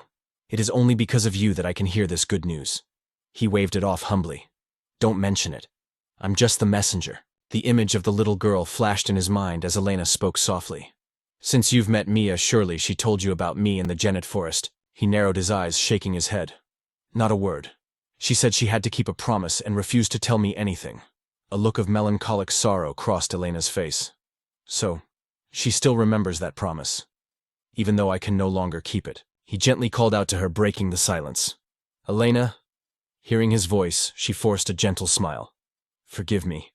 I didn't mean to make the atmosphere so heavy. It's fine, he assured her. Elena's eyes twinkled with a hint of teasing. By the way, if she mentioned the promise, it seems Mia has taken quite a liking to you. Am I wrong? He laughed awkwardly, scratching his cheek. I guess our relationship isn't too bad, he admitted. But seriously, what was this promise about? She lifted her teacup, eyeing him. You seem very curious about it, don't you? I apologize, but that is a secret, a sacred covenant known only to us. I cannot share it. Suddenly a realization hit him. If Mia made a promise to you back then, that means she must be a real person from the past just like you. That deduction caught her off guard. She hasn't told you yet. I don't think it's my place to answer that, she said, guarding the truth. I cannot reveal Mia's secrets. He looked at her with understanding. If you can't tell me, then I respect that. If it is a sworn oath, then it certainly cannot be broken. Elena smiled warmly at his maturity. Thank you, Junior, for understanding our bond. The hour grew late, and it was finally time to depart. I'll head back now. I'm counting on you from here on out. She nodded firmly. I will do my best to train you until you have completely mastered the Holy Eye. Just as he turned to leave, he stopped. Before I go, may I ask one more thing? She agreed immediately. Of course. He frowned slightly, his expression turning serious. Elena and Mia. What exactly is the relationship between you two? Her answer was filled with tenderness. We are friends, connected by the magical protection of Benner, just like the constellations. No matter how far apart we are, there's always a link between us. The book opened, and he stepped back into the vibrant space of the other realm. I'm back, he announced cheerfully. Mia leaned on her hands, staring at him. What, already? That was fast. He walked toward the little girl. I have school tomorrow, so I have to wrap it up early. She squinted, looking at him with deep suspicion. Did you even train properly? She demanded. Of course I did. He laughed. Suddenly he activated his new sight, the kind of ability you'd see in a leveling manhwa, and stared intently at the mana floating around her. And I'm guessing you've been training hard too. Just kidding. It still looks a bit unstable, but I can tell you've been practicing the right way. Hearing that, Mia rushed forward and grabbed his face. This is weird. You just finished the sensory deprivation training. You shouldn't be this energetic. He simply complimented her. Amazing. Your true mana. It's both cold and incredibly stable. She smiled, a rare softness in her eyes. Is that so? Well, I am a pretty cool and cold person, you know. She began setting out tea on the table, still puzzled. You went through the 5 senses seal training, and you're really okay. He shrugged. I'm fine. Mia's suspicion grew. Really, did Elena go easy on you because she's soft-hearted? Or was it the magic of the forest? He looked confused. Forest magic. What is that? Seeing his confusion, she pressed on. You haven't received the trauma cycle therapy yet. He answered nonchalantly. There was no trauma to treat. Internally, he thought, something feels off. Mia looked at him like he was a monster. You practiced that insane magic without getting PTSD. You must have used a trick. Come on, what did you use? Tell me. He thought back to the story he had told Elena about the events of 1 year ago. When Mia heard it, her jaw dropped. What? Did something like that really happen? Contrary to her shock, his voice was calm. That is why until a year ago I was always lost. Because everyone placed such high expectations on me, the backlash was even more severe. I lived in the shadow of absolute despair. But now I treat that darkness as magical training. It only makes my power grow stronger. Even if my senses are sealed, it's no longer a problem. Mia sat opposite him, processing this. So the reason I always sense that dark energy within you is because you were already used to it. So that's what it was. He watched her reaction. He thought Mia would brush it off, but her expression was deadly serious. He recalled Elena's words, "So that you can understand us, and we can understand you." He awkwardly reached his hand out. The gesture confused the little girl. Is this guy crazy or something? Anyway, you said the training was easy. Do you think you can master it in time? His answer was instant and confident. Yes, of course I will. I can't believe those years of despair made me realize how lucky I am as a mage, he thought. There's no time to hesitate. As the successor of a legend, I cannot stand still. Back at the Oberon Academy dormitory, 2 ancient books lay side by side on his desk. Lying in bed, sleep evaded him. According to Elena, the Holy Eye is a demon eye that evolves with an infinite magic circle. With the first circle, I can perceive the color of mana. With the second circle, the Holy Eye reveals the fragmented structure of magic formulas. And at the third circle, once fully mastered, I will see the very essence of magic itself. I'll be able to see mana whenever I want. I need to get comfortable using the Holy Eye. I can do this right. All right. Today I got a message from the master of the Blue Magic Tower. The stage was set. His opponent, a rank 5 mage, had been decided. He flipped open his phone. Message from the Blue Tower Master. Shin Ha, your opponent, the rank 5 mage, has been assigned. I've attached their profile. I look forward to a good match. A face appeared on the screen. Du Hanguk, age 29, blood type B. His eyes widened in shock. This is... Looking at the data, Shin Ha suddenly remembered. That's right. Today is the day. News from the Blue Tower Master. The matchmaking for the level 5 mage against Shin Ha is finalized. I've attached the dossier. This is going to be a battle straight out of a leveling manhwa. Target Du Shin Ha, origin the valley, age 29, blood type B. Shin Ha's eyes widened as he scanned the data stream. The next morning, the air inside Overpowered Academy's training hall crackled with intensity as the students gathered. Sung Chan watched from the sidelines, jaw dropping. Are these guys even human? Adela unleashed a ferocious offensive, pouring every ounce of her mana into the strike. Shin Ha stood his ground, his eyes locking onto the attack's trajectory. With fluid precision, he deflected every single blow. Adela gasped, shocked by his impenetrable defense. Was the message from the Blue Tower Master actually a comprehensive strategy guide? The sparring continued, one attacking relentlessly, the other defending effortlessly. Shin Ha's voice was dead serious. I told you, Adela. That wasn't just a profile, it was a blueprint for victory. Adela leaned in, her curiosity peaking. Wait, if this strategy data is real. She looked up, panic flashing in her eyes. Is it possible? In that split second of distraction, Adela was forced into a desperate defensive block. But just as the energy was about to slam into her, it dissipated into thin air. Adela stared at Shin Ha, bewildered. He stepped forward, his expression grave. That's exactly what I wanted to discuss. I don't understand their true intentions either. He reached out a hand to her. Adela, what's your take? She grasped his hand, determination returning. Let me see that file again. He nodded coolly. Be my guest. She scanned the digital document, her eyes widening in disbelief. It's real. This reads more like a cheat code than a simple dossier. Shin Ha took the phone back. Sung Chan rushed over, eager to join the huddle. Hey, let me get a look, Adela murmured, lost in thought. The data analysis. It's absolutely flawless. Forget the analysis for now. Focus on upgrading your skills. Maybe this is just the Blue Tower Master's way of showing affection. Shin Ha sighed deeply. I guess so. Since I'm at a disadvantage, maybe they're trying to level the playing field. Sung Chan looked at Shin Ha with concern. It's a blessing in disguise. We barely have any time to grind as it is. Shin Ha hesitated, then nodded. True. He turned away with Adela, their focus shifting. Better to train until we drop than waste time overthinking it. Adela agreed. You're right. Suddenly a loud announcement blared outside. Break time is over. Back to the grind. I haven't even caught my breath yet. Give us 5 more minutes. Stamina is built in the fires of exhaustion. Hearing that, Sung Chan sprinted toward Shin Ha with tears in his eyes. You tyrant! But before he could finish his complaint, a massive explosion rocked the area behind them. A voice roared from outside. You idiots are destroying the building. Sung Chan stared at the gaping hole in the ceiling, weeping silently. Why do they always use high-tier magic indoors? Later that night at the academy dorms. Adela stumbled into her room, completely drained. She collapsed onto the soft mattress, eyelids heavy as lead. I need to change. But sleep comes first. Good night, world. But even as she drifted off, her mind raced. His moonlight bullet technique. It was faster and more potent than mine. Her eyes snapped open. Wait, hold on. The more she thought, the more wrong it felt. She gripped the sheets, frustration boiling over. Damn it, I worked so hard, yet I'm still lagging behind. Adela shot up from the bed, eyes burning with resolve. I can't stay stagnant. I need to push past my limits. Her gaze hardened, staring into the darkness. I climbed this high with my own strength. I refused to lose to Shin Ha's lunar magic.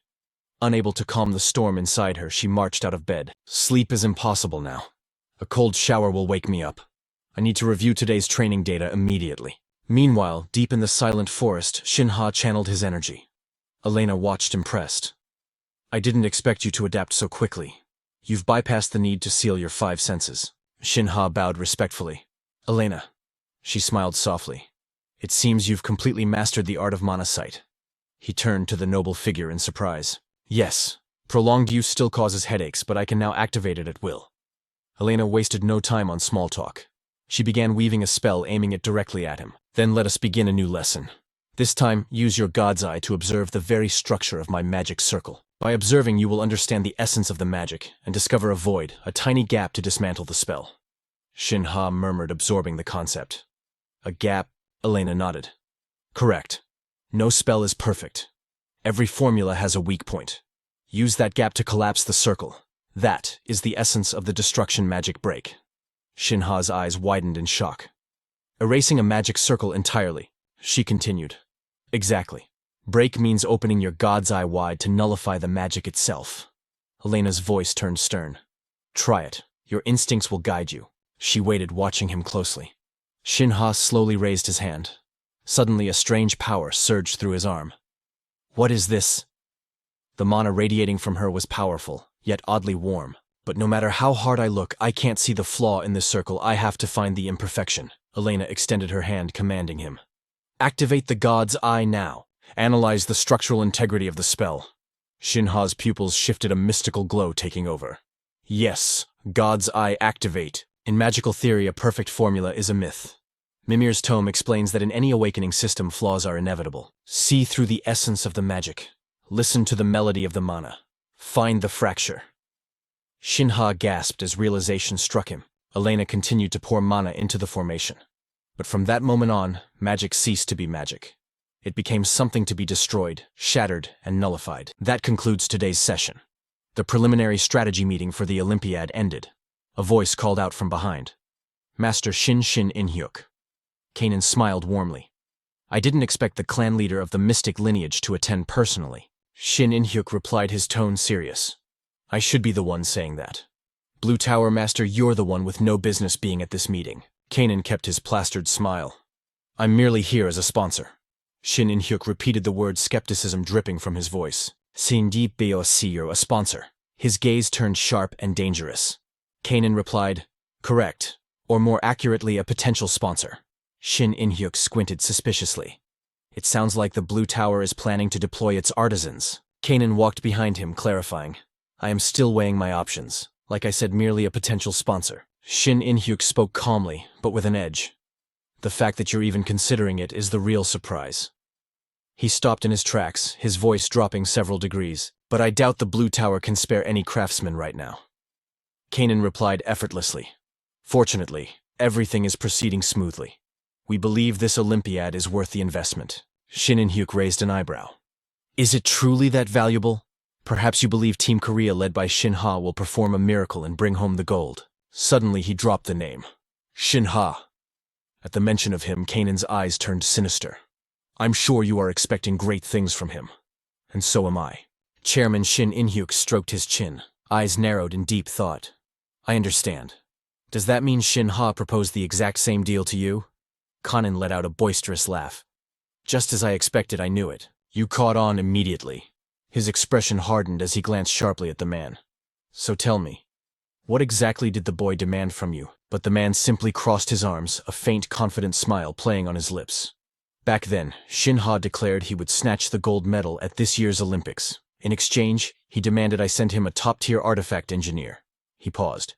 And what about you? He swore he would bring home the gold, Shin In-hyuk replied. He demanded I provide every ounce of logistical support available. I must admit the boy has completely transformed from the rookie he was a year ago. His confidence is skyrocketing, Kanan mused, his voice dropping to a low, intriguing hum. Did you accept his terms without attaching any strings? Shin In-hyuk's face turned icy. Indeed. Basic support is trivial. But are you seriously considering deploying our master artifact craftsman based solely on the promise of a mere child? Kanan flashed a business smile, though he scoffed internally. This overwhelming pressure, truly, the apple doesn't fall far from the tree. Aloud he replied, that is correct. As long as Shin Ha clears the hurdle I've set, I am more than willing to invest in this leveling Manhwa legend. What condition? Shin In-hyuk demanded. Without hesitation, Kanan held up 5 fingers. He must defeat a 5th circle mage in a one-on-one duel. That is the ultimatum I delivered. A sinister grin spread across Shin In-hyuk's face. Not bad at all. Tell me, do you plan to witness the spectacle personally? Would my presence be an issue? You are most welcome, of course. The scene shifts to the training grounds in the forest where Shin Ha lay sprawled on the earth gasping for air. I am completely drained. Elena approached with a tray of water, her smile radiating warmth. Well done, successor. With this, your hellish training is finally complete. As if injected with a stimulant, Shin Ha bolted upright. You're the one who suffered, master. Elena, I only made it this far because of your guidance. Elena chuckled softly. I hope I didn't drive you past your limits. I just wanted to make this final session count. He stood tall, a grin of triumph on his face. Thanks to the master's cloak, I managed to endure it. She offered him a teacup. Drink. This brew will wash away your exhaustion. He accepted the cup. I will enjoy it. Thank you. Elena watched him, her eyes filling with nostalgia.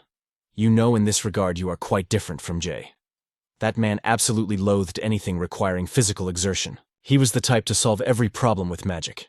Whenever a situation demanded raw muscle, he would grumble and whine incessantly. Shin Ha scratched his cheek sheepishly. For a grand mage of his caliber, I guess that makes sense. A moment later, Elena's voice turned solemn. Successor, I truly want to thank you for following my lead until the very end. Our time together concludes here. Teaching you has been a delightful journey. She paused, her expression complex. I should be celebrating, yet I feel a strange mix of relief and sorrow. Her gaze softened, filled with ancient wisdom.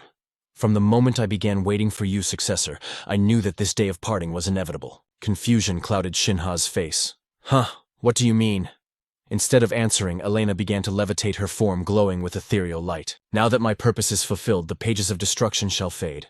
I too must vanish along with this forest. It is a vow I made to Jay long ago. Shin Ha stared up in panic as she ascended. Elena offered a final piece of wisdom. Please do not wear such a tragic expression. Just as this world quietly dissolves, it is proof that it was merely a construct created for this moment. The time has come. Farewell, successor. Shin Ha shouted desperately. Wait, without you, Elena. I never would have dared to dream of mastering the art of destruction. Elena closed her eyes, a serene smile gracing her lips. I am overjoyed that you are Jay's legacy. You are the only one capable of truly inheriting his magic. It is such a relief. A single tear traced down her cheek. My only regret is that I will not be able to witness your legend unfold any further. Shin Ha reached out, trying to grasp her fading silhouette. As his fingertips brushed against hers, her voice echoed in his mind. No matter what trials or despair you face in the future, promise me you will never surrender. Her hand slipped from his grasp. And please, take care of Mia. She gets lonely easily and can be a handful. Shin Ha stood frozen, watching the last traces of his mentor dissolve into light. Yes, of course I will. This was a true farewell. An eternal separation. In that moment he felt an emotion deeper than any generic manhwa recap could describe. A piercing pain. An indescribable ache. An unavoidable sorrow crashing over him like a tidal wave. Before she vanished completely, Elena whispered, Congratulations. You are now a 3rd circle master. With that, the magical tome slammed shut. He was back in his room alone with his thoughts. Immediately, he flipped the book open again. The pages detailing the art of destruction were now complete. Tears streamed down his face uncontrollably. Thank you, Elena. The days we spent in that forest and this final goodbye, I will carve them into my heart. These memories will be the fuel that drives me forward. The scene shifts abruptly to the bustling Blue Tower training arena. Kanan's voice boomed with confidence. The duel between Shin Ha and the 5th circle mage is about to commence. Nearby sung. Chen bowed his head, cold sweat drenching his back. Chairman Shin In-hyuk cut in coldly. What do you think his odds of victory are, Ae, or? Sung-chan trembled internally, his mind racing. Why is he asking me? Am I going to get dragged into this mess? Kanan continued to hype the crowd. The clash of the century is here. Sung-chan wiped sweat from his brow while Shin In-hyuk remained unimpressed. When does the actual fighting begin? Shin In-hyuk tapped his fingers impatiently. Sung-chan screamed internally. This is so uncomfortable. Why am I stuck between these two monsters? If only Adela were here to save me. But alas, she was down in the arena acting as Shin Ha's support. Hurry up and start. Shin Ha glanced at Adela but remained silent. Back in the VIP box, the question hung in the air. Does he have a chance? Kanan snapped his fingers confidently. I'd give him a 10% shot. Below the stands, the participants were finalizing preparations. Shin In-hyuk scoffed. My perspective differs slightly. Kanan raised an eyebrow. Oh, is that so? Then what probability do you assign him, Chairman? Shin In-hyuk's eyes were dead calm. At best, 2%. Kanan whistled. A harsh evaluation. And what about you? Sung-chan, the man stammered, caught off guard. Me, you're asking me? Kanan narrowed his eyes. Precisely. Put your friendship aside. Speaking purely objectively, what are Shin Ha's odds? Sung-chan looked down at the arena and swallowed hard. I think the probability is 50-50. Kanan leaned in, intrigued. Half that is a surprisingly generous number. On what grounds? Sung-chan's expression turned serious. Reason I don't have hard data. But if Shin Ha unleashes everything he has, it will be an even fight. His growth rate is monstrous, like a protagonist in an awakening manhwa, and frankly, he hasn't even shown us his true limit yet. Kanan laughed mockingly. Are you implying that up until now the boy hasn't even been fighting seriously? Down in the arena, the referee raised his hand. All magic barriers are secure. The duel commences now. Adela looked at Shin Ha. Let's go. He blinked, snapping back to reality. Huh. Oh. Right. High above the arena, Hargo smirked, his eyes dancing with amusement as he looked down. Adela stepped onto the stage, fighting to suppress the anxiety clawing at her throat. Suddenly, Cian appeared, tears streaming down his face in a dramatic display. I'm saved, thank God. Adela, well done, he gasped. She looked at him, trembling. What is happening? The duel between Sharon and Hargo had officially commenced. Hargo stood there, his aura completely devoid of tension. Sua shouted with authority. Both of you take your positions. Hargo didn't even try to hide the mocking laughter in his eyes. After the signal, Hargo spoke with overflowing confidence. Never thought I'd face the genius of the spirit family like this. Sharon replied coolly. Please go easy on me, senior. Sharon's spirit didn't waver an inch. Sua signaled the start. Hargo sneered arrogantly. I'll let you have the first move, Junior. Don't waste it. Sharon didn't hesitate for a second. Then I will gladly accept your kindness. He instantly unleashed wind blades and fireballs. A smirk tugged at Sharon's lips. Since you gave me the opening, I'll pour my entire soul into this first strike. Hargo remained arrogant, hands on his hips. So this is the adaptive magic I've heard rumors about. It feels like a cheat skill from a system manhwa. Interesting. Shironi laughed. Aren't you being a little too relaxed? Hargo laughed aloud. That's because I have the power to be relaxed. Chiron's gaze hardened. We'll see about that confidence. He launched a probe attack to test Hargo's limits. Fire. The bombardment stormed towards Hargo like a hurricane. Hargo's expression flickered slightly, but that smug look didn't vanish. Incredible. It looked like a single spell type, but the mana twisted in chaotic trajectories. They looked distinct, yet merged perfectly, becoming an unstoppable force of nature. Hargo realized the danger immediately. If a Circle 5 spell flew at me with that kind of movement, it would be a pure nightmare. Hargo adjusted his mana output instantly, his calculating eyes locking onto the incoming strike. Circle 5, non-attribute magic mana shield. The impact was chaotic, Shironi analyzed quickly. Even Circle 5 magic blocks it easily, but the shield has a fatal flaw. It isolates the caster completely. Right now, Hargo can't see me closing the distance. Hargo was stunned by the maneuver. You think I left an opening? Your plan was to rush me the moment I deployed the shield, knowing it won't save you. Chiron smirked darkly. Are you sure about that? He poured every ounce of mana into the attack, his eyes burning with absolute resolve. Panic finally began to set in for Hargo. High above, Sion clenched his fists and roared. There's a crack in the Circle 5 shield. The battle was reaching its fever pitch. Conan gasped in disbelief. No. That's impossible. Instructor In-hyuk watched in grim, silent observation. Chiron attacked, his voice cutting through the noise. It's too late. He unleashed his trump card. I calculated exactly when you'd interfere and accelerated the spell core to explode. The trajectories of wind and fire merged into one inferno blast. A critical hit, the defensive formation shattered, sending shards of mana scattering into the air. Adela gasped in horror. Cian screamed. It shattered! Shirone grinned with satisfaction. If only you'd been a little more careless, senior. But from within the smoking ruins of the spell, Hargo's voice remained calm. Relaxation is fine, but never let your guard down. That is what the Tower Master taught me. Sharon's mind raced. He created a new absolute shield the instant the first one broke. Is this the monster-level gap of a Circle 5 mage? Inside the barrier, Hargo smiled chillingly. All right, Junior. This time I'll make the first move. A massive new formation engulfed Sharon. Sharon didn't back down. Then bring it on. Sharon had a plan, but the anxiety was creeping in just as he expected. It matches the data perfectly. Age 29, blood type B. Fire specialist with physical enhancement. Aggressive and obsessed with new magic, like a boss in a leveling manhwa. Hargo, Circle 5. His next move will be his signature ultimate technique. A fusion of fire magic and physical reinforcement. Hargo lunged, aiming to crush him in close quarters. Sharon parried, confidence surging within him. He's intrigued by my magic. He wants to observe more, so he's avoiding my vitals. Suddenly a chill ran down his spine. But he won't go easy on me. If he strikes, there's only one outcome. Hargo threw a devastating right hook. Sharon barely dodged, but the sheer velocity tore at his arm, inflicting damage despite the evasion. Yet his focus didn't waver. Without warning, Sharon slammed a fist straight into Hargo's gut. The surprise counter made the senior mage grit his teeth in agony. Hargo stumbled back, his balance broken. He lowered his stance, shock written on his face. You reacted to that speed? Sharon stood tall, hiding nothing. I've been grinding my melee stats. Hargo shifted to a new stance, eyeing him warily. You're right. Close combat is his specialty, yet he analyzed my strength and adjusted his posture instantly. This kid, he's no ordinary rookie. Hargo chuckled darkly. The future is truly terrifying. A Circle 3 mage with melee skills at this level, fine. From here on out, I'll fight seriously. He swung his arm, mana flaring. Fire dance, blazing torrents of flame screamed towards Sharon. The overwhelming privilege of a Circle 5 mage. A wide area destruction spell impossible for a Circle 3 to dodge or block. Hargo grinned like a maniac. Now how will you handle this? The match ends with this move. Sharon activated the technique Elena taught him, focusing his resonance to counter Hargo's frequency, Hydro Shield. Hargo froze in absolute horror. A Circle 3 spell, no. Is that another adaptive mutation? The arena vanished in white steam. Adela screamed, Fire Dance and Hydro Shield collided. Cian yelled, I can't see a thing! What's happening?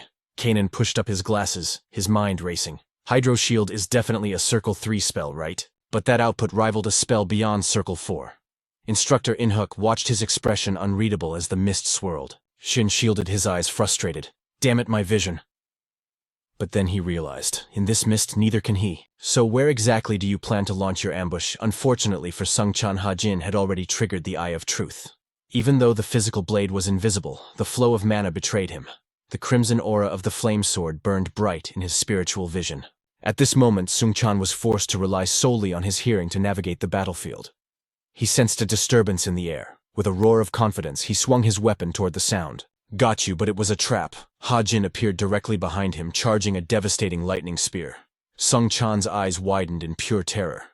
When did he close the distance? Absolute Shield activate. That defensive skill had already been shattered once before. It was a gamble with his life. Ha-jin instantly recognized the telltale signature of the yellow mana. Within the blinding white mist, the deadly dance continued. Sung Chan attempted to erect an earth shield. But Ha-jin moved with Godspeed, intercepting the spell before the wall could even materialize. Two opposing forces of nature collided violently within the fog. Sung Chan reeled from the counterattack, his vision completely obscured. A fist charged with destructive force came flying toward him. Ha-jin's speed was defying all logic, yet Sung Chan still managed to trigger a defensive art. He's too fast. Sung Chan instinctively recognized the surge of blue mana. In a split second of distraction, he was struck by the water pillar. Ha-jin didn't let up, unleashing a critical counterattack instantly. Next came the suppressing force of the water shield. The dense fog showed no signs of dissipating. Sung Chan cursed under his breath, frustration boiling over. Damn it, blinded again. But then a sinister smile crept onto his face. This is getting troublesome. But your little parlor tricks end right here. Ha-jin remained locked in, focused entirely on his opponent. This was the power of an awakening Manhwa protagonist. His Eye of Truth pierced through the very fabric of the spell, listening to the rhythm of the mana and finding the fatal flaw in the magic. From that split second, the spell ceased to be just a spell. A moment later, Sung Chan realized his magic had vanished into thin air. He gritted his teeth, his mind unable to process the impossibility. My Inferno prison. Ha-jin smirked, his eyes gleaming with triumph. The moment you are certain of victory is the moment you are most vulnerable.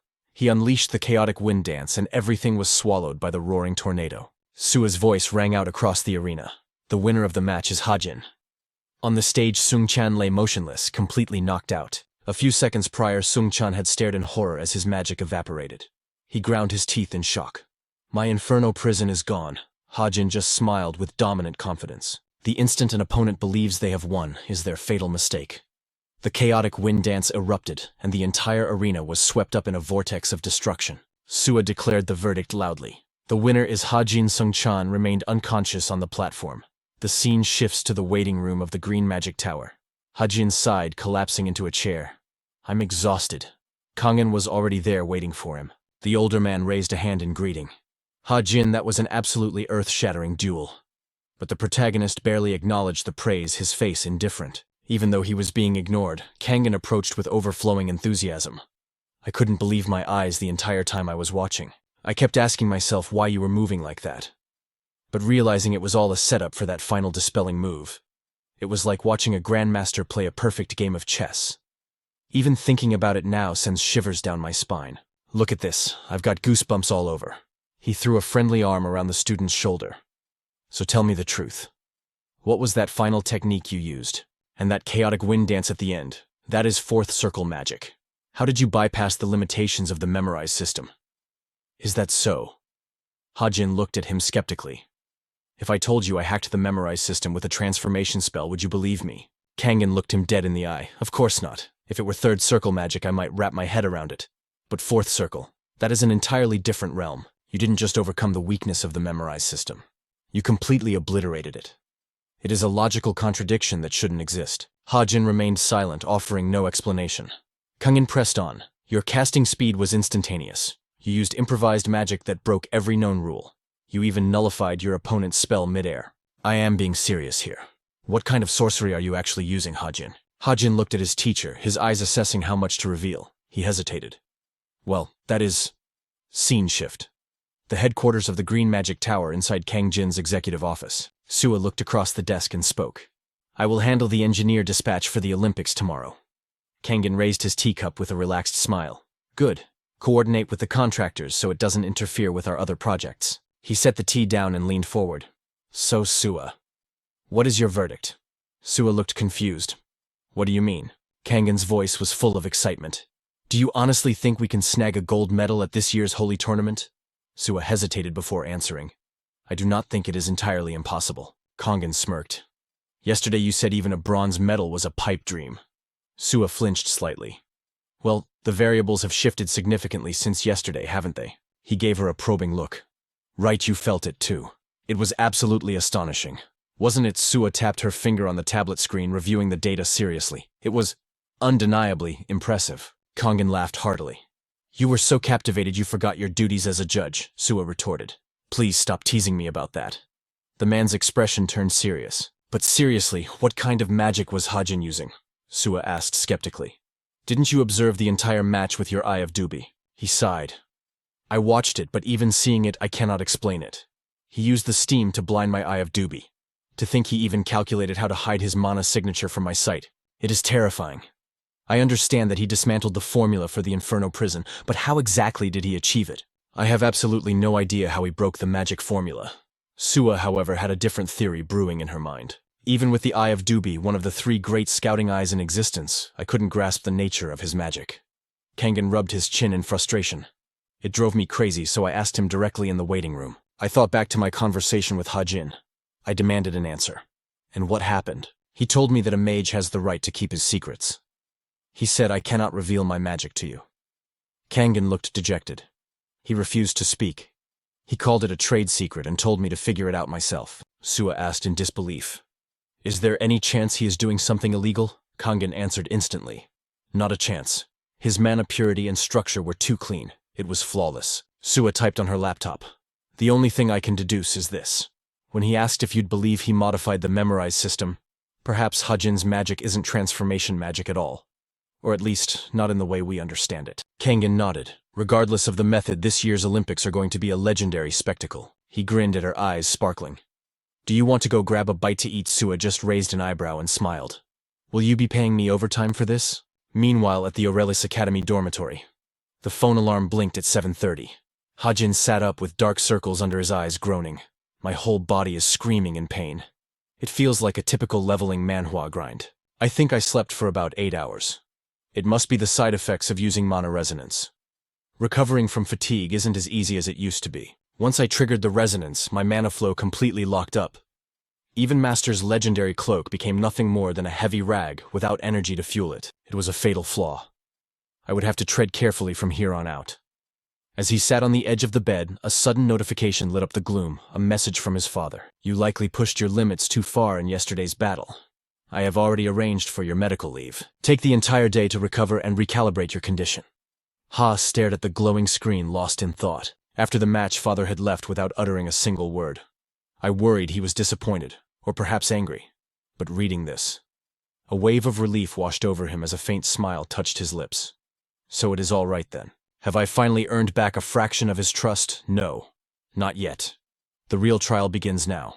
The countdown to the Olympics is ticking, and time is a luxury I do not have. Suddenly Mia materialized from thin air. Successor, you have returned. How did the duel go? Ha flashed a confident thumbs up, masking his exhaustion. Naturally, I crushed it. An easy victory. Mia leaned in, eyes narrowing playfully. Are you sure about that? Because your face looks like you are one step away from collapsing. His expression sobered. To be honest, it was far from easy. A single misstep, one tiny error in judgment, and I would have been finished. Thanks to the intel from the Blue Tower Master, I held a strategic advantage. But even though I won this round of the leveling manhwa storyline, I feel no satisfaction. He raised 4 fingers, his gaze sharpening. So, Mia, bring me the grimoire. I need everything on the 4th infinite circle, specifically the circle of expansion. Mia stood atop the high podium, striking a dramatic pose with one hand extended. 4th infinite circle. Expand. At her command, books levitated, glowing with arcane energy as they danced through the air. I have gathered every relevant tome for you, successor, essential for any awakening manhwa protagonist. Devour them all. Meanwhile, at Overpowered Academy, a professor stood before the lecture hall. Chapters 5 through 10 have been assigned. Your task is to analyze the magical attributes and provide solutions to the theoretical problems within. If you actually study the source material, you will find the answers are quite simple. The digital stylus glided across the screen. Ha rested his chin on his hand, twirling the pen as his mind raced. The expansion circle. The stylus tapped the screen, sketching a complex diagram. This concept is fundamentally different from the circles I have mastered before. In his mind's eye, vibrant rings of light manifested, interlocking and rotating. The circle of consideration, the circle of resonance, and the circle of interference. The lines connected, blooming outward like the layers of a complex flower. Ha stared at the schematic he had just sketched on the electronic tablet, analyzing the geometry. Since the expansion circle is encompassed by the previous 3, if those 3 spin on a stable axis, the entire magical structure stabilizes. The result? Exponential growth in magical efficiency. He visualized himself standing at the epicenter of these rotating halos. Once the formation stabilized, the inherent weaknesses of his magic would be virtually nullified. He reached out to the imaginary bands of light. Energy absorption rates increase. The frequency and duration of resonance would skyrocket. His finger traced the nexus where the rings converged. The backlash from magical resonance drops significantly. Furthermore, the mental load of maintaining dispersal spells vanishes. A knowing smile played on his lips. It is the same principle applied to the divine eye. On his screen, the circles perfectly aligned to form a blossoming lotus of power. However, because this architecture is entirely foreign compared to my previous cores, manifesting it will be a nightmare. His mind drifted back to the conversation in the library. That is the critical issue. According to the ancient texts in Mia's archives, forging an expansion circle requires a minimum of 1 year. He let out a dry, hollow laugh. The more circles you possess, the harder the next one is to form. That is the law. He glanced out the window at the passing clouds. But a whole year? That is simply absurd. I cannot afford to waste a single second. Cut to the inner training grounds of Overpowered Academy. Ha stood like a drill sergeant's stopwatch in hand, watching Sung Chan and Adela sprint on the treadmills. 5 minutes remaining. Sung Chan wheezed like a broken bellows, sweat pouring off him in rivers. Even the composed Adela was drenched, her stamina pushed to the brink. The timer beeped. Ha waved the phone nonchalantly. All right, take 10. Sung Chan instantly collapsed onto the floor as if his strings were cut, screaming, I see the light, I am actually going to die. Adela walked over, breathing hard but maintaining her grace. Are you all right? She bent down slightly, whispering. Hang in there. The unexpected encouragement made Sung Chan freeze in place. She offered a gentle, radiant smile. Didn't we promise to push beyond our limits? Her words struck Sung Chan like a lightning bolt, triggering a memory of his duel with the monster Doha. He recalled Ha's whining voice from that day. Guys, I literally just finished a death match. I am exhausted. Can't we do this assessment later? Back then, Sung Chan had wagged his finger arrogantly. What kind of nonsense is that? I don't care if you're dying. You said the evaluation happens today, so it happens today. Even Adela had looked concerned back then. But Sung Chan, I think this is too much. Perhaps we should let him rest and reschedule for tomorrow. Sung Chan had laughed triumphantly. No, absolutely not. He had pointed at Ha, who looked ready to cry from fatigue. Training when you are exhausted is when it counts the most. Skipping that is like throwing away 30% of your gains. Sung Chan crossed his arms, mocking him. That is the philosophy our great teacher Ha always preaches. You haven't forgotten your own words, have you? Hearing that memory, Ha's irritation flared, then transformed into a terrifyingly sweet smile. You are absolutely right. I have been getting lazy. I must not lose my original resolve, so prepare yourselves for the full course training session tomorrow. I am looking forward to it. Sung Chan's smile twitched awkwardly. Actually, I think resting today is a great idea. Before he could finish, Ha grabbed him by the collar and dragged him toward the torture chamber. Nonsense.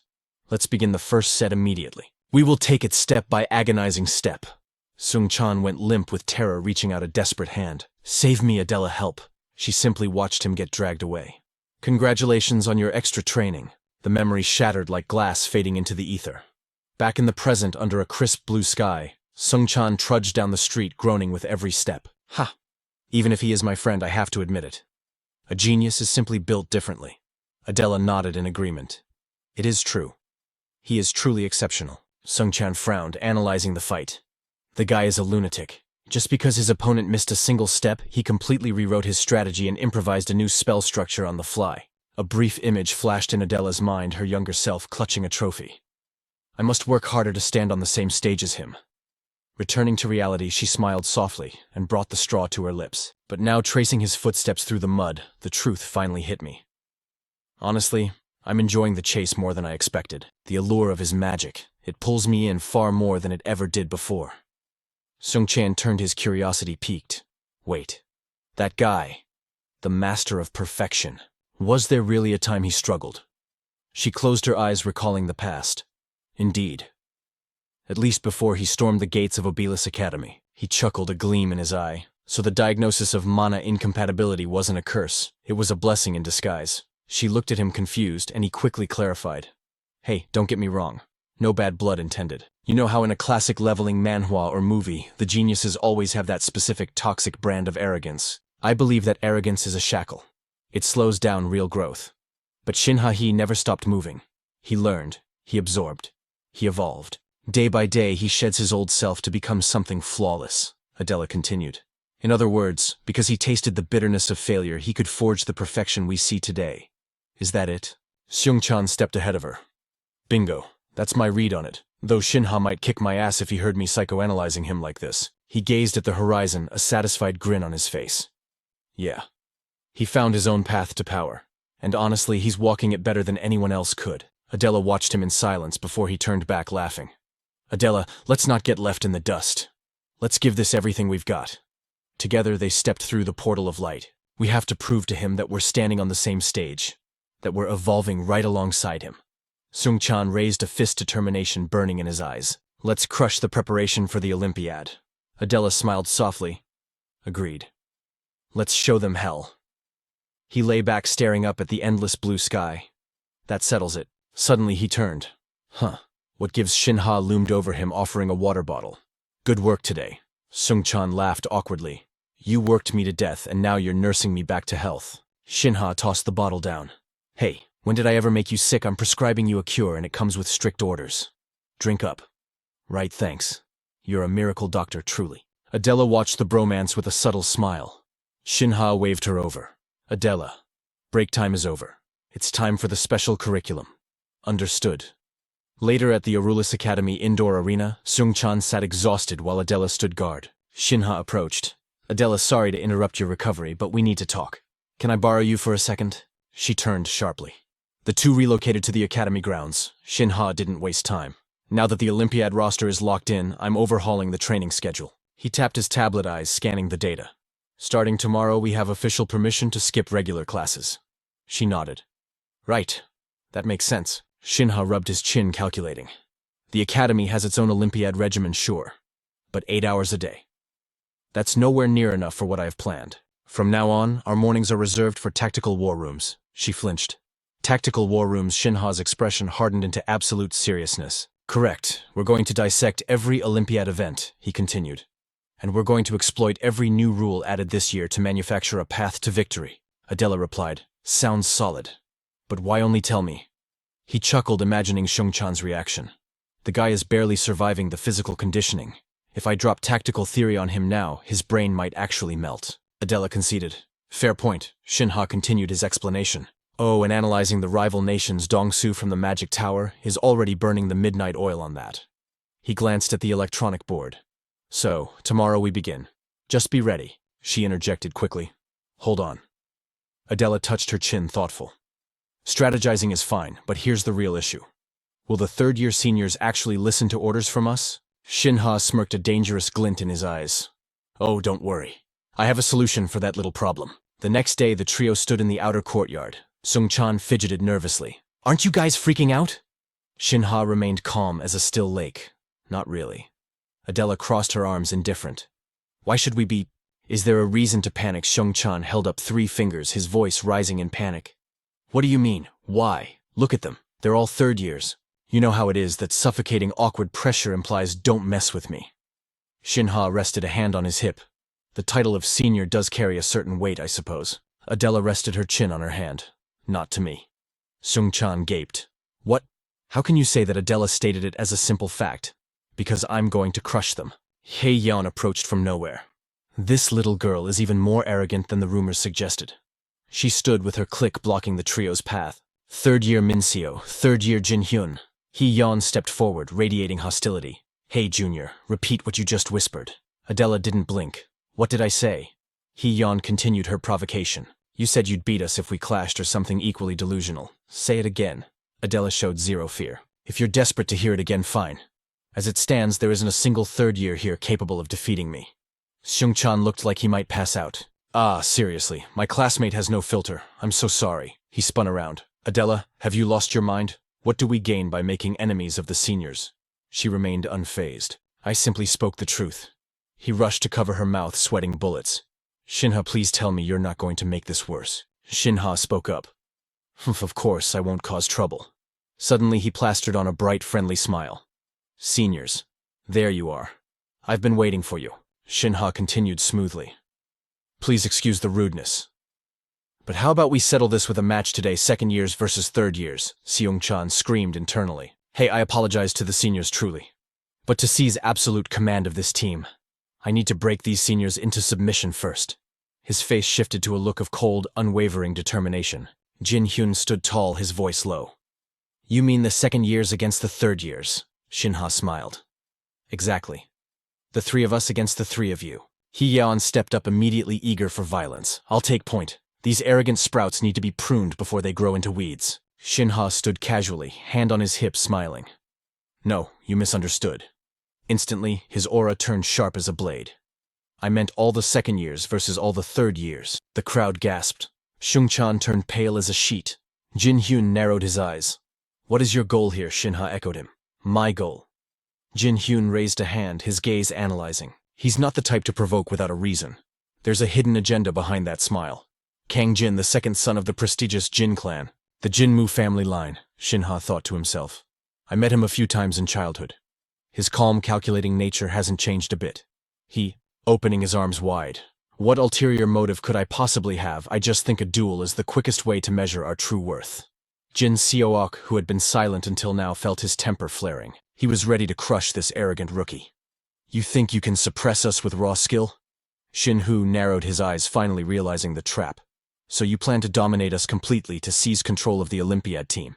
Haiyan was already seething with rage. Jin Seook stepped forward, a smug smirk playing on his lips. Is that really your game? Am I wrong? Ha remained stoic, saying nothing. Hi. Yan pointed a trembling finger at him, her voice cracking with fury. Your arrogance has crossed the line, rookie. Hubei. Know all of you. My patience has run dry. She continued to scream. Fine. I know you and Adela are talented, but this isn't how things work. There is a limit to how much you can disrespect your seniors. She was shaking with anger. Sure, in a one-on-one duel, your skills might actually get you a win. Ha-yeon grit her teeth. But 3 against 7. Are you out of your mind, no matter how strong you 3 think you are? Sung-chan trembled in fear as her finger turned toward him. There is no way you can defeat a force twice your size, especially dragging dead weight like him along, right? Sung-chan flinched, terror and shame washing over him. Useless. Adela's eyes flashed with a cold, murderous light. Both she and Ha remained deadly silent. Ha-yeon issued her final ultimatum. I will say this nicely one last time. Apologize now, and we might just let this slide. Shin Ha chuckled softly. You've really gone too far this time, Hubei. Ha finally spoke, his demeanor terrifyingly calm. Good grief. Listening to your rambling is getting really annoying. Shin Ha's smile stiffened. Sung-chan shrank back, wishing he could disappear. Ha. You've lost your mind. Ha continued, his voice dripping with disdain. Aren't you guys the real useless ones here? Shut your mouths and fight. He smiled, a clear provocation to his seniors. My dear, respected Sunbeis. It was a beautiful morning when Ha's team finally faced off against their rivals. Jin Seoke frowned, his annoyance visible. I hate ruining the mood, so I tried to keep the peace. But you just had to push the wrong buttons. Shin Ha, you good? Shin Ha replied with a cold, detached tone. I'm fine. Hearing that, Jin Seoke walked up to Ha with his chin held high. Fine then, let's do this. 3 against 7. But just fighting is boring, isn't it? If we win, you follow my tactical command without question. And if you guys win. Before he could finish, Ha smirked and cut him off. Deal. Let's do exactly that. Jin Seoke blinked, confused. He hadn't even stated their terms for winning yet. Ha turned his back, radiating absolute confidence. Bet whatever you want. If you want me to leave the team, I'll walk. But that's never going to happen anyway. The seniors stood there stunned by his audacity. Ha-yeon was the first to break the silence. That arrogant little brat. While Sung-chan buried his face in his hands, Ha casually snapped his fingers. Oh, and we have one more condition when we win. She flinched as he pointed directly at her. Then came the demand that would crush her pride. You have to apologize for calling Sung-chan small fry. The next day, inside the Orbilit Academy arena, the combat simulation system hummed to life. Environment set, mountainous region, night mode. Inside the simulation, Ha stretched his muscles. Everyone ready, Adela responded instantly. I am set. Sung-chan's group was also in position. The system voice echoed through the air. Siege warfare begins in 5 minutes. All units to positions. This awakening Manhwa scenario was set up as follows. This 3 versus 7 battle follows simplified international siege rules.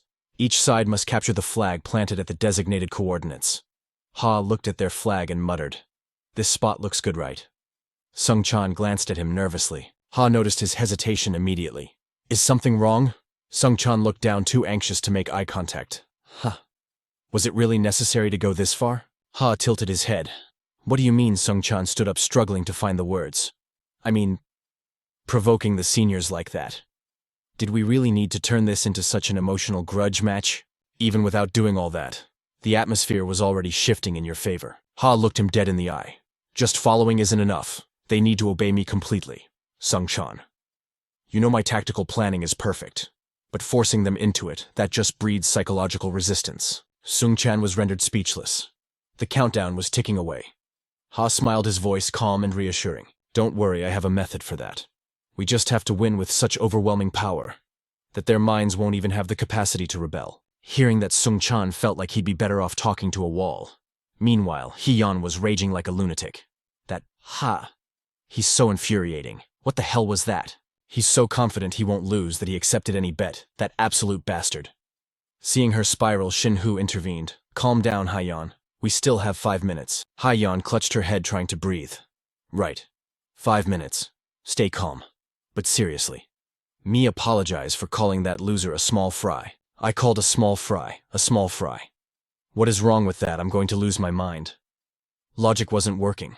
Shin Ha looked helpless. There wasn't enough time to fix her mental state. Jin Seoke, however, understood her rage. You're right. He adjusted his glasses, a cold sneer appearing. Even I am struggling to contain my anger. That kid was wrong from the very start. Since it's come to this, let's use that rage. Anger pushes human limits to the breaking point. It is the most effective doping in existence. Suddenly, the system announcement cut through the tension. 3, 2, 1. The game begins. Ha narrowed his eyes, fully committed to the gamble. Immediately, Shin Ha's team scattered and charged forward. Let's go, conversely. Ha's side remained calm and stationary. I'm counting on you, Sung-chan. Sung-chan, seeming to find his resolve, nodded. The night wind rustled through the forest canopy. 5 minutes later, Ha-yeon scanned the area from high atop a tree. She radioed Jin Seo. Okay, I found their flag, he replied, sounding pleased. Excellent, who is guarding it? Ha-yeon fell back into her old habits, her voice dripping with venom. Just that one useless small fry. Jin Seo. Okay, paused, suspicious. He's guarding it all alone. Is it possible the others are in stealth nearby? She pressed herself against the tree bark, scanning the shadows. I don't know. I don't sense any movement at all. Don't let your guard down. They might be using him as bait for an ambush. Understood. I'll launch a probe attack to test the waters. Ha-yeon leapt down from the branches, landing softly. Just you watching the house, small fry. Despite being enemies, Sung-chan answered politely. Yes, Sunbae. How did it end up like this? She shot daggers at him with her eyes. Did you know I would be the first to arrive? He didn't hesitate. I did. Her confusion turned to irritation. How could you possibly know that Sung-chan frowned as he recalled the briefing? Ha said, a guerrilla would show up. He predicted that as soon as the match started, Hee-yeon Sunbae would rush to attack. He thought back to a few minutes ago. Ha had pointed at the map with a smirk. She has a fiery temper. They'll definitely assign her to the vanguard instead of defense. Sung-chan smirked, realizing her game. She actually fell for the taunt. Hyeoni still looked down on him with that arrogant sneer, completely unaware. You left your base wide open just to hunt me down. Know your place, trash. Without mercy, she unleashed her mana instantly. Boom! A roaring fire strike tore through the air, screaming straight towards Sung-chan. The forest erupted in a cataclysmic explosion. Hyeoni flinched at the sheer impact. That was a fourth circle spell. A bug like you has no chance against that kind of power die. But her victory speech died in her throat. Her eyes bulged as the smoke cleared. Sung-chan stood his ground, Shin Ha's words echoing in his mind. Sung-chan, you are the cornerstone of this battle. Do not falter. The flames had dissipated against a shimmering barrier. Run away, not a chance. Sung-chan roared, his patience snapping. Hyeoni gaped, her brain refusing to process the scene before her. He blocked it. Impossible. Time rewound to a few days prior. Shin Ha had confronted Sung-chan with a revelation that would change everything. You think you're just a damage dealer, don't you? You're wrong. You were born to be a tanker. A legendary fortress. Sung-chan had been stunned. Me, a tanker. And so the masterclass began. Every mage has a core affinity. The Blue Tower Master commands the tides of water. The Red Tower Master wields the destructive force of fire. Hyeoni is a prodigy of flame. When she uses fire, her mana consumption drops while her destructive output skyrockets. But you, Sung-chan, your affinity is null. Pure, unadulterated defense. Back in the present, the colossal mana shield standing between him and death was absolute proof of his awakening. Hyeoni's face twisted in humiliation. Just because you tag along with monsters like Shin Ha and Adela, don't think you're on their level. You're nothing but a third-rate luggage carrier. Sigh, another insult. He shrugged, embracing the underdog role with a lazy grin. Yeah. Trust me, I know better than anyone that I'm not a genius like them. But if this weak little spark is all you've got, I can do this all day. That smirk sent Hyeoni's rage meter shattering through the roof. You insolent brat! Two of her teammates emerged from the shadows behind her. Back her up now! Hyeoni charged, mana flaring. I'll wipe that grin off your face. Die, trash, I'll crush you until you can't speak. She unleashed berserk crash. Her fist wreathed in explosive mana collided with Sung-chan's shield. Sung-chan gritted his teeth, sweat trickling down his brow, but the shield held firm. Hyeoni struck again. Bam! And another one. But no matter how hard she hit, the barrier didn't even crack. This shield, it's like a mountain. It's only third circle, but the density is insane. She signaled her team. 3 against 1. He can't block us all simultaneously. Whilst it's over. Just then, Sung-chan began chanting strange coordinates. 16, 66, 13, 26. A blinding flash erupted from the distance. Min-seok looked up, terrified. What the? Whoosh. Suddenly all three were ensnared by swirling wind shackles. A magical construct soared overhead. Wind cutter. Where is this attack coming from? Sung-chan didn't stop. 16, 77. Hyeoni's instinct screamed. Shin Ha's voice cut through the chaos in her mind. Incoming, shields up. She braced herself, terror rising. That rat Shin Ha must be hiding in the bushes. Hyoni screamed at the forest, losing her composure. Show yourself, where are you? Sung Chan ignored her. 2183. Zing, a streak of gold pierced the air, slamming into a defender's back. Hyun went pale. That light? No. That's Adela's signature move, Moonlight Bullet. Panic set in. Hyoni activated her comms. Jin Seok, enemy ambush. All three of them are here. We need backup now. But Jin Seok's reply was frantic. Are you insane? Look in front of you! Jin Seok stared at Shin Ha and Adela standing right in his base. Who the hell is attacking you? Then I'm fighting a 2-on-1 for the flag. Shin Woo, hearing the comms, cursed. Damn it! We already sent reinforcements to your side. Even Shin Woo left. It's a disaster. Meanwhile, Shin Ha watched the distant smoke rising from the forest with a cool, calculating gaze. Sung Chan is doing his job perfectly. On the other side, Hyoni was losing her mind. Jin Seok. Help, I can't track their magic trajectory. We're getting slaughtered. Confusion reigned supreme. Shin Woo shouted into the radio. Jin Seok, stay on the flag. Where exactly is Shin Ha right now? Give me coordinates. We need to retreat. But Jin Seok was cornered. I can't. Shin Ha and Adela are literally staring me in the face. Hyoni shrieked back. Liar. I'm taking fire from them right now. You moron, open your eyes. Shin Ha smirked, watching the enemy team collapse into infighting. What is happening? He had played them like a fiddle. Let's not drag this out, Shin Ha said coldly. Checkmate. The enemy leader realized too late. You son of a... We fell for it, hook, line, and sinker. Jin Seok's mind raced. If it was just Shin Ha, I could stall. But Adela is the highest DPS in the academy. He froze, the weight of his inevitable defeat crushing his spirit. It was like facing a dragon and a tiger simultaneously. Shin Woo ground his teeth in frustration. Shin Ha raised his hand, mana swirling around him. Game over. From afar, Shin Woo watched a massive pillar of light engulf his base. Jin Seok, no. The dust settled. Shin Ha held the flag. Jin Seok slumped against the wall. Damn it all! His team arrived just in time to see him raise his hands in defeat. I'm an idiot. We surrender. Back in the forest, Hyoni collapsed, gasping for air. You monsters! A holographic message flashed, winner. Sung Chan jumped in the air, fist pumping. Yes, we did it. Victory is ours. Later, the adrenaline faded. In a briefing room at Oberth Academy, Shin Ha's team gathered for the post-battle review. The senior team sat opposite them. The atmosphere was heavy. They didn't look happy about being outsmarted by juniors. Hyoni let out a long groan and punched Jin Seok in the arm. Seriously, Jin Seok, how did you lose the flag that fast? Jin Seok frowned, their faces inches apart, sparking with tension. You try holding off Shin Ha and Adela by yourself, Jin Seok snapped. Hyoni wasn't having it. You should have at least stalled until Shin Woo got back. Jin Seok abandoned all dignity and shouted back. It's your fault for screaming that Shin Ha and Adela were attacking you. That false info destroyed our formation. Hyoni opened her mouth and closed it. But I swear I was hit by their spells. Shin Woo, the calm voice of reason, finally stepped in. Enough. Fighting amongst ourselves won't change the result. We didn't lose because of mistakes. We lost because the enemy outplayed us. Watching them from the corner was Daman, a third-year elite. Alongside Ted and Han, the upperclassmen observed the drama. Hyoni slumped, knowing Shin Woo was right. Jin Seok bit his lip, swallowing his pride. Once the room quieted down, he turned to the victor. Shin Ha, tell us. What kind of trick did you use? Shin Ha placed a hand on his chest, the picture of humble brilliance. Let me explain the strategy that turned this match into a classic awakening Manhwa scenario. First off, Sung Chan was the sole defender. Yeon slammed her hands down, rage blazing in her eyes. Was that a wind blade or a moonlight bullet? Sung Chan, answer me. She instantly pinned the blame on the rookie. Neither, a calm voice cut through the tension. I was the one who bound the seniors with magic. Jin Seok's eyes nearly popped out of his skull. What? But you were standing right in front of me. You cast a spell from our zone all the way to theirs. Ha smirked, raw mana dancing at his fingertips. Something like that. The third-year senior stared, jaws on the floor, at the energy swirling in his palm. Moonlight bullet.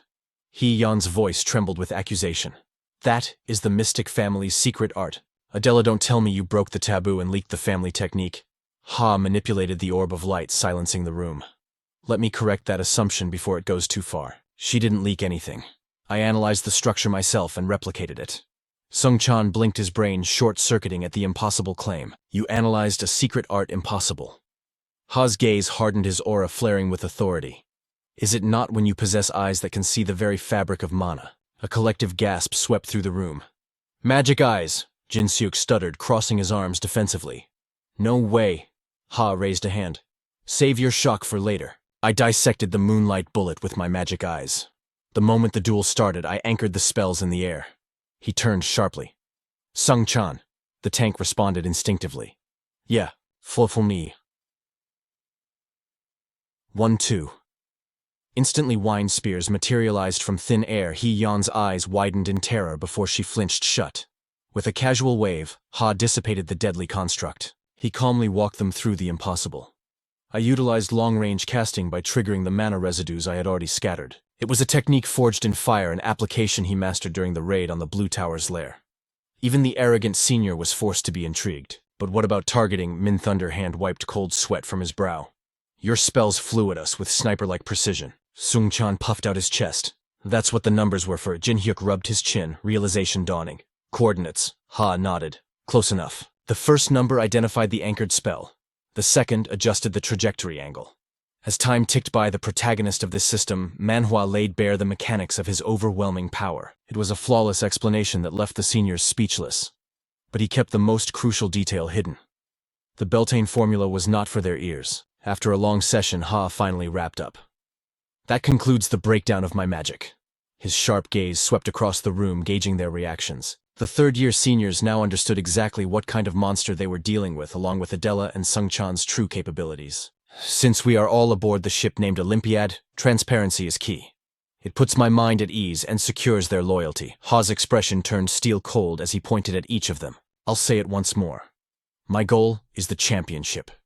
Nothing less than the gold medal. The room fell into a heavy, respectful silence as he declared his dominance. To achieve that, I need your absolute cooperation. This sparring match should have proven that my strategies are not just talk. I apologize for my harsh words earlier, but you must trust me and follow my lead. Hee-yeon's hostility melted away at his bow, replaced by the allure of his next promise. In return, I will bring you glory. Sung-chan froze while Jin-seok and Hee-yeon resigned themselves to his overwhelming charisma. She sighed, letting go of her pride. Fine. I don't like it, but I'll follow the brat. Ha blinked, his composure cracking. Excuse me. Hee-yeon spun around, eyebrows raised. Why do you look so surprised? She muttered under her breath, assuming he was in shock. I lost the bet, didn't I? If I don't listen, I lose my spot on the national team. And sorry for calling you trash earlier. She turned to the tank. Sung-chan, I saw your defense magic. It was surprisingly solid. Sung-chan's eyes sparkled like a puppy receiving a treat. He eagerly shook her hand. Your fire magic is way cooler, senior. Later, after the meeting at Overpowered Academy, the trio gathered at the cafeteria for a quiet celebration. You guys worked hard against the seniors today, Ha said, acknowledging their effort. Before we dive into the Olympiad strategy, I have a favor to ask. Adela tilted her head. A favor? Sung-chan leaned in, curious. What is it? Ha's voice dropped an octave, serious and grave. Regarding our night training. Can we pause it? I need to work alone for a while. Adela's eyes widened. Alone? Are you practicing monocycling? Ha's eyes glinted with hidden intent. Yes, I can feel the wall of enlightenment approaching. It was a bold-faced lie, of course, but it had the desired effect. Sung-chan looked like he'd seen a ghost. Hiso. The wall of enlightenment. Adela gasped. You mean the barrier to the fifth circle? Ha kept his poker face. He couldn't tell them he was actually grinding his leveling Manhwa stats with belt magic. He had disguised it as transformation magic. But in reality, a third-level belt spell packed the destructive punch of a fourth circle AI spell. To reach the fifth circle, he needed time to synthesize the level 4 belt magic. The wall was just a convenient stall tactic. Across the table, Sung-chan was losing it. 5 circles at 18, Adela, he's talking crazy, right? She frowned, defending their leader. If he succeeds, he'll be the youngest 5-circle mage in history. Seeing their blind faith, Ha smiled. Perfect. Anyway, I'll be absent from night drills. Sorry, but it's for our bright future. Adela nodded cheerfully. If it's for that, I understand completely. Skip the night training. Sung-chan winked, giving a thumbs up. Yeah, starting tomorrow you're off the hook. I permit it. Ha stared at them blankly. Why do these guys look so happy about me leaving? He narrowed his eyes. Don't worry, I'll still be checking your physical conditioning regularly. The two froze mid-celebration. Say what? You demon, night fell over the magical family estate. Yoon-hyuk scanned the data on his screen, his brow furrowed. Horn of the octagonal beast. Heart of a calamity. These are astronomically expensive ingredients. What are you planning? Shin Ha didn't hesitate. They are essential for my awakening Manhwa progression. Since acquiring Javel's tome, Mia gave me the hint to fuse the 4th level. In the mental world of Javel beyond, Shin Ha closed the book with a heavy sigh. Hey Mia, isn't there a single book in this library that explains expansion circles visually? Shin Ha asked, his voice dripping with boredom. He glanced at Mia, who was humming a tune in the corner, completely ignoring him. Are you actually going to help me, or just stand there? I need more data. As he reached out in frustration, his hand brushed against a stack of books, sending one tumbling to the floor. The thud caught his attention immediately. Shin Ha scooped it up, his eyes narrowing at the title. Alchemy and Potions. He cracked open the ancient spine. The pages were yellowed with age. This wasn't just a book, it was a relic. That girl really leaves her trash everywhere, he muttered. But as he read, his eyes suddenly widened in shock. This is it. The shout made Mia jump out of her skin. What the hell is wrong with you? Shin Ha's eyes burned with the intensity of a predator finding prey. Mia had actually come through for once. This method. It was flawless. Following the instructions in the ancient grimoire, Shin Ha spent the entire night deciphering the formula. One elixir stood out above the rest. It was a secret formula capable of forcing the body to absorb massive amounts of mana. With this mastering, the expansion circle wouldn't take years. It would be a speedrun worthy of a leveling manhwa. The scene shifted to the next day. Shin Ha stood tall before his father, his voice steady. Father, I am currently standing before the wall of enlightenment. Shin In-hyuk couldn't hide his shock, his eyes widening. Does that mean you are approaching the 5th circle?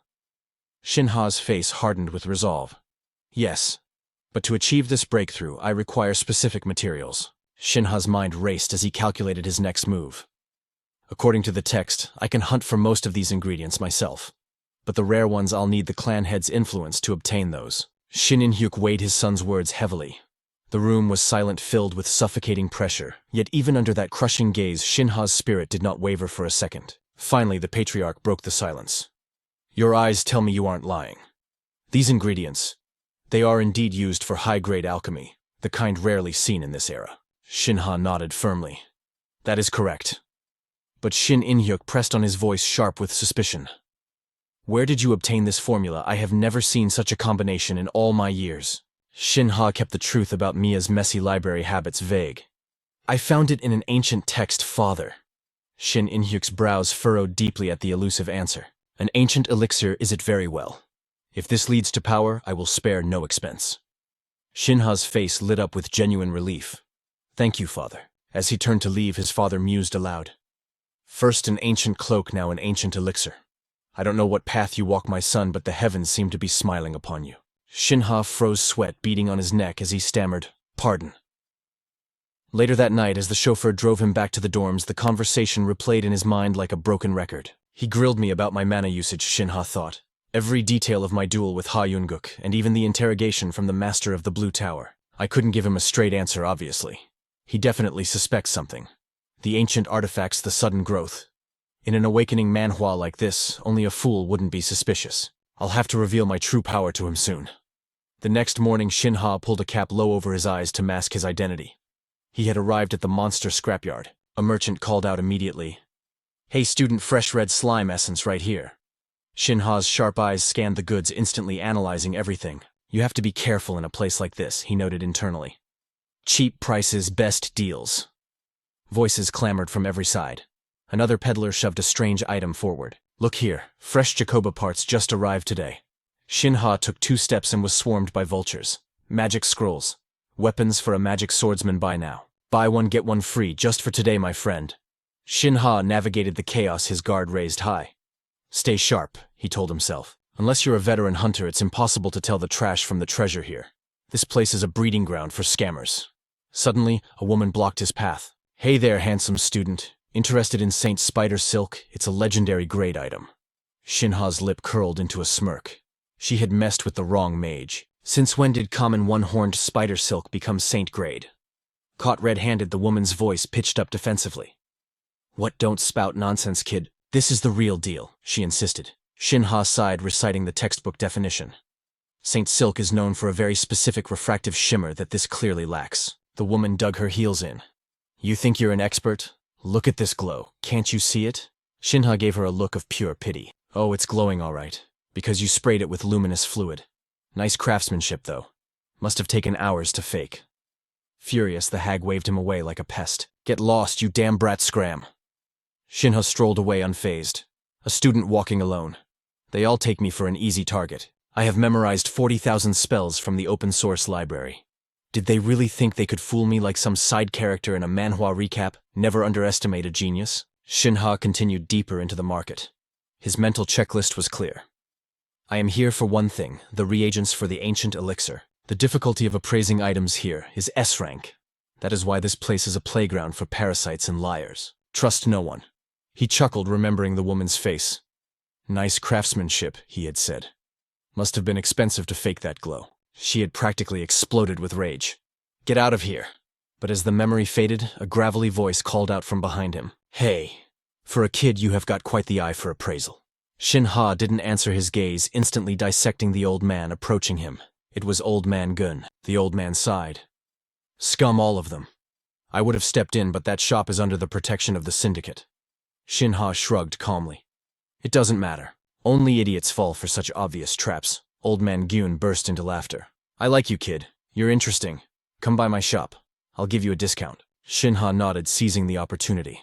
I appreciate it. Do you happen to have a black ox horn? The merchant slapped Shin Ha's back. It must be fate. A shipment just came in yesterday. They arrived at a dilapidated building far from the main strip. This is my humble abode. Wait here. I'll fetch the horn. The old man shuffled into the darkness. Shin Ha remained tense, his mana ready. Moments later, the merchant returned, clutching a horn that pulsed with ominous light. Here it is. Behold. S-rank quality. Not a single scratch. Purity is over 90%. The mana scanner doesn't lie, boy. Check it yourself. The display read a staggering 94%. Yet Shin Ha's instinct screamed danger. Old Man Gun smiled, already calculating the bill. Since we are friends, I'll let it go for 27 million won. You know a system Manhwa item like this usually goes for over 30, right?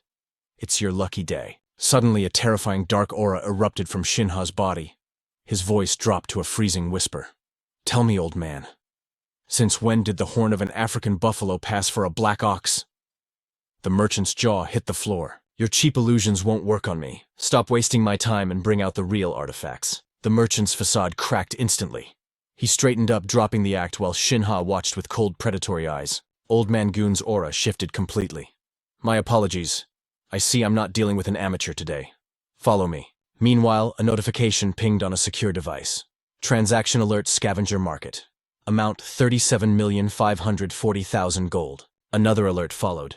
8,670,000 gold. Kwakson stammered. The young master is spending a fortune on trash. Clan head Shin In-hyuk remained unbothered. It's likely just scrap materials. Let him be. I gave him that black card to test his limits. The aide was bewildered. But why monster scraps? What kind of madness is he planning with that garbage? Shin In-hyuk leaned back, a smirk playing on his lips. Rumor has it he's recreating an ancient elixir. Kwakson sighed. Another eccentric project. I should inspect the goods. Stand down, Shin In-hyuk ordered. That boy has memorized every monster compendium since he was 5. He wouldn't be fooled by fakes.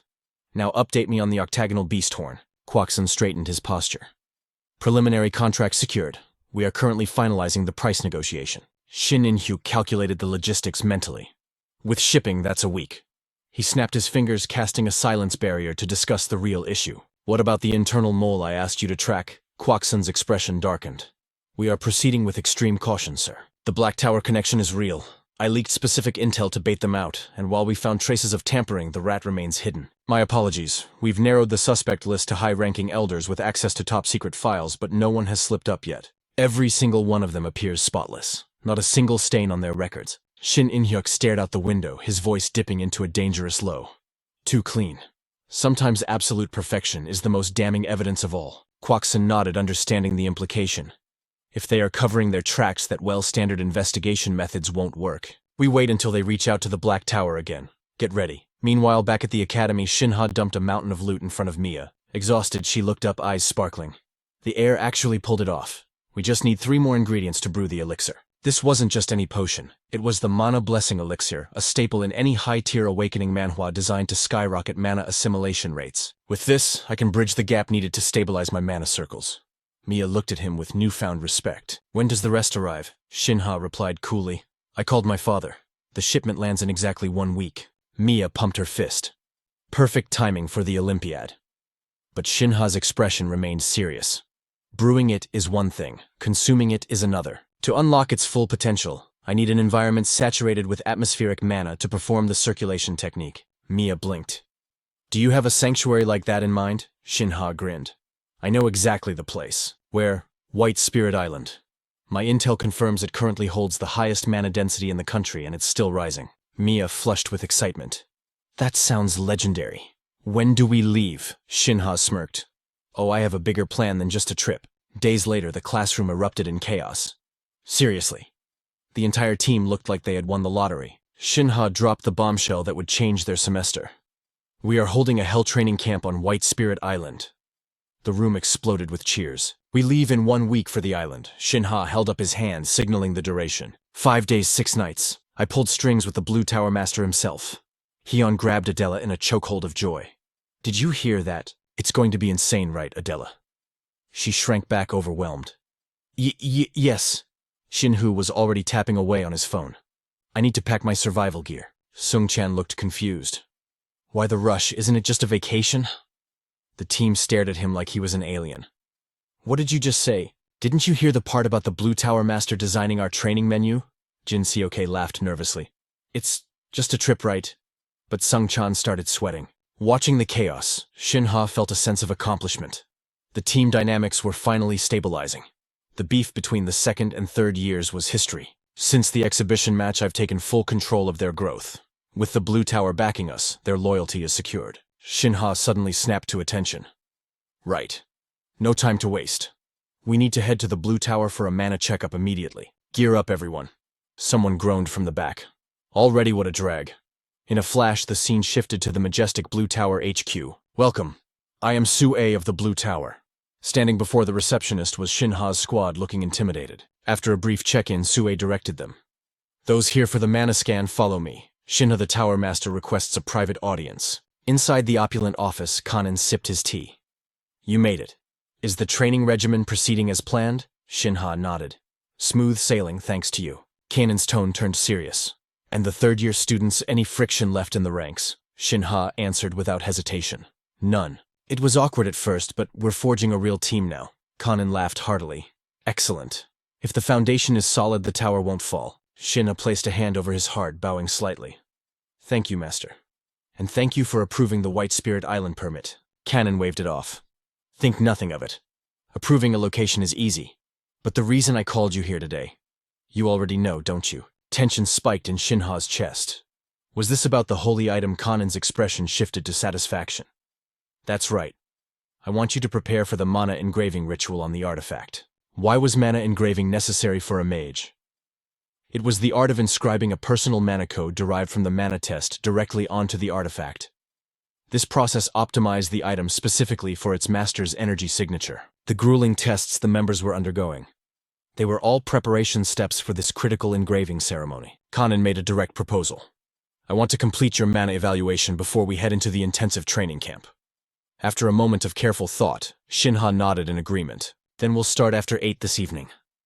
And since I mentioned engraving, you've already pictured the holy item's final form, haven't you? Determination blazed in the older man's eyes. Fastest is half a month. Slowest 3 weeks. No matter what happens, we will complete this masterpiece during the Olympiad timeline. After the assessment, Shin Ha returned to his dorm room. The Belbin grimoire lay open, a sign that he had already entered the spiritual realm to meet Mia. Holding the alchemy tome, he called out, Mia, I've mastered this volume. Is there a sequel? With a flick of her magic, she commanded a book to float down from the shelf. It drifted gently into Shin Ha's palm. Mia flashed a mischievous grin. Here's your next challenge. So how goes it? Preparation's going well. He replied absently while scanning the pages. Prepare for what, the Mana Circle expansion or the Olympiad? She didn't hesitate. Both. Shin Ha set the book down, stroking his chin in deep thought. The Olympiad isn't a problem. But the expansion? I've hit a wall. Mia tilted her head, curious. Is connecting the expansion circle really that difficult? Her question weighed on him. On the contrary. Theoretically, I've achieved perfect mastery. The problem is my physical vessel. My internal mana reserves are critically low. She conjured an illusion of a potion bottle. Then in the end, you still need the blessed mana elixir. Shin Ha closed the book with a heavy sigh. He tried to reassure himself. Luckily, the materials seemed to be arriving ahead of schedule. I heard the trade laws have been relaxed. The thought struck Shin Ha like a bolt of lightning, draining the color from his face. Wait, was the law amendment? My father's doing— Mia burst into crystalline laughter. The heir really was born under a lucky star. He forced an awkward chuckle. Is that so? I suppose it is. Night deepened, and the blue tower fell into dead silence. The following night at the tower headquarters, Shin Ha completed his evaluation. Good work. This was your first time testing mana this way, correct? How did it feel? Shin Ha gave his honest impression.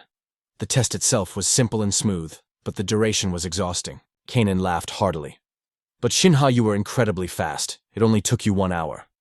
Normally, this process devours 8 hours of concentration. Shin Ha doubted his own ears. Huh. Taking the report, the senior mage explained. The fact that you called this test easy is shocking in itself. Shin Ha didn't dismiss the praise, analyzing it internally. True continuous mana cycling is simple. But maintaining absolute stability within a 0.3% margin of error, that is no small feat. These kinds of tests.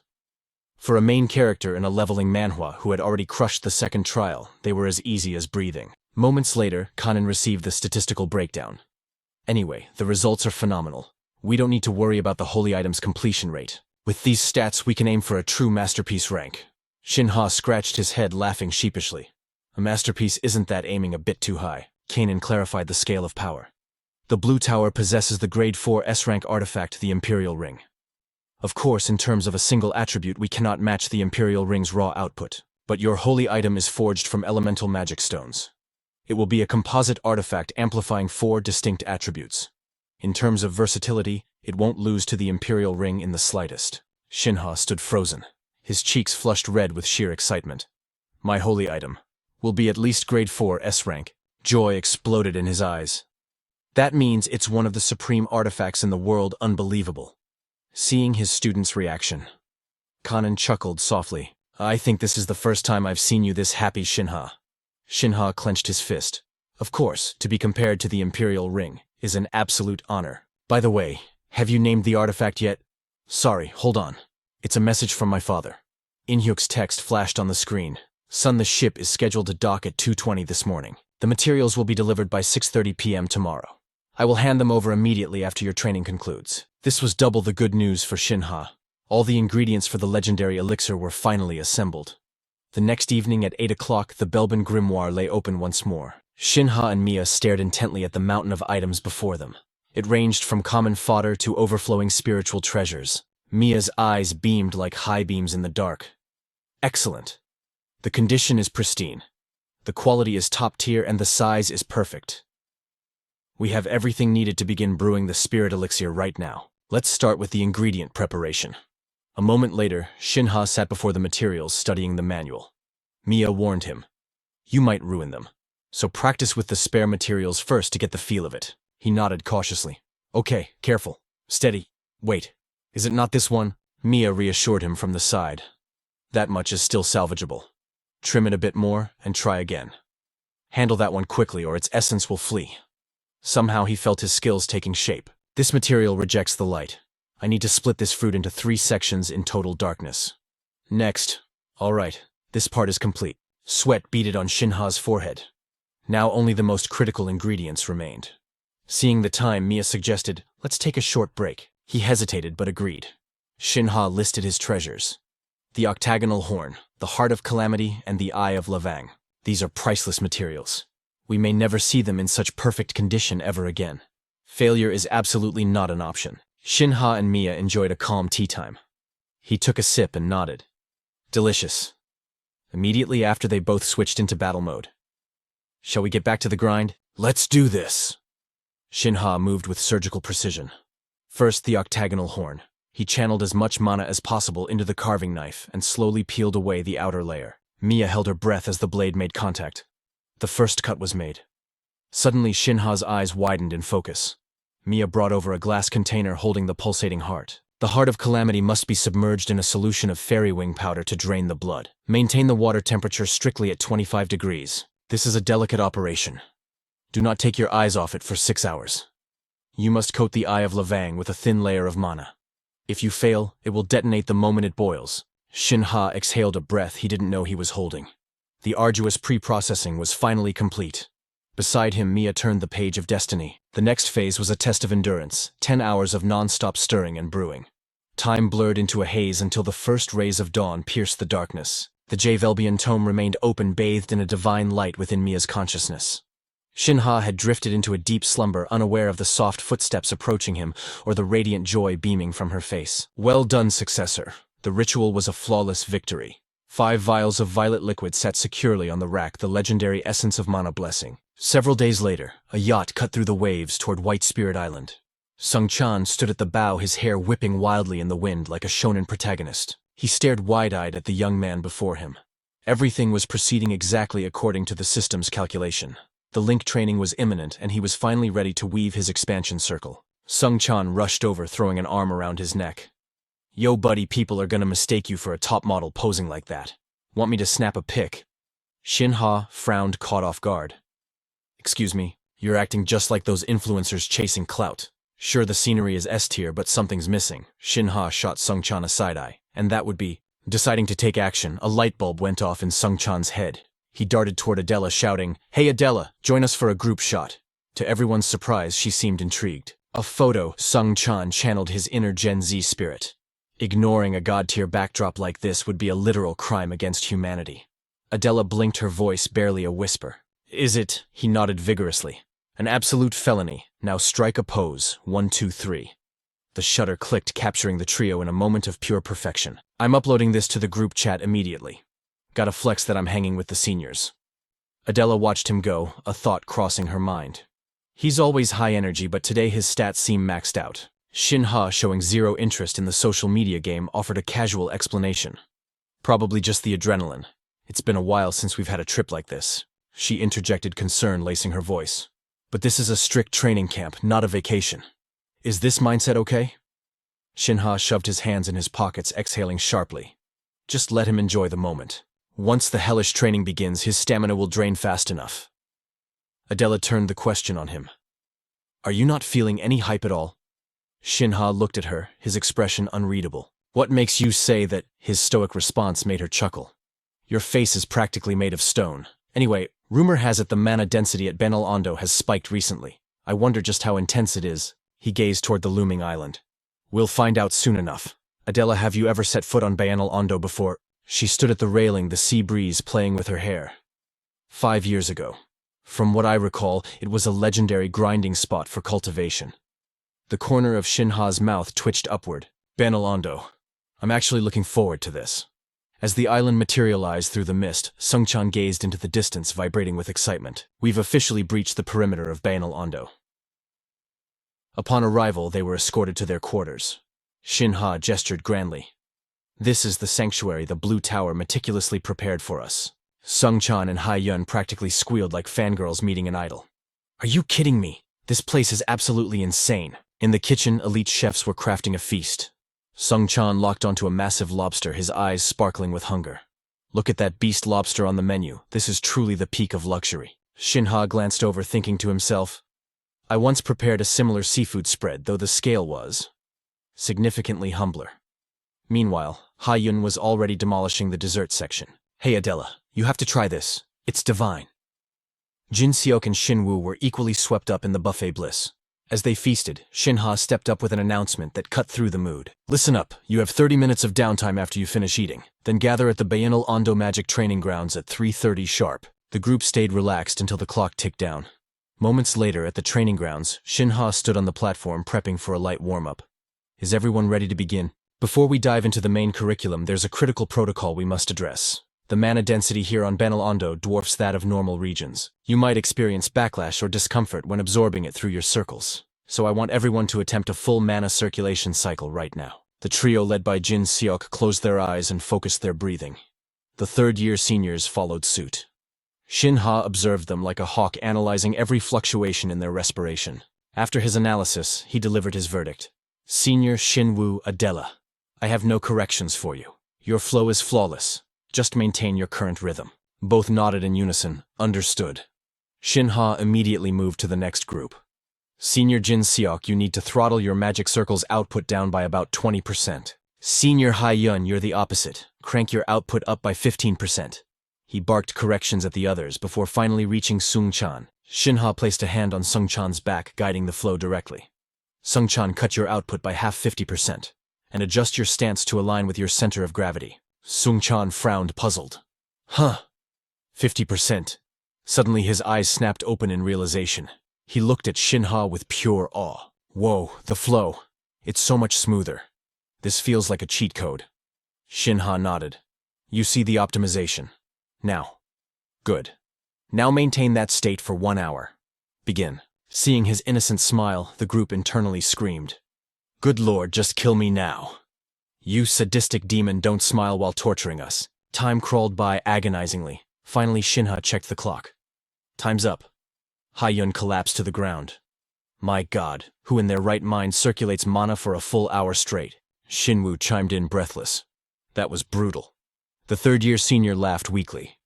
If even the ace is exhausted, the rest of us never stood a chance. Adela moved through the exhausted group, handing out water bottles like a guardian angel. Jin Seok took one, drained.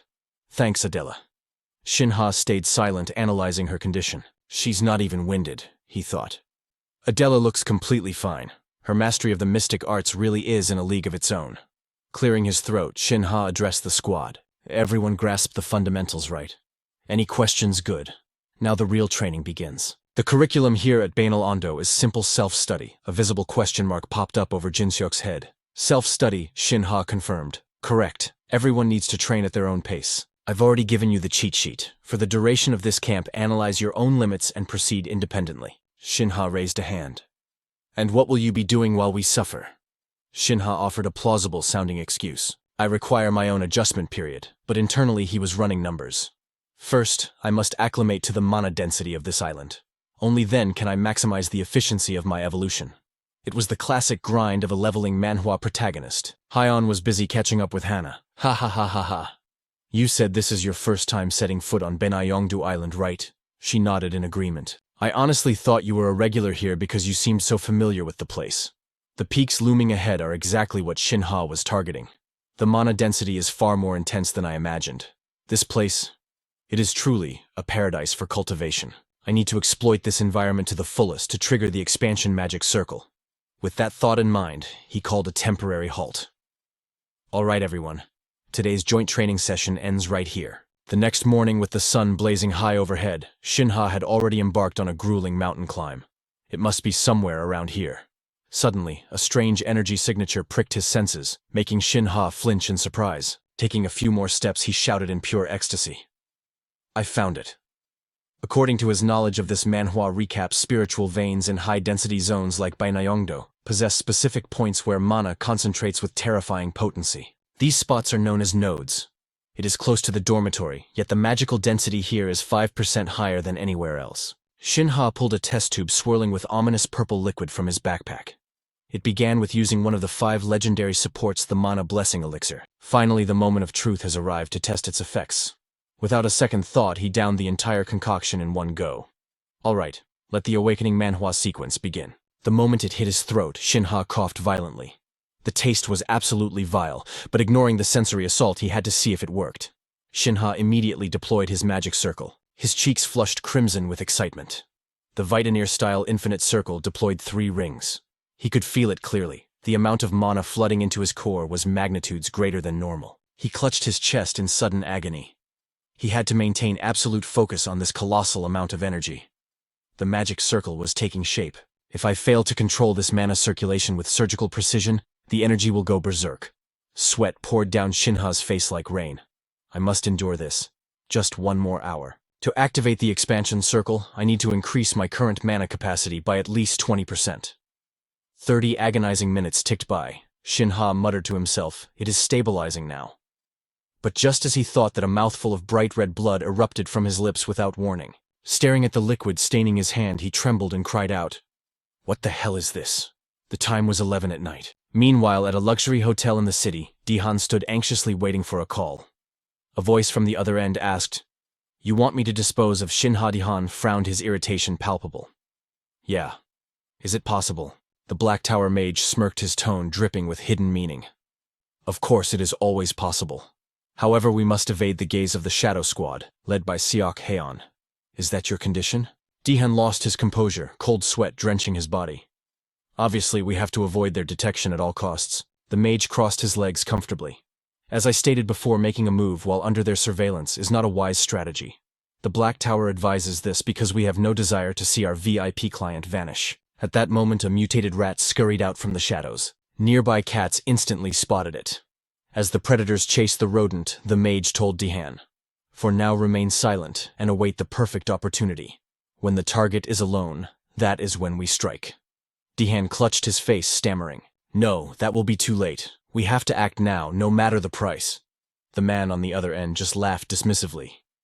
"Is there a reason we must rush this operation?" Panic coalesced into fury within Dihan. "Seokhyun, that bastard is trying to support Shin Ha." Hearing this, even the Black Tower mage was startled. "Do you mean the current right hand of the Divine Demon Arts clan?" Dihan confirmed urgently. "Yes, if Seokhyun sides with Shin Ha, I will not be the only one in deep trouble." The voice on the line agreed. "Precisely. We also hope that you will ascend as the new head of the Divine Demon Arts clan. But as I said, eliminating Shin Ha while avoiding Seokhyun is nearly impossible." Dihan sank into his chair, raising his voice in defiance. "I do not care. Just because it is difficult does not mean there is no way." The mage offered praise laced with flattery. "As expected of our VIP client, you are sharp. You are right. There is indeed one very effective method. Since the target is coincidentally on Baenyeongdo Island, there is a special system Manhwa method that could work." Hearing this, Dihan's blood began to boil with anticipation. "What is it?" The mage tapped his finger on the table, letting the suspense hang in the air. "We trigger a magical catastrophe on Baenyeongdo and disguise it as a tragic accident." Dihan shot up from his seat, shouting, "Are you talking about causing an artificial mana calamity? Is that even feasible?" Regardless of the outburst, the killer remained terrifyingly calm. "Of course. Given the current instability of Baenyeongdo, it is entirely possible." Dihan was momentarily confused. "Do you mean the mana density is rising?" The mage snapped his fingers. "Bingo. Yes, exactly. I really shouldn't be sharing this. It is top secret information. But since you are a VIP, I will make an exception. Do you know what lies beneath Baenyeongdo?" The scene cut back to Shin Ha, who had just coughed up a violent spray of blood. Looking at the fluid in his hand, he questioned himself. "What is this?" Seeing the flow of energy before him, Shin Ha panicked. Mana overflow. And this was not just a typical overflow. Moments ago, it felt like I was absorbing the mana. Now, every pore on my body has turned into a black hole. I am draining the mana even from the spirit vein itself. It should not be releasing this much power. Calm down, I must focus. The agony was dragging him toward oblivion. Suddenly, Mia's words echoed in his mind. "Successor. If the elixir causes your mana to rampage, you must absolutely never lose consciousness. Endure it. If you black out, you will die." That thought alone gave Shin Ha the will to stay awake. He reminded himself to force his body to hold on. Just until sunrise. I must survive until the end. The next morning, as the sun pierced the horizon, Shin Ha lay collapsed beside the mana source. However, his consciousness remained sharp. "I cannot move my arms, not even with the mana inside me." Shin Ha struggled to lie on his back and breathe. "I cannot feel anything. I really overdid it this time. Still, it is a miracle I am not dead." He curled up, lost in deep thought. Perhaps it was thanks to my consistent mana rotation training and Mia's advice. But why did the overflow happen so abruptly? And now I cannot sense a single drop of mana radiating from the spirit vein. Suddenly something shifted behind Shin Ha. Time skipped to 2 days later inside the special chamber of the indoor training facility on Baenyeongdo. Sung-chan took a defensive stance, begging his opponent. "Please go easy on me, okay?" Shin Ha warmed up, a confident smile playing on his lips. "Let me try." His opponent stood opposite him, terrified. "I cannot stand looking at that expression on your face," Adela signaled the start of the match. "Begin." The moment the word left her lips, Shin Ha charged like a storm first circle Simoy heart. Intent. Sung-chan struggled to maintain his barrier. "This lunatic. Control your damn strength, control it." Shin Ha was exhilarated by the results of this leveling manhwa. Even the heart intent technique was stable from the start. The total mana output has skyrocketed. It consumes significantly less mental energy. Now what about the resonance circle? With the mental toll reduced its biggest flaw, the usage limit was fixed. Efficiency and raw power skyrocketed, nearly matching a half circle. But since I haven't tested the resonance yet, I can't be certain. But Sung-chan's face went pale as a sheet. He pointed a trembling finger at Shin Ha. "Are you trying to kill me, you monster?" There was zero doubt in his mind. He was terrified. Duration and intensity had leveled up. Shin Ha didn't hesitate. All right, next up. Third circle disruption. A scream echoed through the dormitory grounds. Inside the arena, Sung Chan's shield shattered into dust. I hate this so much. Adela's eyes sparkled with awe. Incredible. Shin Ha clenched his fist, feeling the flow. Perfect. A thrill raced through him. This was actually viable. The expansion circle. Night fell over Babel Neon. Dew moonlight bathing the room. Fresh from a shower, Shin Ha sat on his bed and exhaled a long breath. Just as I thought. The disruption circle has stabilized. The pressure is gone and the range is massive. I held back the destruction spell during this sparring match, but I need to integrate it more smoothly. It's almost become second nature now. He closed his eyes. When they snapped open, his irises glowed a piercing gold. It wasn't just his mana that had evolved, it was his magic eye. The magic eye evolves alongside my circles. With my mana output increasing, I can maintain this state for much longer now. I can see the flow, the very essence of magic in vivid color. He paused. Wait. Something feels wrong. Pulling on a t-shirt, Shin Ha ran the calculations. The mana density in Babel Neon Do was thickening by the day. A cold knot of worry formed in his chest. No matter how I look at it, this is happening too fast. At this rate, it'll cripple our training. We'd have to waste all our time just trying to breathe in this atmosphere. Shin Ha made up his mind. All right. He grabbed his phone, searching for intel. I'm pretty sure there's a research facility in the center of Babel Neon Do. Tomorrow, I'm going to find out what's really going on. Meanwhile, a sinister aura pulsed from that very research center. A demonic laugh echoed from the shadows. Time is running out. Just a little twist of the mana core. The Black Tower mage Tuki revealed his true face, eyes glowing in the dark. The next day, Shin Ha addressed his team. That's it for today. Great work, everyone. I have to head out. Adela didn't pry, simply whispering, be safe. Shin Wu looked confused. Where's Shin Ha rushing off to? Sung Chan stretched his sore muscles. I think he mumbled something about the research institute. He rubbed his chin. The Mana Research Center. Dionysus nodded. It makes sense. The mana density on the island has been chaotic since yesterday. Someone shrugged, trying to lighten the mood. It's probably nothing serious, right? At the Babel Neon Do Central Research Center, Shin Ha stood before the observatory. This was the only place to get answers about this anomaly. A woman stepped out to meet him. Welcome, Shin Ha. He scratched his head, feigning awkwardness. Sorry for showing up so late. She waved it off professionally.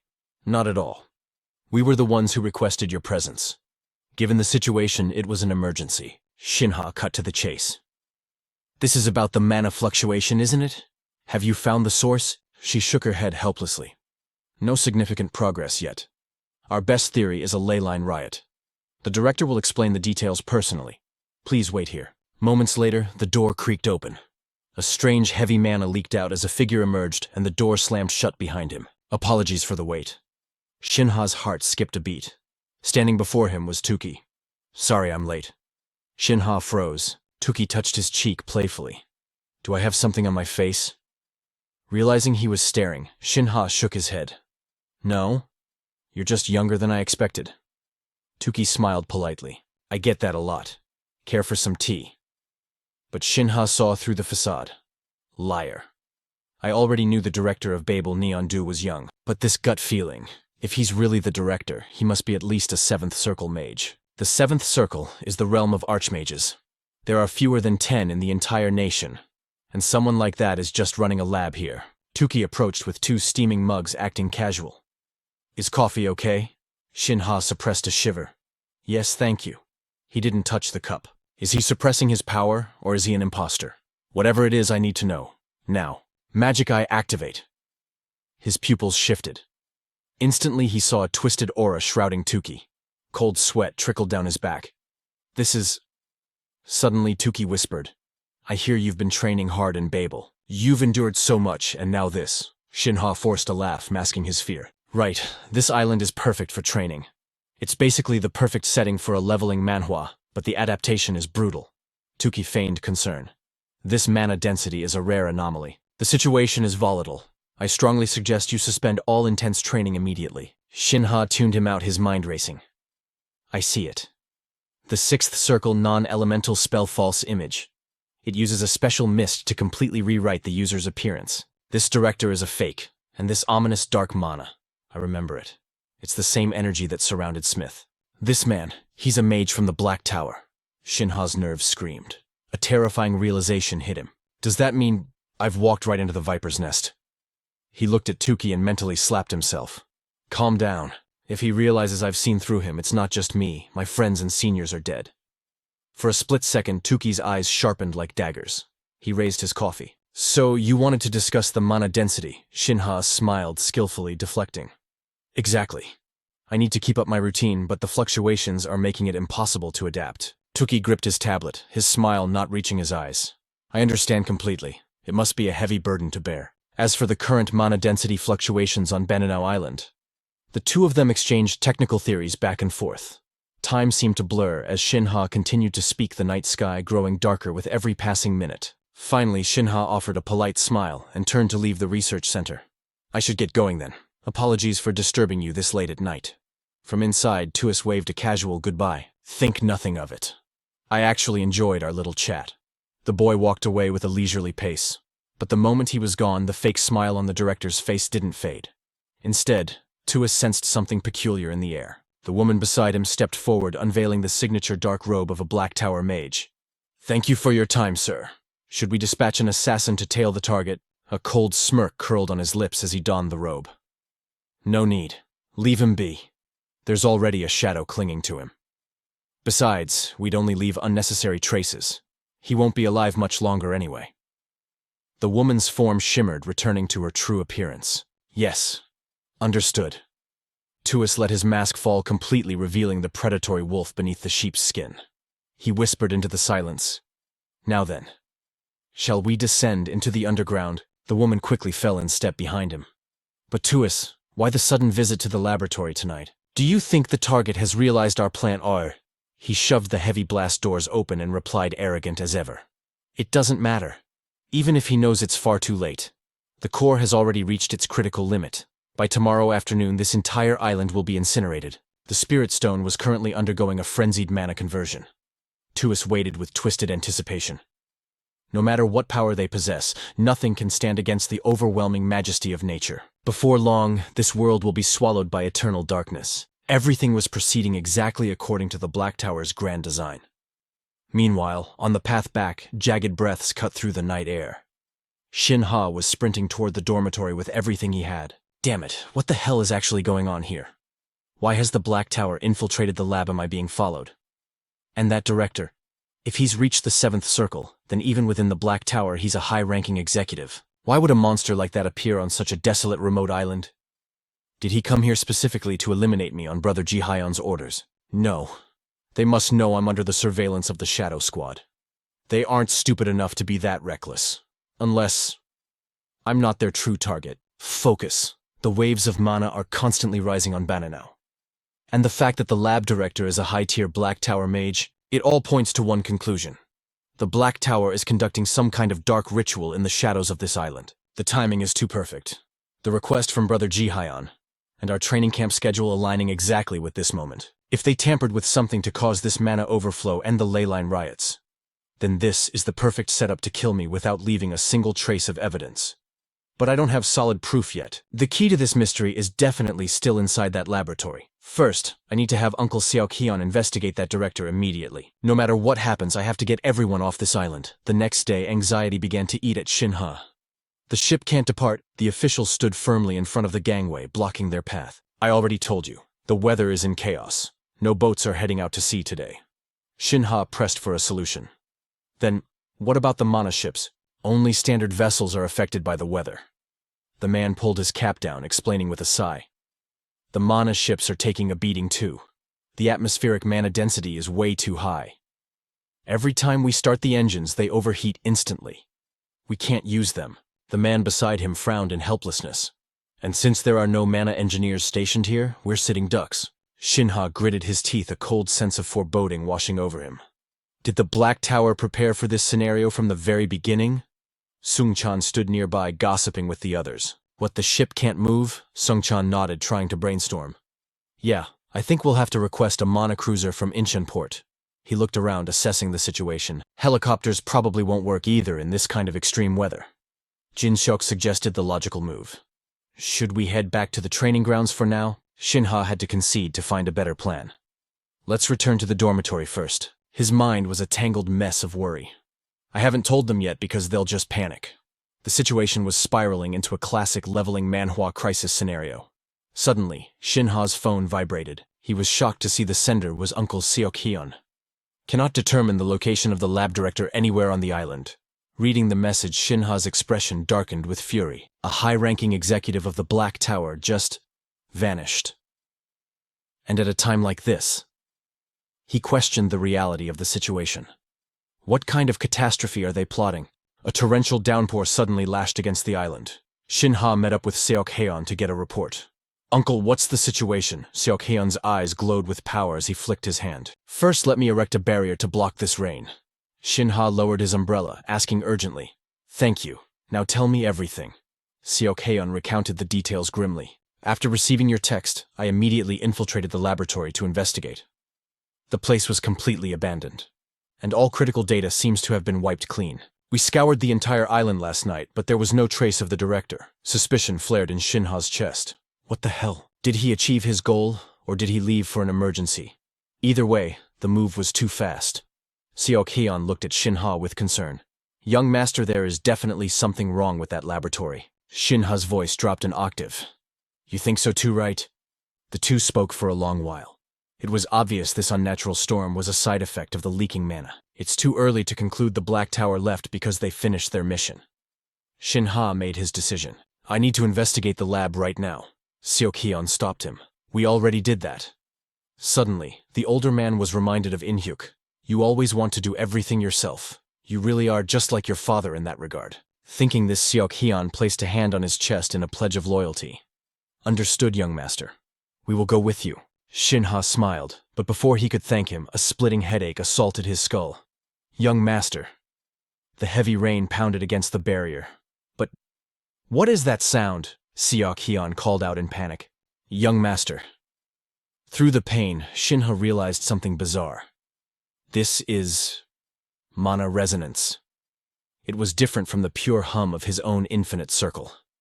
It sounds like mana crashing against mana. They are screaming at each other.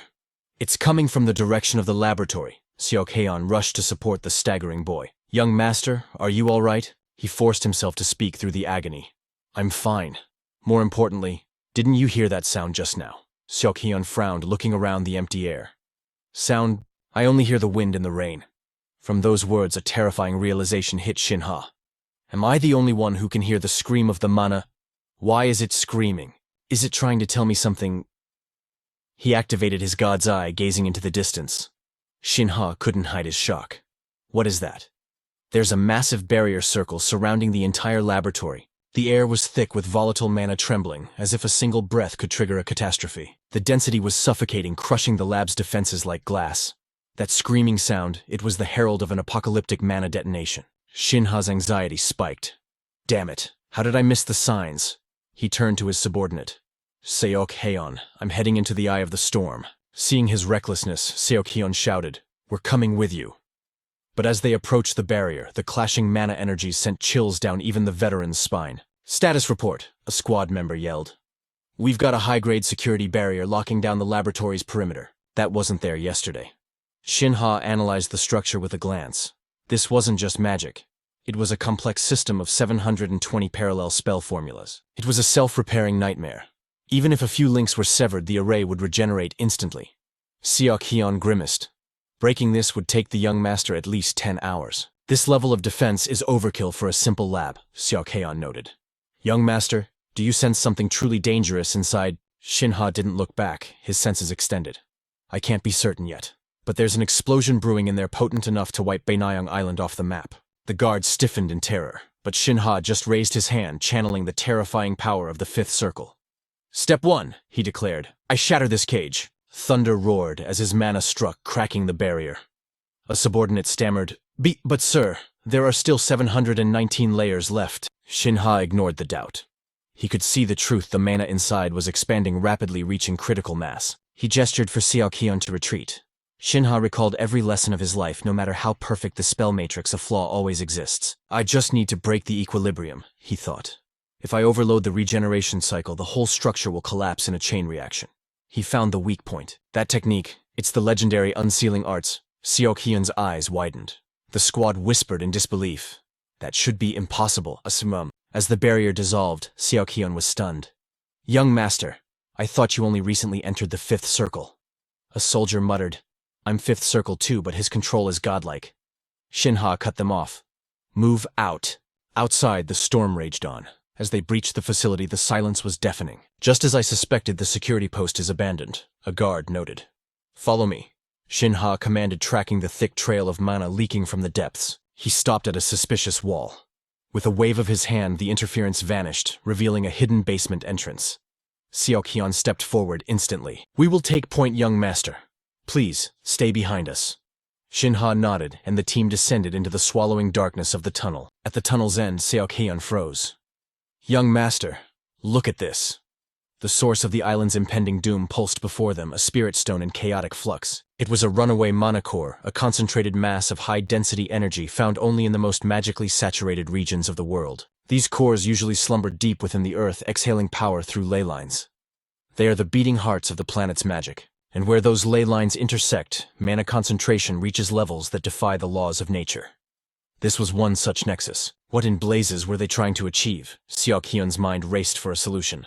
To excavate and experiment on a raw spirit core.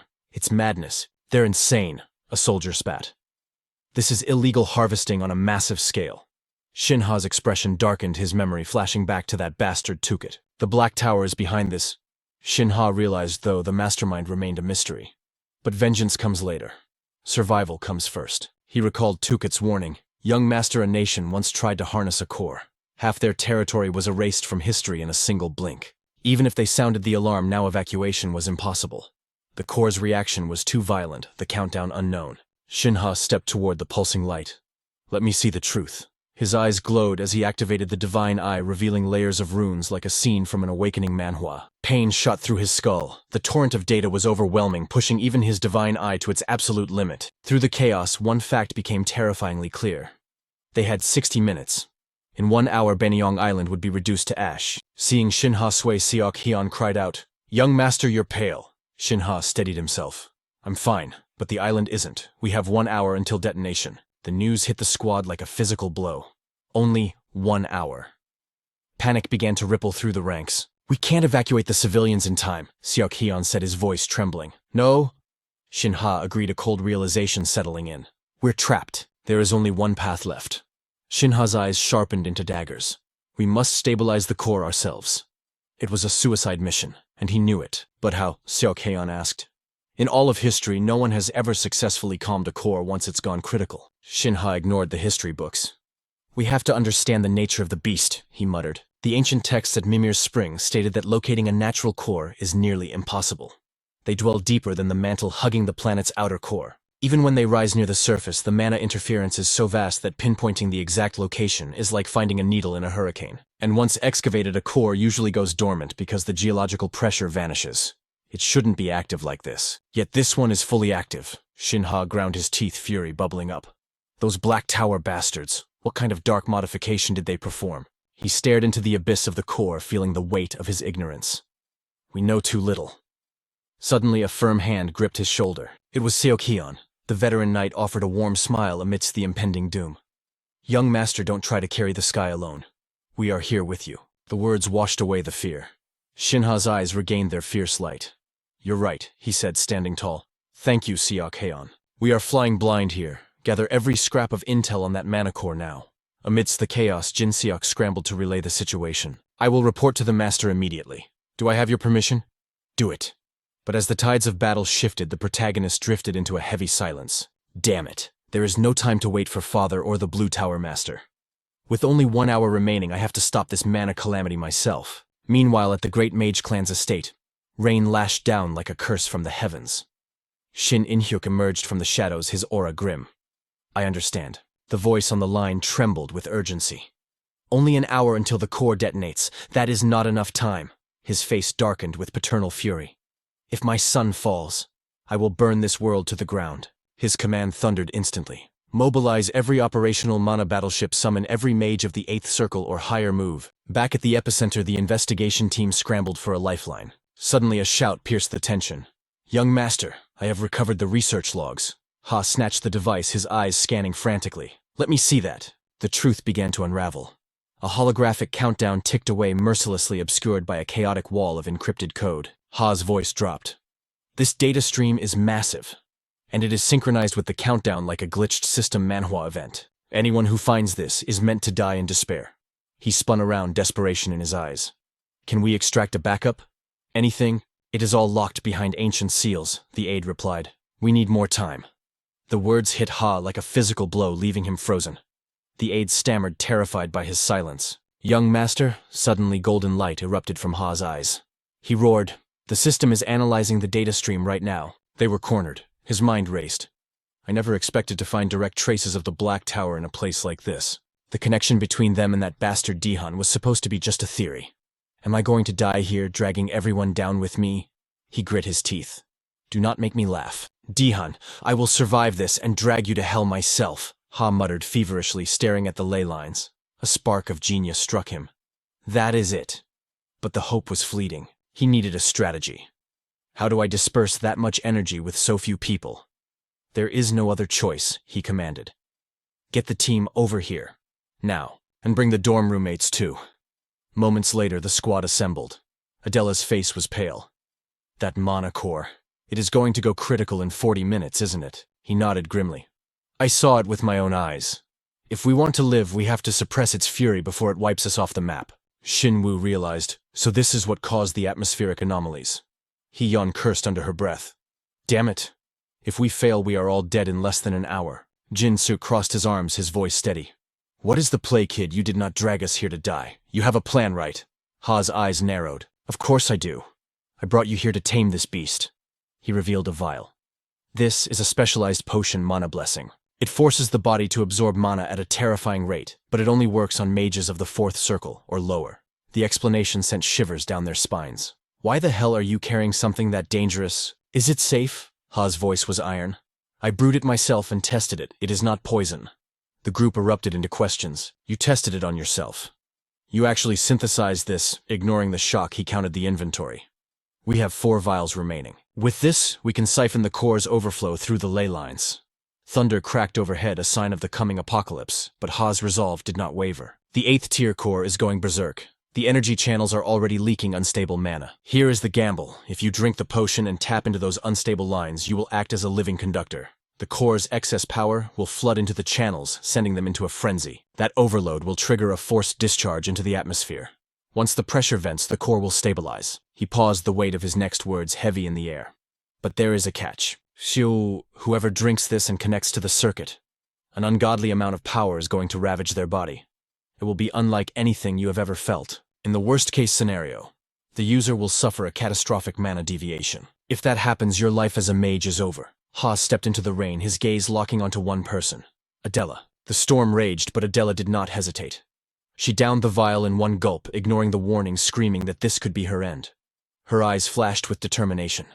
We are out of time. Let us do this. The moment of truth had arrived. Ha's focus sharpened to a razor's edge. I have to anchor the core from here. That means I cannot be at the ley lines myself. I have to trust them. Adela Sr., Shinwoo Sr., Jin Seok, and Sr. Hee-yeon. I am counting on you. The rain pounded down like a drum roll of destiny. A shadowed agent guided Hee-yeon's team. We have reached ley line 4. Ha's voice crackled over the comms, taut with tension. Sr. Hee-yeon, are you ready to initiate? She stared at the vile silence stretching between them. Then Hee-yeon turned to the camera. Ha. Her voice was soft but firm. Answer me this. What matters more, right now, raw rank or absolute mana control? Ha did not hesitate. Control, without a doubt. I thought so. She looked toward her teammate. Then Sung-chan should take the lead, not me. Sung-chan flinched, his eyes widening. Wait. Me? How you know it too? Sung-chan's mana control is leagues above mine. In a crisis like this, we need the best man for the job. Sung-chan stammered. But Senior... Hee-yeon cut him off with a gaze full of trust. You have worked harder than anyone. Save us, Sung-chan. She pressed the vial into his palm. Sung-chan stared at the glowing liquid, a lump forming in his throat as the weight of responsibility crushed down. He let his umbrella fall. Thunder roared in approval. All right, I will do it. He clenched his fist, eyes burning with newfound resolve. Ha! Are you sure about this? Hajun squeezed his eyes shut, inhaling the chaos around him. A smirk played on his lips as he clenched his fist, a silent vow of faith. I'm betting everything on you. Sung Chan. Above the heavens were choked by an abyss of black clouds refusing to scatter. Long pale fingers reached for the phone resting on the cold table.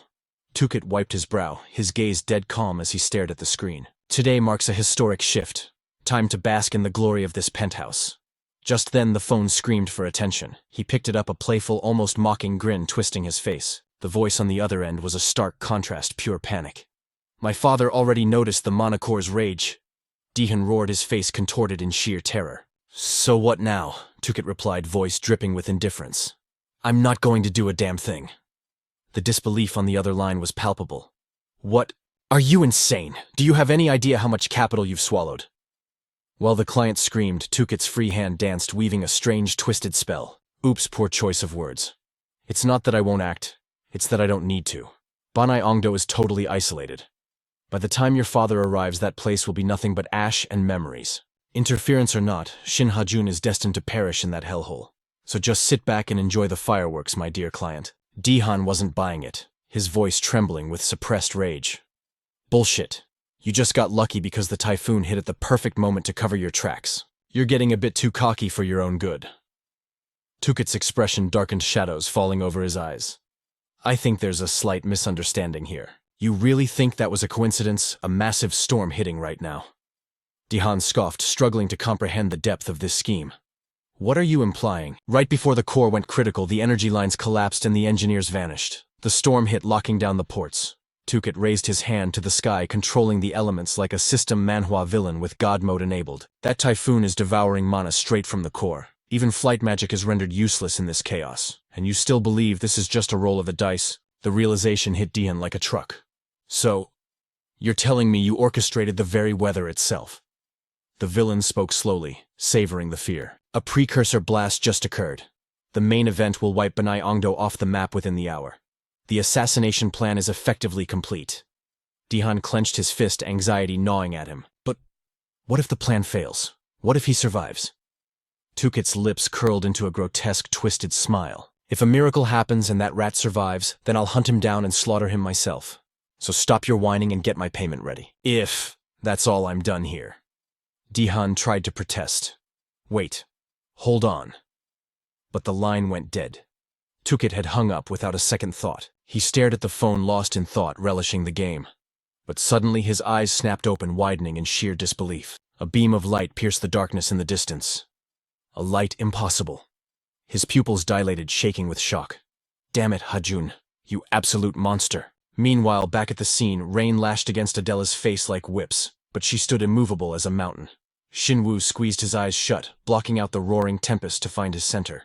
Energy line. 1 mana flow established. Line 2. Circulating. Line 3 is active and stabilizing. He entered a state of hyperfocus. Hajun held his breath, his heart pounding a prayer to the gods of this world. I'm counting on you all. Please, everyone push their limits. The swirling vortex inside the mana core began to disperse. The flow is shifting, Jinoke shouted over the wind. Connection to the spiritual veins is stabilizing. The weather interference is gone. The team made a split-second decision. We're going to project an illusion. A system alert chimed. Ha-Jun looked up, hope rising. But the surge in line 1 was too much. Adela crumpled, coughing up a mouthful of crimson blood. Panic flared in his chest.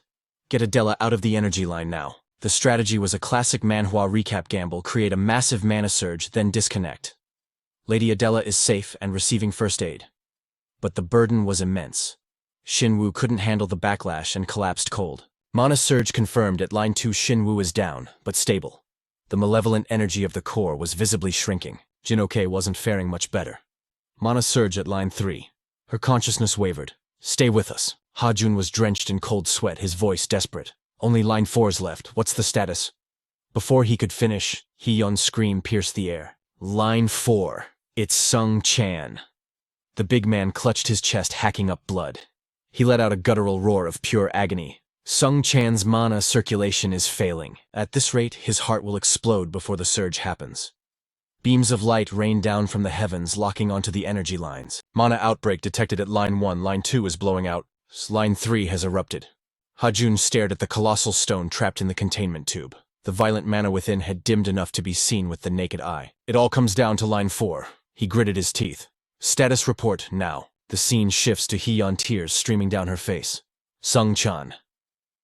He couldn't even respond, curled up and trembling as another beastly roar of pain tore from his throat. His circulation is completely blocked. He's going to die before the process finishes. Yeon lunged forward to save him, but strong hands held her back. Sung-chan, this is all my fault. Minset blocked her path, his face grim. Stop. It's suicide. We're out of potions, she cursed under her breath, helpless. Damn it, what do I do? Inside the barrier, Sung-chan felt like magma was flowing through his veins. It hurts. My insides are tearing apart. Then a voice cut through the haze of pain anchoring his fading sanity. Sung-chan, can you hear me? That voice, Ha-jun, listen to me. 3 lines have already purged the lightning spirit's mana.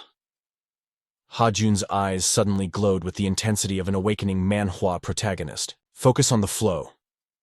The mana isn't leaving. It's backtracking. Ha-jun saw it clearly now. The torrent of power was reversing course. It's all flooding into you. The pressure is wrecking your circulation system. Ha-jun made his move, his voice commanding and absolute. I'm going to sever that connection right now. Stabilize your breathing, trust me. The dark aura swirling around the spirit stone began to sluggishly congeal. Shin Ha pushed his mental limits, pouring every ounce of his will into controlling the volatile energy. Sung-chan clenched his jaw, enduring the agony to protect his comrades. Yeon rushed to his side as the crushing pressure of the ley lines finally subsided. Now, stabilize your breathing. Sung-chan. If you falter here, we all perish. I'm betting everything on you and your skills right now. If I surrender to the pain, it's suicide anyway. I have to do this. Do you hear me? Sung-chan gritted out, his voice heavy with exhaustion. You're too loud. I hear you. I must succeed. Anxiety gnawed at him, but his body screamed in protest. Was this the agony everyone else had endured, especially knowing Shin Ha was shouldering his own impossible burden right now? I can't let this tragedy continue. A voice cut through the chaos. Sung-chan.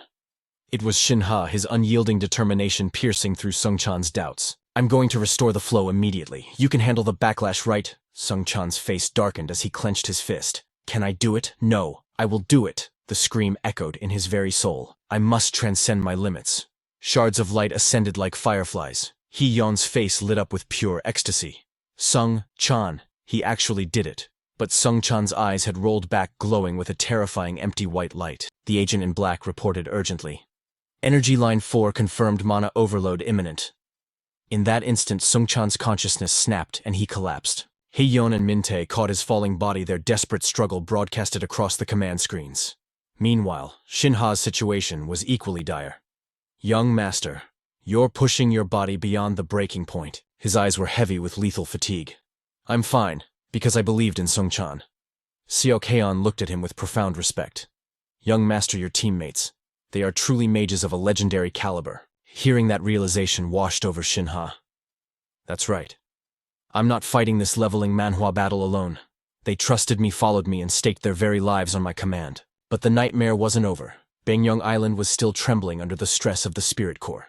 Even with the accumulated mana dispersed, a catastrophic explosion was only a matter of time. From here on out, it's my stage. Shin Ha shook off the dizziness. It was time to fulfill his destiny. Shin Ha locked his gaze onto the colossal spirit stone. In a heartbeat, his irises shifted to a piercing golden hue. The eye of truth had awakened. Every hidden detail was laid bare before his absolute vision. Perfect. I can see the spirit core's structure and the mana flow of the ley lines. He raised his hand, white light coalescing in his palm. Ben-style 6-ring resonance circle. Activate. Everyone risked their lives to suppress it, yet the mana density is still this high. This isn't just a simple glitch in a system, Manhwa. But even in this state, I will dominate it. Chaotic energies converged, creating a surreal distortion in the air. Shin Ha grit his teeth, hesitation vanishing as he made his move. Even the stoic Seok-heon held his breath in anticipation. 2 titanic forces collided. The containment vessel shattered, releasing a pillar of blinding light that pierced the heavens. The spirit stone shimmered with mesmerizing prismatic colors. Simultaneously, a shockwave rocked the island, a second explosion, or perhaps a rebirth. Time seemed to blur. A massive hole gaped in the base's ceiling, revealing the dissipating dark clouds and a returning azure sky. However, Sung-chan remained in a deep coma, showing no signs of waking. Sung-chan, he's not waking up. Just then his eyelids fluttered. Am I dead? Yeon and Min-tae froze, too terrified to even breathe. Hey, you moron! You absolute fool! How dare you die on us! Look at the sky! Shin Ha did it! The two of them were sobbing, creating a noisy ruckus of relief. Hey, Sung-chan, are you listening? The sky... You're right. It's beautiful. That little monster Shin Ha really pulled it off. If this is the end, it's not a bad way to go. Sung-chan snapped back to reality from a long, hazy dream. Adela and the others were hovering over him with concern. You're awake. Sung-chan blinked, unable to grasp his surroundings. Where is this? Did we all die?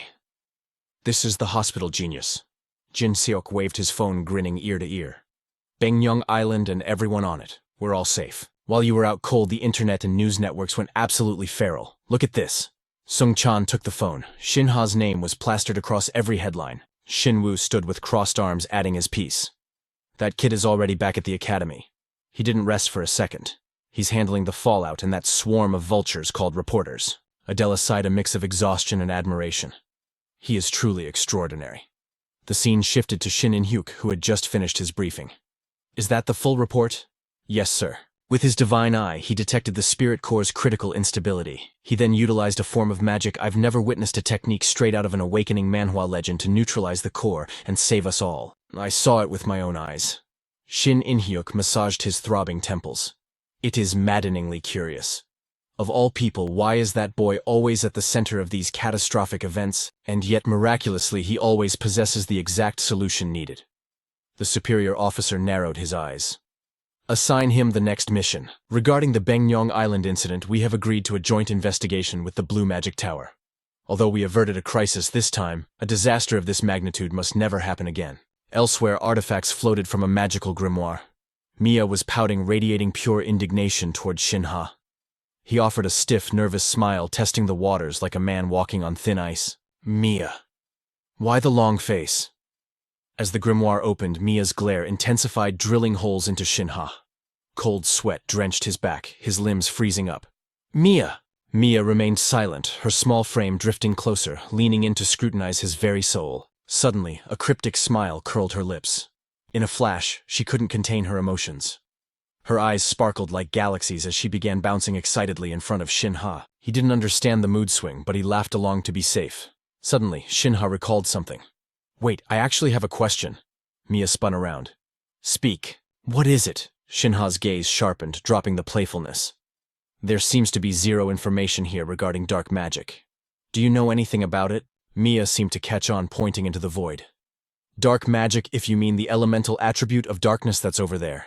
Shin Ha rubbed his chin, frustrated. Not the element. I mean the kind of magic that has been corrupted by darkness. Do you follow? Mia tilted her head, confusion growing. Shin Ha looked at her with desperate intensity. Mia, please. After a heavy pause, Mia spoke, her voice distinct. Successor. The atmosphere around her turned oppressive, her eyes glowing a menacing crimson. Where did you learn about corrupted magic? Shin Ha flinched, deep in thought. Shoot. I never told her about the Black Tower encounter. How do I explain this without triggering a penalty? Finally, he confessed. Okay, here's the truth. Time seemed to stop until Mia screamed in agitation. So you're saying the Black Tower has been targeting you this whole time? Shin Ha nodded grimly. First it was a professor at the academy, and this time the director of magic research on Bangyong Island. The darkness is closing in. Every time I made contact with them, I felt it. A suffocating shroud of corrupt dark mana. It sent a chill down my spine like ice water trickling down my back. That is the specific terror I feel whenever the Black Tower's shadow draws near. Mia's hand trembled, squeezing mine unconsciously. Successor. Why are you only telling me this now? My apologies. After I met you, I cut all ties with the Black Tower. Mia turned her back, pouting with indignant fury. Still, something of this magnitude should have been said sooner. Shin Ha let out an awkward, strained laugh to diffuse the tension. Well, I am telling you right now, aren't I? That excuse sent Mia's blood pressure skyrocketing. She slammed the table in frustration. Are you mocking me? Listen well, this is crucial. You know all current magic stems from origin magic, right? Shin Ha nodded in agreement. Of course, Mia continued. The infinite magic circle is a system built upon the foundation of natural origin magic. So do you assume the Black Tower's dark magic? The power you just mentioned also originates from that same source. Shin Ha stroked his chin, voicing his suspicion. No. It felt completely different. The aura was alien compared to standard dark attribute magic. Mia raised her voice, pointing a finger directly at him. Exactly. Standard dark magic is just an elemental variation. But that power, is distinct from origin entirely. Is it a divergent branch, a completely separate magic system? Shin Ha's expression tightened with anxiety. Are you saying there was a different creator for this dark magic? Mia's voice dropped to a grave whisper. Precisely. A calamity of this world. An existence whose very being erodes mana and stains the earth. The progenitor of true dark magic, the destroyer of the current mana structure. His name is Void. Meanwhile at Dihan's penthouse, inside Dihan smashed a vase in a fit of rage, roaring, "Tukit! What did you just say? Didn't you guarantee Shin Ha would die on Baekgyeong Island? Because of the mess you made, Shin Ha has returned as a hero who saved the entire island. Now the family factions are rallying behind him. The headlines are worshipping him." Dihan seized Tukit by the collar. "How will you take responsibility for this failure?" "Tukit!" Dihan's face turned ashen with fury, but the assassin remained unmoved. A suffocating killing intent flooded the room as Tukit spoke. "Let go of me." Released from the grip, Tukit sighed, adjusting his collar. "My apologies. I despise having my true face exposed." Tukit continued with chilling indifference. "Naturally, I will take responsibility. This was my error." Dihan snapped back. "Responsibility? What does that even mean?" Tukit explained calmly.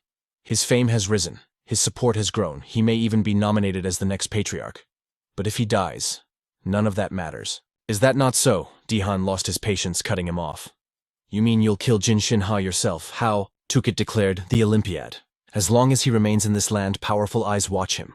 But the moment he steps onto foreign soil, that will be my opportunity." Tukit smiled, a sinister expression twisting his face. "In the name of the Black Tower and the Dark Gods, I will personally execute him to wash away this disgrace." Later that night, outside the villa, Shin Ha lay in bed, lost in thought.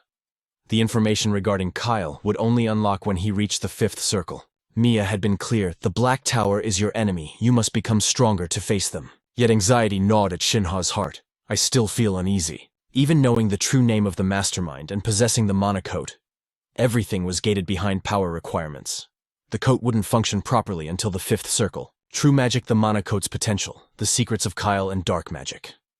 It was all locked away like a high-level quest in a leveling Manhwa system waiting for him to reach the fifth circle. Regardless, I must get stronger for the upcoming Olympiad. The next morning at the Blue Tower headquarters, Shin Ha looked up at the tower, eyes gleaming. Tower Master Kangen stepped forward. "This is the artifact workshop, our pride and joy." Shin Ha immediately asked, "That machine, it hasn't been revealed to the public yet, has it?" Kangen nodded. "The incident at Baekgyeong Island was unexpected, but we feel responsible. We pledge to support your team fully as sponsors." Shin Ha smiled. "Thank you, Tower Master." Suddenly, Kangen gestured. "Now there is something you must see, Shin Ha." Looking at the device before him, Shin Ha asked in surprise, "What is this?" Skepticism filled his eyes. "I've never seen a machine like this before." Kangen stroked his chin, looking smug. "Naturally." He swelled with pride. "That machine was built specifically to craft an artifact for you, Shin Ha." Shin Ha gasped. "What, you built this just to make a holy item?" Kangen confirmed. "Correct. It compresses mana stones with a distortion rate of less than 0.1% per cycle. Repeat that 100,000 times and the stone becomes as thin as paper. You requested an artifact that wouldn't hinder movement, something simple and lightweight. We researched endlessly, and this was the ultimate solution. The world's first quadruple attribute fusion artifact, and it activates via retinal synchronization with the first user. The Blue Tower's greatest masterpiece." Shin Ha was stunned. "Are you serious? All this for a single magical tool?" Kangen beamed. "I tried every other method. Nothing was superior to this. The first global 4-element fusion, the pioneer of eye-contact connection. This is our magnum opus. I believe this artifact will open a new era because of you, Shin Ha." A while later, after the tour concluded, Kangen looked at him. "Was the food to your liking?" Shin Ha looked at the empty plates. "Yes, it was delicious." Wiping his mouth, he added, "Thanks to you, I've discovered a wonderful place." Kangen laughed heartily. "I am glad to hear it." Then Kangen's expression turned serious, his voice lowering. "May I ask, what did you really come here to tell me?" Shin Ha didn't deflect. "Yes. It concerns the security here." Kangen snapped his fingers. "You needn't worry about security, but perfection is always preferred." Instantly, a silencing barrier shrouded the room, isolating them from the world. Kangen leaned in. "Now speak freely." Shin Ha met his gaze. "I will get straight to the point." Mystery swirled in Shin Ha's eyes as he dropped the bombshell. "At the upcoming Olympiad, there is a high probability that the magic towers will interfere." Kangen shouted in shock. "What? Explain yourself." Ha added, his voice steady. Master Kanan, regarding my post-return interview from the island. You are aware I publicly revealed the nature of my monocore, correct? It was a calculated gamble that exposed my weaknesses to the magic tower. However, it was a necessary sacrifice to explain the anomaly at White Spirit Island, while solidifying my standing within the clan. Because of that bold move, I have secured significant backing from the internal factions of the Demon God clan. Kanan's eyes gleamed with intrigue. I watched it. You have painted a target on your back for the upcoming Olympiad, a high-stakes maneuver. It requires arrogance and transcendental skill. But tell me, doesn't your unique ability share properties with my own crimson eyes? Ha didn't flinch. Yes, but with a crucial difference. My ability allows me to perceive the true color of mana. Kanan blinked, stunned. You can see the color. Now the pieces fit. He leaned in, voice dropping low. So you have identified the unique mana signature of the magic tower? Ha nodded. Precisely. During the Smith incident, I perceived their aura's distinct hue. There is no doubt it belonged to the magic tower. And at White Spirit Island, that same pitch-black corrupt mana was radiating from the director of the central laboratory. Kanan stroked his chin, analyzing the board. Then the reactor meltdown was their doing. And with the succession war raging, someone within the Demon God clan is using the tower to eliminate you. Is that your deduction? Ha's gaze hardened. That is exactly the situation. If they were brazen enough to strike the island, they certainly won't hesitate to assassinate me when I step onto foreign soil for the Olympiad. I promised you victory in exchange for the Blue Tower's support. But against a ruthless enemy like the Magic Tower, my life hangs by a thread. Therefore, for the duration of the tournament, I formally request the absolute protection of the Blue Tower. Later, as Ha exited, his gaze drifted to the horizon. Kanan's final words echoed in his mind. I cannot promise anything yet, but I will give it serious thought. It sounded like a rejection, but Ha knew better. Coming from the Blue Tower Master, that was 99% approval. The remaining 1% was merely due diligence. We have arrived, young Master Ha, the driver announced. Thank you, Ha replied, stepping out to face the looming fortress of his home. I've secured external allies for the Olympiad, yet the danger remains. Surviving this awakening Manhwa scenario depends on handling the Demon God clan itself. Suddenly a voice pierced the air. Ha! Dihan looked down from the balcony like a king greeting a subject. Long time no see. Ha bowed politely, suppressing the urge to vomit. Of all people, why him first? Dihan beamed with a perfect plastic smile. I was terrified when I heard about the island disaster. Seeing you in one piece is such a relief. Inside, Ha was screaming, damn it, what rotten luck. But on the outside, he plastered on a dazzling smile worthy of an award. I'm truly moved by your concern, brother. Ha said, his voice sickeningly sweet. It was merely a scratch. I've fully recovered. Dihan's smile didn't reach his eyes. Excellent. You survived a calamity that would have crushed lesser men. He began his slow, deliberate descent toward Ha. Truly, my little brother. The mockery in his tone was razor-sharp. Next time, don't hesitate to ask for my help.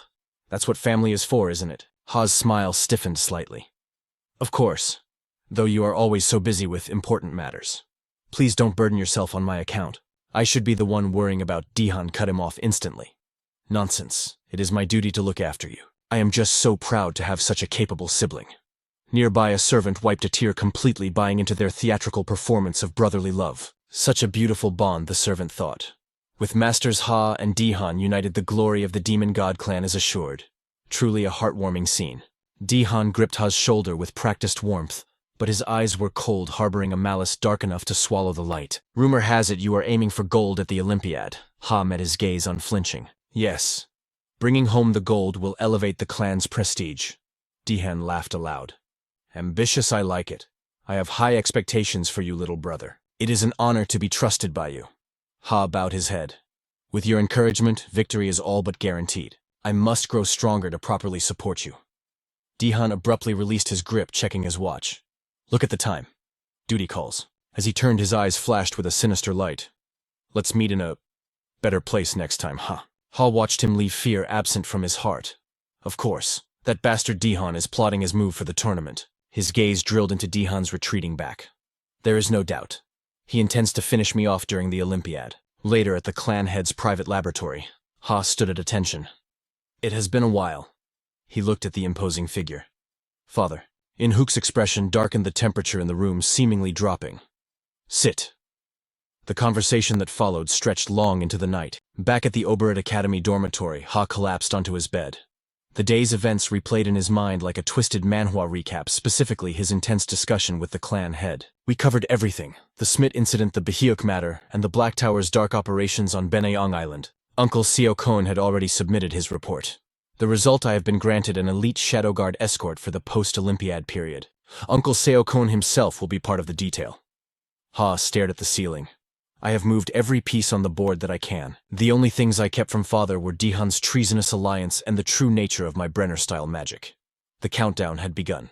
9 days remained. The next morning, the training grounds echoed with Ha's voice. That concludes today's session. He addressed his breathless team. We are 5 days out. From this moment on, focus entirely on condition management.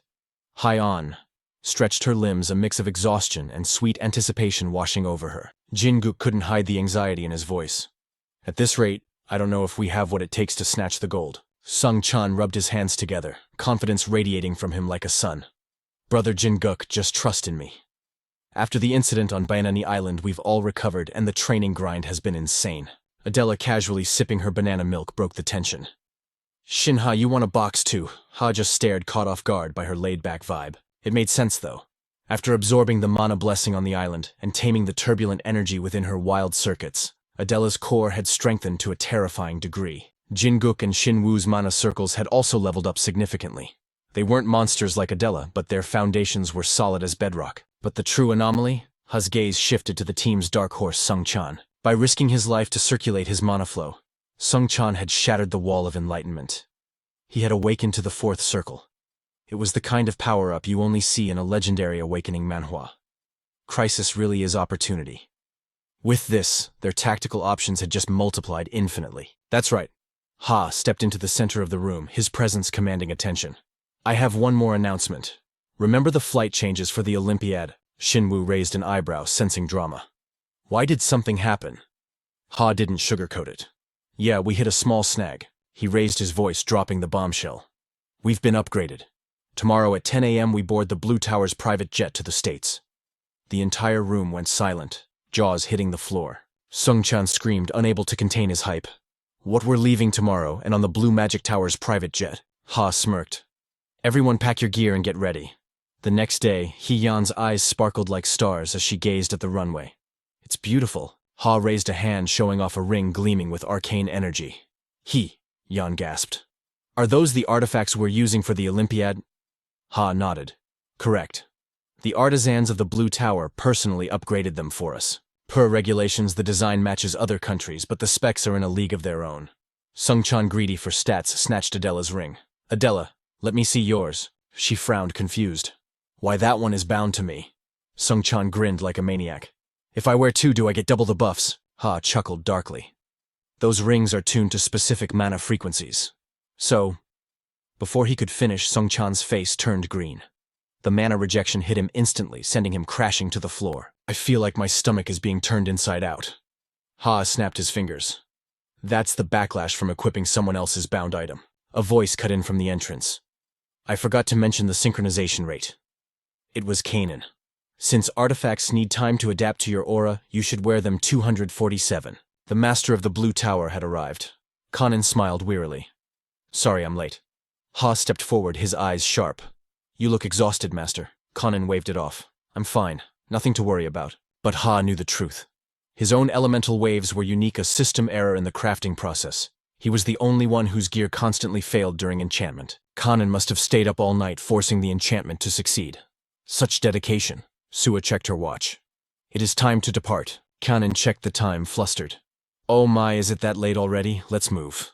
Outside, the weather was perfect, and the steel bird awaited them. Inside the cabin, it was pure luxury. The team went, feral eyes shining brighter than headlights. Is this real life? A private jet. This is absolutely magnificent. Kanan turned to Sua. We have 40 minutes until takeoff. Sua, please give them the grand tour. Sua bowed politely. Understood. Ha approached Kanan quietly. Providing us with artifacts and a private jet. I can't thank you enough. Kanan sat back, his expression serious. I haven't even begun to repay the debt I owe you, Ha. But more importantly, we need to talk. Ha stiffened. Sir, Kanan snapped his fingers, and a sealed envelope materialized in the air. Ha's eyes widened. Top secret intel sealed with high-tier magic. Kanan leaned in, his voice dropping to a whisper. Ha! The Black Magic Tower. Their movements are strange. Ha looked at the document, the weight of it heavy in his hands. Hidden magical encryption. Kanan nodded grimly. Exactly. Every move the Black Tower makes right now. It's unnatural. I've been investigating them from every shadow angle I could find. Ha scanned the documents, unable to believe what he was reading. This level of detail. Kanan pulled out a laptop to show the data. Look at this.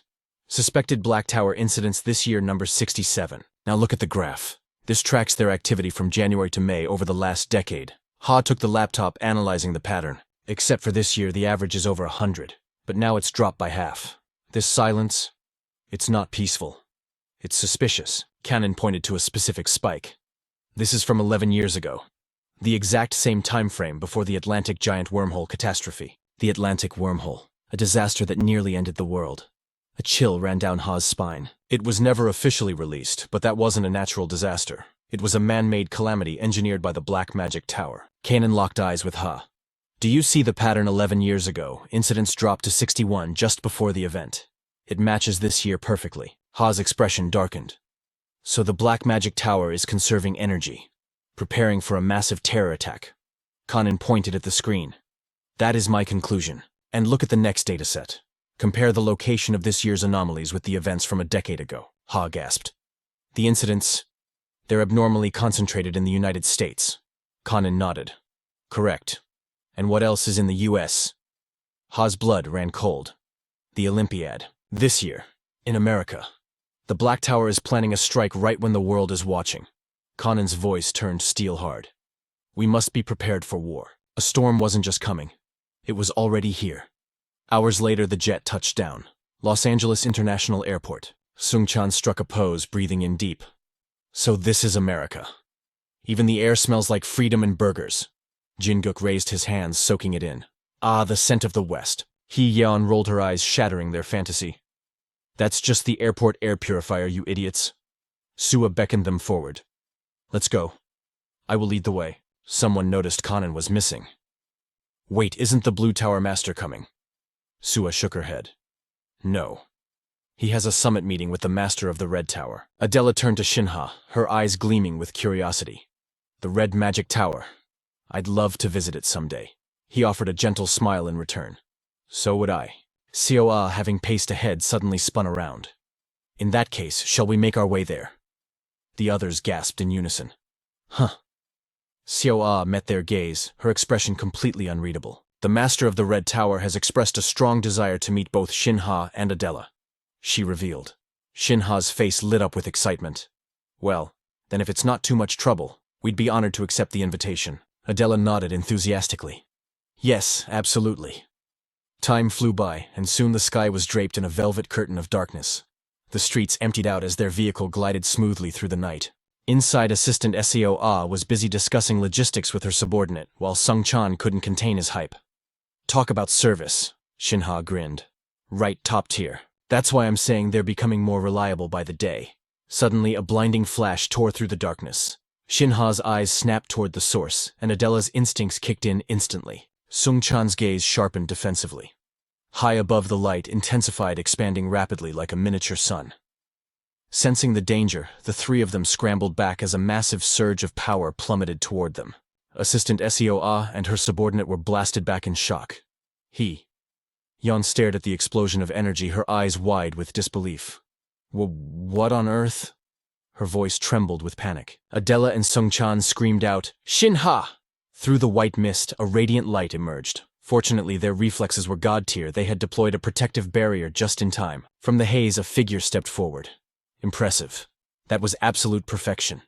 It was none other than the British representative Kyle. He bowed with a flamboyant, welcoming smile. Greetings, representatives of Korea. I trust you are having a pleasant evening. Adela didn't share his sentiment.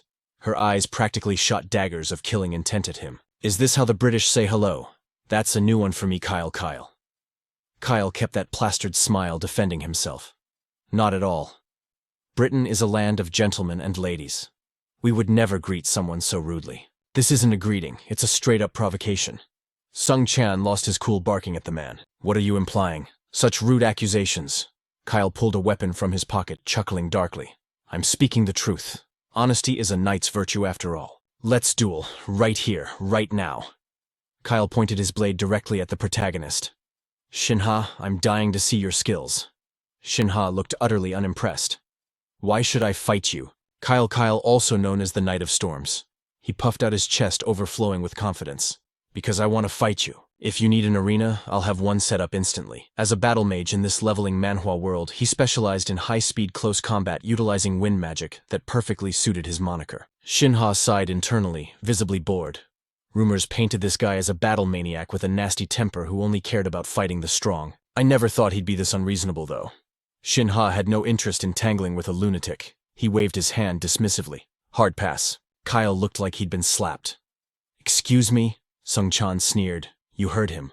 Adela looked at him with disdain. You haven't changed a bit since the freshman tournament. Shin Ha reflected Kyle's pressure right back at him. He swept his hair back, radiating confidence. Fighting you benefits me in no way. Besides, it would be a disaster if you got hurt. Kyle froze his jaw, practically hitting the floor. Me get hurt. Meanwhile, Shin Ha's teammates started sweating nervously. Here it comes. That crazy streak of his. Yup, his bad habit is showing. Kyle's face hardened. Even though you could gain data on a fifth circle mage like M. Don't need it, Shin Ha interrupted. Kyle took critical emotional damage, stumbling back. Preposterous. Just then a voice cut in. See, I told you this wouldn't work. Maya. Kyle mumbled. It was Maya of the British team. She looked at him blankly. Don't be too disappointed, Captain. We're scheduled to fight him next week anyway. She turned to the group. On behalf of Kyle, I apologize. Sorry for the sudden trouble. He really didn't have any malicious intent. Please understand. Shin Ha shrugged indifferently. I really don't mind. That spell was full of sound and fury, yet it caused 0 damage to the people or the bus. Just empty magic, right? With that settled, Kyle and Maya prepared to leave. Thanks for understanding. We'll be going now. Kyle waved cheerfully, his mood instantly recovered. Next time I'm going all out, okay? Sung Chan watched them go, utterly baffled. What is wrong with those two? They're like a walking hurricane. Shin Ha's expression turned serious. You're right. It seems like from here on out we'll be facing a series of storms. The group climbed back into the vehicle and drove off. Hee-yeon fumed, breaking the silence. What was with those psychos jumping out, attacking us, giving a half-assed apology and just leaving? She was getting more worked up by the second. They definitely have mental issues. No way, I can't let this slide. Shin Ha looked back from the front seat. So what's your plan? Hee-yeon shouted. Report them, obviously, at least get them penalized. Shin Ha chuckled dryly. There won't be any penalty. Hearing that, Hee-yeon leaned forward aggressively. Why not they used offensive magic in a public space? Shin Ha's voice dropped an octave, turning serious. Kyle's wind cutter was just a mass of harmless wind attribute mana. Even if it hit us point blank, it wouldn't have left a scratch. Sung Chan blinked. No wonder my shield didn't react. Shin Ha continued. Plus, we're in the United States. That level of magic isn't considered a crime here. It's viewed as mages testing and observing each other's mana. Hee-yeon sighed heavily. They also recorded everything with nearby mana observation cameras. That footage alone proves it wasn't a hostile attack. Hee-yeon could only swallow her rage. So annoying, they calculated every single step. How detestable. Adela pondered for a moment. Seeing how prepared they were, they've probably challenged other teams too, right? Shin Ha nodded. Very likely. Adela pressed on. Their goal must be data collection. Most likely, Shin Ha agreed. Filming with those cameras gives them a treasure trove of data. Hee-yeon chimed in, realizing the implication. Even Sung Chan's magic from earlier got leaked. Sung Chan thought deeper. Would many teams actually accept such a reckless challenge? Shin Ha replied confidently. There will be plenty. Sung Chan was agitated. Why? Shin Ha cut in softly. Remember what Kyle said. Because you can gather info on a fifth circle mage like me. Sung Chan leaned back, annoyed. Right. If they fight, they get data on Kyle. Shin Ha looked him dead in the eye. And the reason I avoided the fight is because my information is far more valuable than his. Sung Chan waved him off. Yeah, say what you want. You're definitely sick in the head, but it was a logical decision. Hee-yeon looked out the window. Looks like we've finally arrived at the hotel. Haeyeon still couldn't swallow her rage, her voice rising in a shout. I'm so ticked off, my blood is literally boiling. I swear I will never forgive those jerks. Jin immediately latched onto Shin Ha. If you're going, I'm tagging along too. Inside the room was spotless. Shin Ha scanned the area. All right, preparations are complete. We just need to finish the final setup for this leveling Manhwa scenario. Now, where could it be? Suddenly, a box beneath the table caught his sharp gaze. What's this, a mana storage? Shin Ha placed his hand on the grimoire to activate the technique. A moment later, a satisfied smirk played on his lips. As expected of the Olympiad, the density of mana is on a different level and the perks are insane. It's not the supreme grade, but this security system is more than enough. He continued his search diligently. Excellent. Finally, I have a moment of respite. Time to focus on my own awakening. He heard Mia calling out. Mia, I'm here. She looked at the successor with concern. You arrived in one piece. Shin Ha replied casually. I made it back to the safe zone without a scratch. Mia pressed on. Really no ambushes on the road. He let out an awkward, dry cough. Well, if you want to talk about problems. A heavy silence suddenly descended upon the room. Mia sat down, her expression serious. I get it. The probability is high that the Black Magic Tower is plotting something nefarious involving the British team. The successor didn't cause any unnecessary drama, did he? Shin Ha hesitated for a split second. Of course not. What reason would I have to stir up trouble? Mia instantly sprang to her feet, radiating confidence. I roughly get what you're hinting at, and playing support for that is my role after all. Just trust in Mia, and leave it to me. Shin Ha looked concerned. I always trust you. But what exactly did you understand? Mia immediately cast a search spell, scanning for specific magic tomes. Shin Ha watched, his eyes widening in genuine surprise at her efficiency. In a flash, 3 magical books materialized on the table. Shin Ha picked one up to inspect it. This is, Mia announced professionally. What else? A guide to the 4th circle for mages. Shin Ha gasped. What? How did you know? Mia replied with confidence. It's obvious. The British team is sharper than I thought, and the odds of clashing with the Black Magic Tower are rising. You need to level up your strength even a little for emergency scenarios. Then Mia excitedly recounted their discussion. Mia, teach me the path to the 4th circle. Is this the right manual? Shin Ha read the book while throwing a comment back. Mia, wiped that smug grin off your face. Although, you're absolutely right. Shin Ha gripped the book tight, declaring, I must increase my power to prepare for the coming storm. Mia beamed. That is exactly the spirit I wanted to hear. Shin Ha focused on the text. This book describes the harmony required for the 4th circle realm. Before the Olympiad begins, I must master this system. Hours passed until late afternoon, the sky outside deceptively peaceful. While taking a breather, Shin Ha spotted Adela. He called out, Adela! She responded with eyes full of sorrow. Oh, hello. He approached her. Why are you sitting all alone in the park like this? I'm just taking a walk. Shin Ha probed further. Is something weighing on your mind? Adela deflected awkwardly. It's getting late. But the anxiety in her eyes couldn't be hidden. I really don't have anything to worry about. I should head back to the hotel. Shin Ha recalled the joint training session earlier. She had looked distracted then and completely zoned out during dinner. Realization hit him and a wave of panic set in. There is definitely something troubling her. This isn't good. Adela is the ace of our team. If her mental state crumbles, the whole squad goes down with her. Seeing her turn away, Shin Ha called out, Wait, Adela, do you have a moment to talk? The sun had set, casting long shadows. Shin Ha desperately tried to pinpoint the source of her distress. Is what's bothering you related to our visit to the Red Magic Tower tomorrow? Ever since Sue briefed us on the Red Tower schedule this morning, your aura changed completely. Adela immediately rejected that idea. No, it's not because of that. Shin Ha pressed on, concern evident. Not that. Then what is it? Adela lowered her head, her voice trembling. Promise me, you won't laugh. Shin Ha agreed. I won't. I promise. Adela looked at him with grave seriousness, articulating every word. Did you know in America, they don't sell banana milk? Shin Ha stood there dumbfounded, as if 1,000 bananas had just crushed his brain. Saying that, Adela wept silently, her tears flowing in a tragic stream. What am I supposed to do? If I can't have it, Shin Ha interrupted gently. Adela. He struggled to hold back a laugh, covering his mouth. They do sell banana milk in America. You just have to check the import section of the supermarket nearby. Adela shrieked in shock. No way. But Haeyeon clearly said they didn't. Suddenly, she dashed away. I've been pranked by Haeyeon. Thank you, I'm going now, Shin Ha waved, chuckling. Yeah, see you tomorrow, he sighed.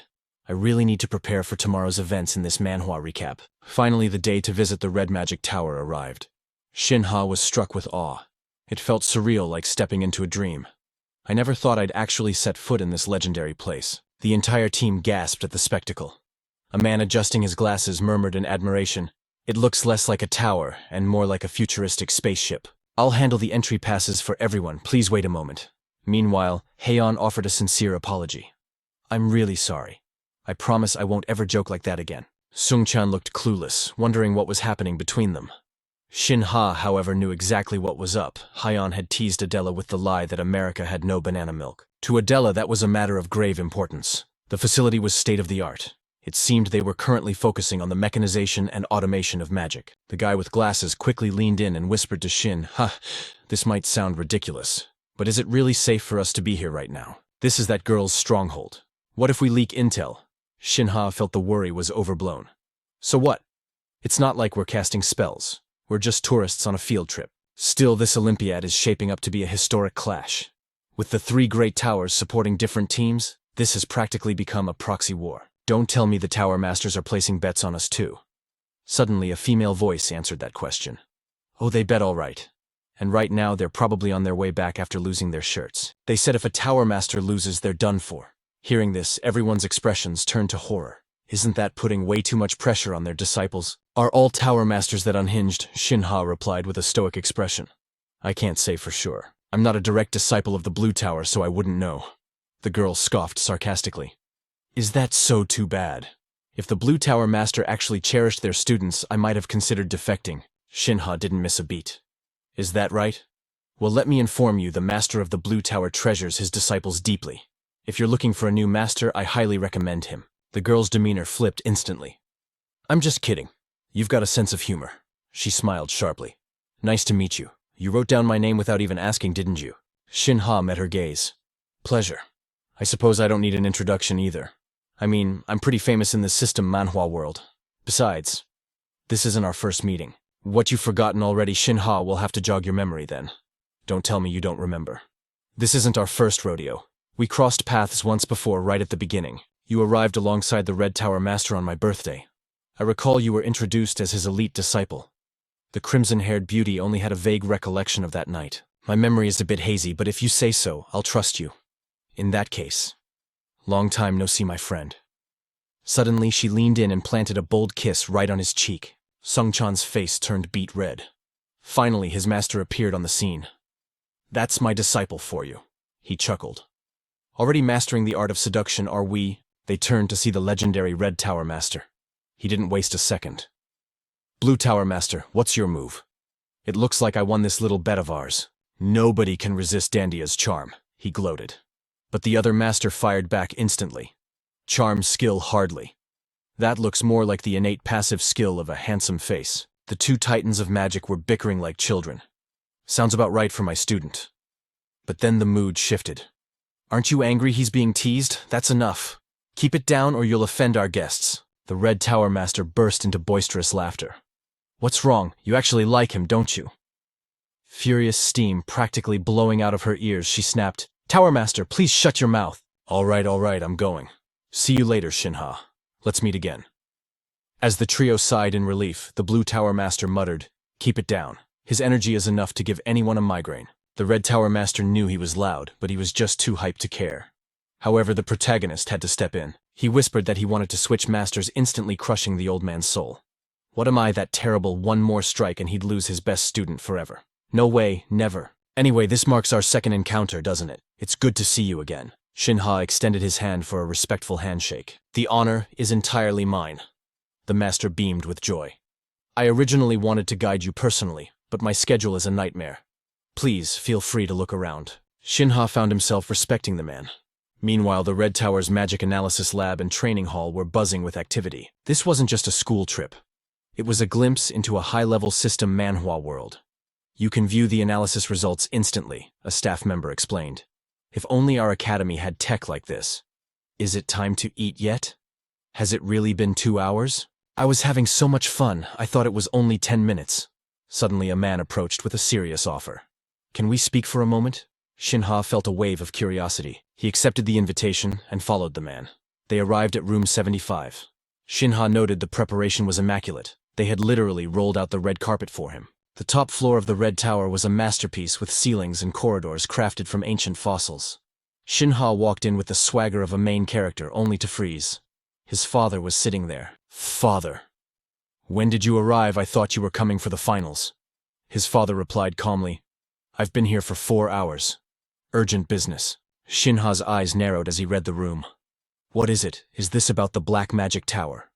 The Red Tower Master confirmed his suspicions. "Apologies for dragging a student away from his tour for work, but duty calls. I hope you understand." Shin Ha waited silently while the Blue Tower Master could no longer hold back. "This morning we captured a Black Tower agent disguised as an official." The air in the room turned heavy as the 4 of them sat down to strategize. Outside, the city was bathed in the afternoon sun. "We are negotiating with the U.S. government regarding today's findings. We will notify everyone via official documents later. I will also coordinate with the organizing committee. I'll take charge of contacting the International Counter-Terrorism Center." Shin Ha was floored by how fast they operated. Impressive, he thought. Their decision-making and delegation are flawless. This is the caliber of the world's top mages. Then, a young girl studying a document spoke up. "Human experimentation. After all these years, they haven't kicked that habit." She issued a warning, "Heir, if you aren't ready for this, withdraw from the competition now." Shin Ha slammed the book shut, his resolve hardening like steel. "That is exactly why I'm changing my strategy." The girl looked confused. "Changing what?" "I'm entering the 4th trial page." She gasped in disbelief. "Are you crazy? You know the rules of this awakening Manhwa. The 4th trial heir can only enter once a month." The day of the opening ceremony arrived, and the anticipation was suffocating. What kind of show will we see today? Which nation is the one to watch? During the opening ceremony, performance team representatives would display their magic in a spectacular showcase. A grand performance meant the representative possessed god-tier skills. Not only that, the honor of their nation rested on their shoulders. Representing their country meant failure was not an option. The ones to watch are the UK, the US, and Korea, right? Do you know who represents them? I'm expecting a performance that rivals even Dandia herself, the world's youngest 5th circle mage who also mastered fire magic as an engineer. But backstage, Sung Chan was spiraling into panic. "He's gone. Shin Ha is missing. Did you check his room? There's nothing on the bed but a book and his cloak. He isn't here. What do we do? It's almost showtime." The arena was packed with thousands of spectators, every seat filled with eager fans. After a frantic search, Sung Chan delivered the hopeless news. He disappeared. Shin Ha is nowhere to be found. You checked the room, right? Just the book and the cloak. He vanished into thin air. Only those 2 items remained, just as he had said. The redhead girl felt a knot of dread tighten in her stomach. "This is insane, Ara. We need a backup plan. The Blue Tower Master and the clan head are on their way. Just stall them for a minute. Worst case scenario, pick a substitute to go out there." But the speakers boomed with the host's voice. "Thank you for waiting." The host sounded far too cheerful. "Right now, let the opening ceremony officially begin." Sung Chan felt like his head was about to explode. "What are we going to do?" Ara sighed, helpless against the chaos. The truth was, the night before the ceremony, Shin Ha had made a desperate choice to win this leveling Manhwa. He had worked himself to the bone. Shin Ha had finally unlocked the secret grimoire. He needed to force a power-up. The pages were filled with cryptic ancient symbols. Once you have completely mastered the expanded circle, enter the 4th trial page. However, this zone was restricted to a single entry per month. Think carefully before accepting the challenge. Suddenly, Shin Ha was transported to a strange, otherworldly dimension. He realized instantly this was the 4th trial page. A voice echoed from the shadows behind him. "Welcome, heir. I am Garm, the guardian of the 4th trial. I knew you would come." Ha greeted the entity with a confident smirk. But she wasn't here for pleasantries. It was time to get down to business. "For the 4th trial," she announced, "we must verify if your infinite circles have achieved absolute synchronization. If you fail, the system locks you out for 30 days. Ha's blood ran cold. He hadn't expected this awakening Manhwa trial to be such a high-stakes gamble. If he failed here, he wouldn't have the power to crush his rivals in the upcoming exam. Defeat was not an option. "Fine. Let's start this nightmare." The girl initiated the sequence. A blinding radiance engulfed him. When Ha opened his eyes, the battlefield had vanished, replaced by something bizarre. A piano sat silently in the void, waiting for a master. Ha stared at it, confused. Before he could question this absurdity, his master's voice echoed in his mind. "I have taken the form of this instrument," Gam declared. Ha placed his hands on the keys, but silence reigned. Not a single note resonated. "Unless you harmonize all 4 circles perfectly, the heir will remain dead." Ha finally understood the assignment, but a jolt of energy zapped him. The instrument was rejecting his imperfect power. He tried forcing a melody, but the result was a screeching dissonance. What is this trash sound? Regular mana was useless here. This required divine control. The test is simple, the voice boomed. Play a masterpiece. Only when your soul is satisfied with the resonance will you naturally ascend. The timer materialized 12 hours to master the impossible. Good luck, my disciple. Your destiny hangs in the balance. This trial felt completely abstract. But the rules were clear brute force, and standard magic were garbage in this domain. Ha closed his eyes, recalling every lesson. He needed to synchronize his infinite circles. Deep within, a dormant power began to stir, begging to be unleashed. His fingers hovered over the ivory keys. He finally cracked the code. Only mana flowing through perfectly aligned circles could create the sound of heavens. Time to get serious. It had been ages since his noble etiquette lessons, but the muscle memory was there. Finally, he felt the true vibration of the mana. Meanwhile, at the grand ceremony, the tension was palpable. Sung-chan and Adela let out a breath of relief. Their missing ace had finally appeared. Sorry I'm late. Ha panted, his lungs burning from the sprint. His teammates scolded him immediately. You idiot, the Blue Tower Master already prepped your gear. The crowd roared as the Italian team finished their display. Magnificent, the announcer cried. But hold your breath for what comes next. A burning rose from the west. Give it up for Team USA, led by the blazing prodigy Danya. The atmosphere was electric. Everyone leaned in, desperate to see what secret weapon the Red Tower had forged for this leveling Manhwa showdown. Danya stepped onto the stage, radiating the aura of a queen. She didn't just plan to participate. She was here to crush the competition. That wasn't just arrogance. It was the certainty of absolute power. Every step she took sent a ripple of anticipation through the terrified audience. Suddenly she unleashed her mana flames, erupted unlike anything the previous contestants could muster. A true inferno was born. This was the difference between a novice and a master. She basked in the heat, her pride swelling with every flicker of the blaze while the crowd screamed her name. The pillar of fire twisted, morphing into a colossal blooming rose. Beautiful, someone whispered. Danya's focus was razor-sharp. The stadium shook with applause. The crimson flower loomed over them. Danya smirked, convinced the trophy was already in her hands. She reveled in her triumph, proving once and for all that she was a predator among prey. Mediocrity had no place here. The ovation was deafening. From the heart of the inferno, the flowers shimmered with a brilliance that blinded the unworthy. Violence and beauty intertwined. She stood calm amidst the chaos, living up to her title as a world-renowned Fifth Circle Archmage. Did you see that? Cries rang out. That has to be the peak. Nothing can top that sheer destructive art. Even the VIPs were left slack-jawed. She's in a league of her own, they whispered. But the show wasn't over. Next up, the United Kingdom. The crowd's frenzy shifted. A lone figure raised his blade high, his aura screaming that a storm was approaching. Energy condensed around him, the pressure dropping rapidly. The audience held their breath. Something catastrophic was about to happen. A gale-force wind ripped through the arena. He raised his sword, a mysterious silhouette commanding the very skies. The mana density spiked to critical levels. But in the blink of an eye, he vanished. Where did he go? So, Huan, look up. A finger pointed to the heavens. There he was, descending from the clouds like a god of war. It was a descent worthy of legends. A massive tornado wrapped around him. He wasn't just controlling the storm. He was the storm. He slammed into the ground, shockwaves dusting the arena. The Wind Mage of Britain had arrived, and his fan club went absolutely feral. This year's roster is filled with monsters. With performances like that, the pressure on our team skyrocketed to suffocating levels. We're up next. Adela turned, sweat beading on her brow. Any news from Ha? Silence, came the reply. But I trust him with my life. The stands buzzed with impatience. While some praised the show, the Green Tower Master sat there, his face twisted in disgust. Pathetic, he sneered. I was hoping to crush their little egos today, but it seems they won't even show up. Give them some credit, another voice chimed in. But where is their star? The so-called youngest Fifth Circle mage in history. Don't tell me the coward fled. The mockery was cutting. But then a voice cut through the noise. Sorry to disappoint you, but I don't run. Ha stepped forward, radiating intense pressure. I had some business to handle. But now that the warm-up acts are done, are you ready for the real show? The woman clicked her tongue, her voice dripping with skepticism. Don't ask me.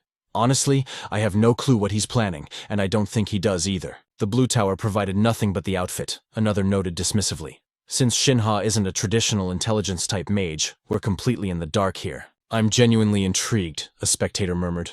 Just what kind of show does an awakening Manhwa protagonist have up his sleeve without a combat spell? The arena erupted amidst the deafening roar of the crowd and the announcer's hype. The main character stepped into the spotlight. Representing Team Korea, Shin Ha. The stands shook with applause, but down below Adela and Sungchan wore masks of pure anxiety. High above Kanan's gaze was razor sharp. Shin Ha wasted no time. Mana surged around him, coalescing into a physical form. A grand piano materialized from thin air. Sungchan didn't blink, his heart racing.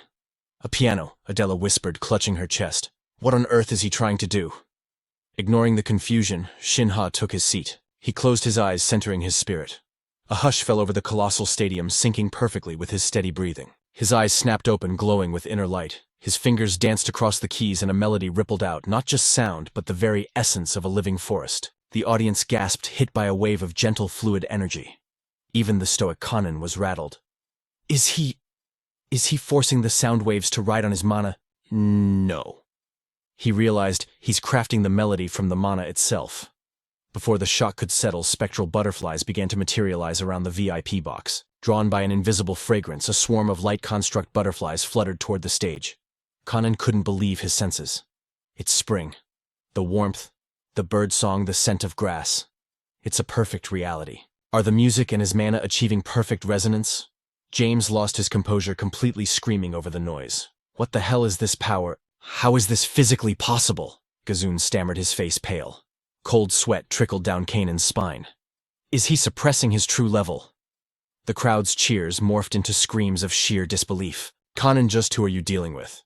He searched his vast knowledge, but no incantation in history matched this god-tier phenomenon. On stage, Shin Ha's fingers flew faster. The melody shifted gears. A skeptic in the crowd pointed, trembling. The tune. It's changing. Look now's and nustio. The arena dissolved into a vibrant underwater world, mesmerizing everyone. Then the earth rumbled upwards, a phoenix of fire, lush greenery, and a blinding sun emerged. This was the season of vitality flowing from his fingertips. The illusion shifted to the height of summer beneath an azure sky. The crowd went feral. A phantom breeze cooled their cheeks as leaves danced in the air. It was the season where life boils over and bears sweet fruit. Then came autumn. Golden stags leaped from the illusion, galloping right into the stands. Are those real deer? Shin Ha's playing grew complex, blending the notes until the warmth evaporated. Winter descended. Withered leaves fell as a suffocating white silence blanketed the world. A frozen, desolate world. This was the season Shin Ha knew best. It was that bone-chilling loneliness that forged him into the powerhouse he is today. Light exploded in Shin Ha's eyes. The four seasons bowed to his will, his mana fusing with the very atmosphere.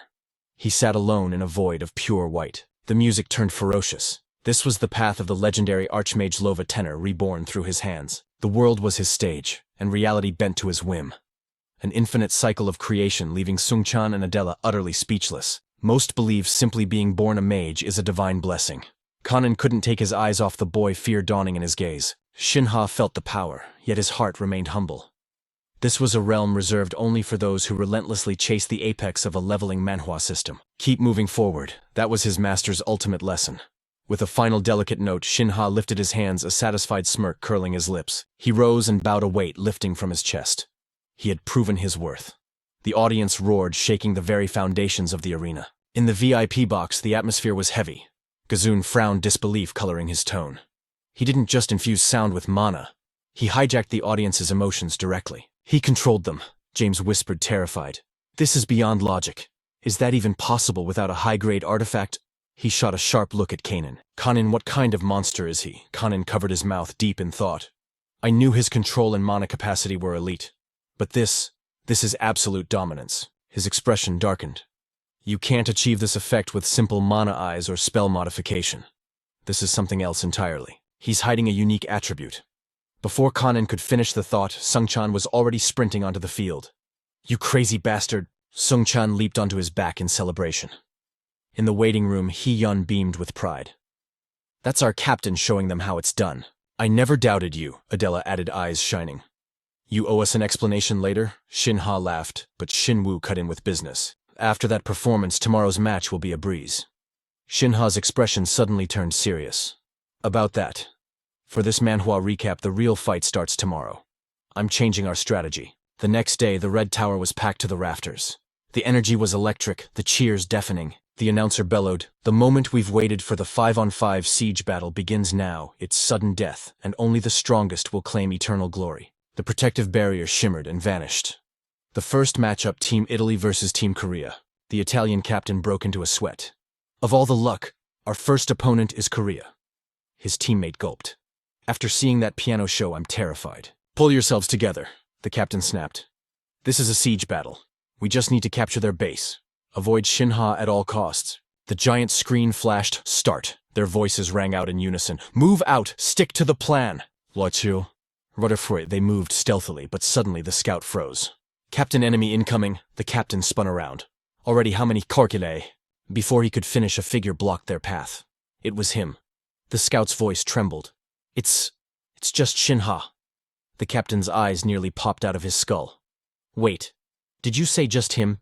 Before the sentence could even finish, Ha's group encountered the Italian team. But standing there facing them down, it was only Ha. He announced calmly, "It is just Shin Ha today." Ha tilted his head, a devilish smirk playing on his lips. "Yo, Team Italy." They rushed to position themselves near Ha, but fear was already gripping their hearts. No way he came alone, or the others ambushing us from the shadows. The Italian squad huddled together, panic setting in as they scanned the area. The captain roared, "Stay sharp, sweep the perimeter." Their eyes darted around, frantically desperate to find Ha's hidden teammates. Ha, not wanting them to waste energy on paranoia, spoke with generous arrogance. "No need to search. I told you I came alone." The Italian captain glared, offended. What is that supposed to mean?" Ha laughed, his confidence overflowing. I mean, I can solo all 5 of you myself." That insult hit them like a slap. Their faces turned green with rage as they screamed, "You foul-mouthed brat! Know your limits, don't you dare mock us!" With a roar, they charged in unison. "He is just one man! Get him!" Ha didn't waste words. A terrifying light flashed in his eyes. Resonance. A pillar of blinding light crashed down a scene worthy of a high-budget leveling manhwa. That night, the air outside buzzed with electric excitement and cheers. The atmosphere was pure euphoria. Ji-hyun shouted in excitement. From the opening ceremony to the match, everything was perfect. Shin-woo, however, kept a straight face and scoffed. "You seem a little too excited, Ji-hyun. Today's victory was 100% Shin Ha. We literally did nothing." Ji-hyun laughed loudly. "What is the matter? We are Shin Ha and he is us. So this is our perfect victory." Jin Seok looked over at Ha. "By the way, kid, are you okay?" Ha looked confused. "Huh." Jin Seok grinned. "Didn't you say using full power knocks you out for at least 12 hours? Ha replied cheerfully, "Oh right, I am fine." But internally he knew the truth. Since resonance was a secret, he had used the full power exhaustion excuse as a cover-up. Adela raised her hand. "I have a question. You dropped enough bait during the opening ceremony. Was there a reason to flex your full power in the very first match?" Ha smiled darkly. "Of course there is a reason." Everyone fell silent, waiting. Ha pointed to his eyes. "When I performed, you know I was wearing the 4 Seasons relic, right?" "That is the key point." Sung-chan asked. You mean that thing that looks like contact lenses?" Ha nodded seriously. "It is a relic that lets me draw out my full power. But do you honestly think the other teams know that?" Meanwhile, tension choked the air in the British team's war room. As you can see from the mana analysis footage, Maya dropped a bombshell. Shin Ha didn't use a single relic during that display. Kyle added, voice tight, "Maya, his mana seems unnaturally dense around his pupils." "What is that?" Maya theorized. "I suspect it is mana radiating from his demon eye." Kyle stroked her chin, deep in thought. Maya pointed to the board. "And this is the report from our British experts." Everyone stared at the numbers in shock. Even Kyle lost her composure. They had determined the person in the video was likely a 6th Circle mage. Kyle gasped, "Shin Ha is a 6th Circle mage." If Ha was a 6th Circle user, it explained why he didn't fall for Kyle's provocations. Maya clarified, pointing to the screen. "This is from the analysis of the match against Italy. Every spell he used exceeded the 5th Circle. We estimate he is at 5.5 circles. He cast 6 spells simultaneously, and the output was stable. No overload detected. In other words, Shin Ha is highly likely a 6th Circle mage. That means our entire game plan just went up in smoke. We need a new strategy to stop him." Maya looked at her captain. "So, what now, Kyle?" The next day, the stadium shook with roaring cheers. The announcer screamed, "The match is over." With that, the siege rounds to select the top 16 were finished. The winners were announced as the Korean flag rose high. Sung-chan was an emotional wreck, tears streaming down his face. "I cannot believe we crushed a powerhouse like Germany so easily." He looked at Ha. We followed your plan, but still. Ha interrupted him with a bored expression. I did not really do anything today. Sung Chan shouted enthusiastically. Yeah, you did nothing, so it was all thanks to that high-class bait strategy, right? Ji Hyun scoffed. Your naming sense is terrible. High class, really. Returning to the conversation from the day before, Ha looked at them. But do you think the other teams know? Ji Hyun was unsure. Huh. Would they? 4 seasons is still a relic. They could analyze it, right? Ha smiled. My guess is they didn't. First off, contact lens-type relics attached directly to the eye do not exist yet, and eyes naturally create a dense mana reaction. Plus, they already know I possess a demon eye. When they analyze me, they will assume my level is at the 6th circle. Hearing this, the whole team screamed in unison. What? Ha sat up. Exactly. He clenched his fist confidently. We need to exploit that misunderstanding. In reality, according to Kyle's scale, he was only at the 4th circle. But to keep the secret, I officially announced it as improved magic. So people generally assume I am a 5th circle mage. But now if rumors spread that I might actually be 6th circle. Back in the present, Adela finished the thought. The opposing teams will change their initial strategies, right? And that hesitation will slow them down. Ha nodded grimly. Yeah. Though I am not sure if this trick will work on our next opponent. This time, it is the representative of Team UK, the 5th circle mage Kyle. The tournament advanced to the 3rd quarter-final match, Korea versus England. The crowd buzzed. Who takes this one? Obviously England, the land of history and tradition. Someone immediately retorted, Did you not see Shin Ha's performance against Italy? Korea is definitely winning this. The other guy shouted back, What, want to bet on it? Yeah, let's bet. High in the stands, Kang Jin pushed up his glasses. Gajun sat beside him. Who do you two think will win? Gajun smirked. Obviously our Kyle will win. Kang Jin wasn't about to lose. Naturally Ha is going to take this. Messer, sitting between them, watched the two bicker and laughed in amusement. Watching this as an outsider is pretty entertaining. Kang Jin glared and looked over at James. What do you think? Gajun also shot an annoyed look at James. James didn't care, stroking his chin seriously. Hard to say, but my vote goes to him. James pointed toward the arena. The real battle had finally begun. The host's voice boomed across the arena. All right, everyone, the battle has officially begun. Standing in the first position is Kyle, and facing him is none other than the star of this leveling Manhwa, Shin Ha. Right from the opening bell, the killing intent in the air was suffocating. Kyle, however, just maintained that trademark confident smirk on his face. Long time no see, Shin Ha, he teased. To be precise, it has been exactly 183 hours, 47 minutes, and 34 seconds. Shin Ha's expression remained colder than ice. I can't verify if your math is right, but yes, it has been a while. Kyle's smile deepened with hidden meaning.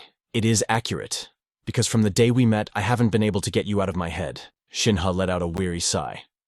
Are you still sulking because I refused to duel you back then? Kyle's voice pitched up as he pointed an accusatory finger. What me sulking, Wamse?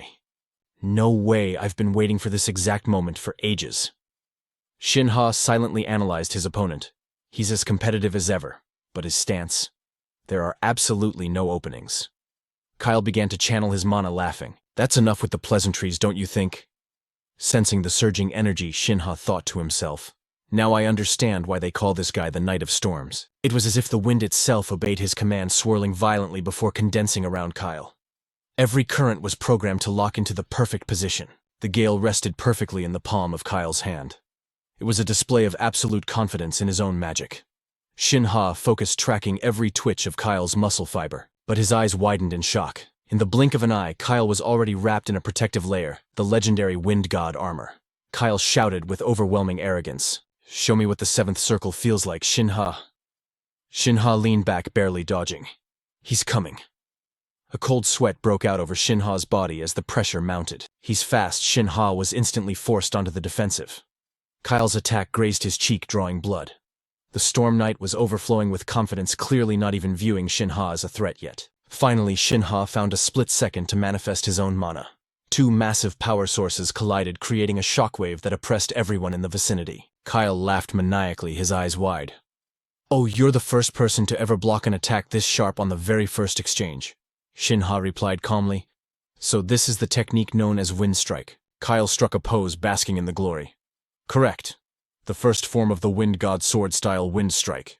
It concentrates a massive gale into a single blade edge. It drastically amplifies both the power and velocity of the sword.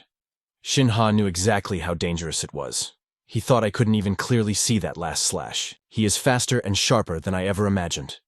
The pre-match data analysis won't save me here. Well, he mused. That's exactly why I decided to personally mark Kyle in our team's strategy. Kyle swung his blade toward Shin Ha again, testing to see if his rival could withstand another blow. In response, Shin Ha activated his ocular ability, the Divine Eye. Thanks to his enhanced vision, he saw the trajectory of the incoming combo. Shin Ha danced through the barrage, dodging each strike, but Kyle's attack speed was reaching godlike levels. Shin Ha seized a microsecond opening and launched a fireball. But instead of casting it, his fist wreathed in flames slammed directly into Kyle's chest before he could react, sending the Storm Knight flying. Kyle's boots skidded across the arena floor as he stabilized himself, his gaze finally turning serious. Shin Ha smirked. I predicted this outcome to a certain extent, but I didn't expect that a third circle spell wouldn't even leave a scratch on you. Kyle scoffed, genuinely impressed. Whoa, you dodged everything. It seemed Kyle still wasn't taking this seriously. He pointed at Shin Ha and scolded. But really? A fireball. Are you underestimating me that much? Shin Ha replied with a straight face. Not at all. I have never once underestimated you. Hearing this, young Kyle suddenly blushed, his aura blooming like a flower. Really? With renewed vigor, Kyle prepared to charge. Then come at me with everything you have, Shin Ha. Outside the arena, the spectators watched the screens intently. Ram clapped his hands, chuckling with delight. Wow, he dodged every single hit and even landed a counter. Truly impressive. Right now, Shin Ha isn't just surpassing Kyle. He's exceeding Dahlia too. It's not just his mana output. His magical vision and tactical intellect are practically invincible in this awakening manhwa setting. Gazan, hearing this, snapped in anger, and he waited until now to reveal he's a sixth circle mage. That is completely unfair. James laughed loudly. True, even amongst us tower masters, hiding your power like that is pretty nasty. Kangen remained silent, internal turmoil brewing. Ever since Shin Ha saw the 4 seasons, he must have been planning this operation. Finally, Kangen broke his silence. Can you all make me a promise? James looked at him skeptically. A promise out of the blue. Kangen's voice turned grave. Yes. Promise you will not tell a soul what I am about to say. Gazun waited for the condition. Fine. I swear on my title as a tower master and my mana. James added casually. I also swear the same. On the honor and magic of the Red Tower. Kangen stared intensely at the screen and dropped the bombshell. Okay. The truth is, Shin Ha's rank has not actually reached the 6th circle yet. In this match, Shin Ha might actually lose. Kangen stated grimly that Shin Ha was not on the level of a 6th circle mage, meaning defeat was a very real possibility. Yet in the arena, the boy was fighting smoothly. Kyle roared from across the field. Give it your all, Shin Ha, replied, radiating confidence. My all? Is that really necessary? It was obvious Kyle dominated the offensive, but hearing his opponent's arrogance made his composure crack. Are you saying that even against me I am not worthy of your full strength? Shin Ha's voice dropped to a chilling whisper. Do you really not understand? This match isn't a one-on-one duel, which means I don't even need to defeat you. Suddenly screams erupted from Kyle's communication channel. Kyle panicked, tapping his earpiece. What guys? What is happening over there? A frantic voice crackled back. Kyle, this is an emergency. Kyle glared daggers at Shin Ha. He heard the chaos in his ear and realized Shin Ha was diverting his mana elsewhere. He was supporting long-range magic via coordinate fixation while fighting coordinates 4779, fire. Sung Chan's voice on the radio was desperate. 2889, they are swarming around you. It was clear Kyle's teammates were being decimated. Maya screamed for help. Kyle, can you hear me? Kyle, enraged, pointed his blade at Shin Ha, trembling with fury. You... What the hell did you do? Shin Ha stood tall, repeating the question innocently. What did I do? A maniacal grin of excitement spread across his face. Just a few interesting things. Kyle retracted his armor, anxiety flooding his heart. Meanwhile, on the other side of the battlefield, Adela landed the final blow. The system Manhwa announcer shouted, "The match is over. The winner is Team Korea." The audience erupted into thunderous cheers. Gazun, feeling a chill down his spine, asked Kangen, "Who is that kid? How can a human cast magic with that precision from 2 kilometers away?" Kangen hesitated. Good question. I'll have to analyze the replay. Gazun turned to the Red Tower Master. And you? James laughed heartily. Naturally, I have no idea. He glanced at Kangen. I don't know the magic, but I know one thing, that Brad is a strategic genius. In this intense manhwa recap moment from the Italy showdown, His performance was so dominant that the crowd began to suspect he was actually a six-circle mage in disguise. He had lured Kyle far away from the main battlefield to isolate him. But instead of engaging in a duel, he rained down long-range magic support for his team, completely ignoring the enemy's strongest warrior. The more Messer analyzed the battle, the more impossible it seemed. Are you telling me a grand strategy like this came from the mind of a mere 18-year-old kid? And what's worse, he didn't even fight Kyle seriously. He was still hiding his true magic circle level. Playing games like that could be fatal when facing someone as dangerous as Dahlia. The scene shifts as the grimoire falls open, summoning Mia. In the sanctuary of his mind, she rests her chin on her hand, staring him down from across the table. I see. So the successor was right. That battle-crazed lunatic really was that powerful. Shin Ha nodded grimly. Yeah, and on top of that, our compatibility was a nightmare. Mia raised an eyebrow skeptically. A bad matchup. Exactly, he replied. Kyle is a close-quarters monster relying on speed, and that absolute defense the wind god. For a freestyle battle mage like me, he is the ultimate natural enemy. Mia tapped her chin. But if you used resonance, wouldn't you crush him? Shin Ha's expression darkened. Sure, with resonance, victory is guaranteed. But Kyle isn't the only threat on the board. Mia's eyes narrowed. You mean the one the successor warned us about, the Red Witch? Dahlia right. That's the one, Shin Ha confirmed.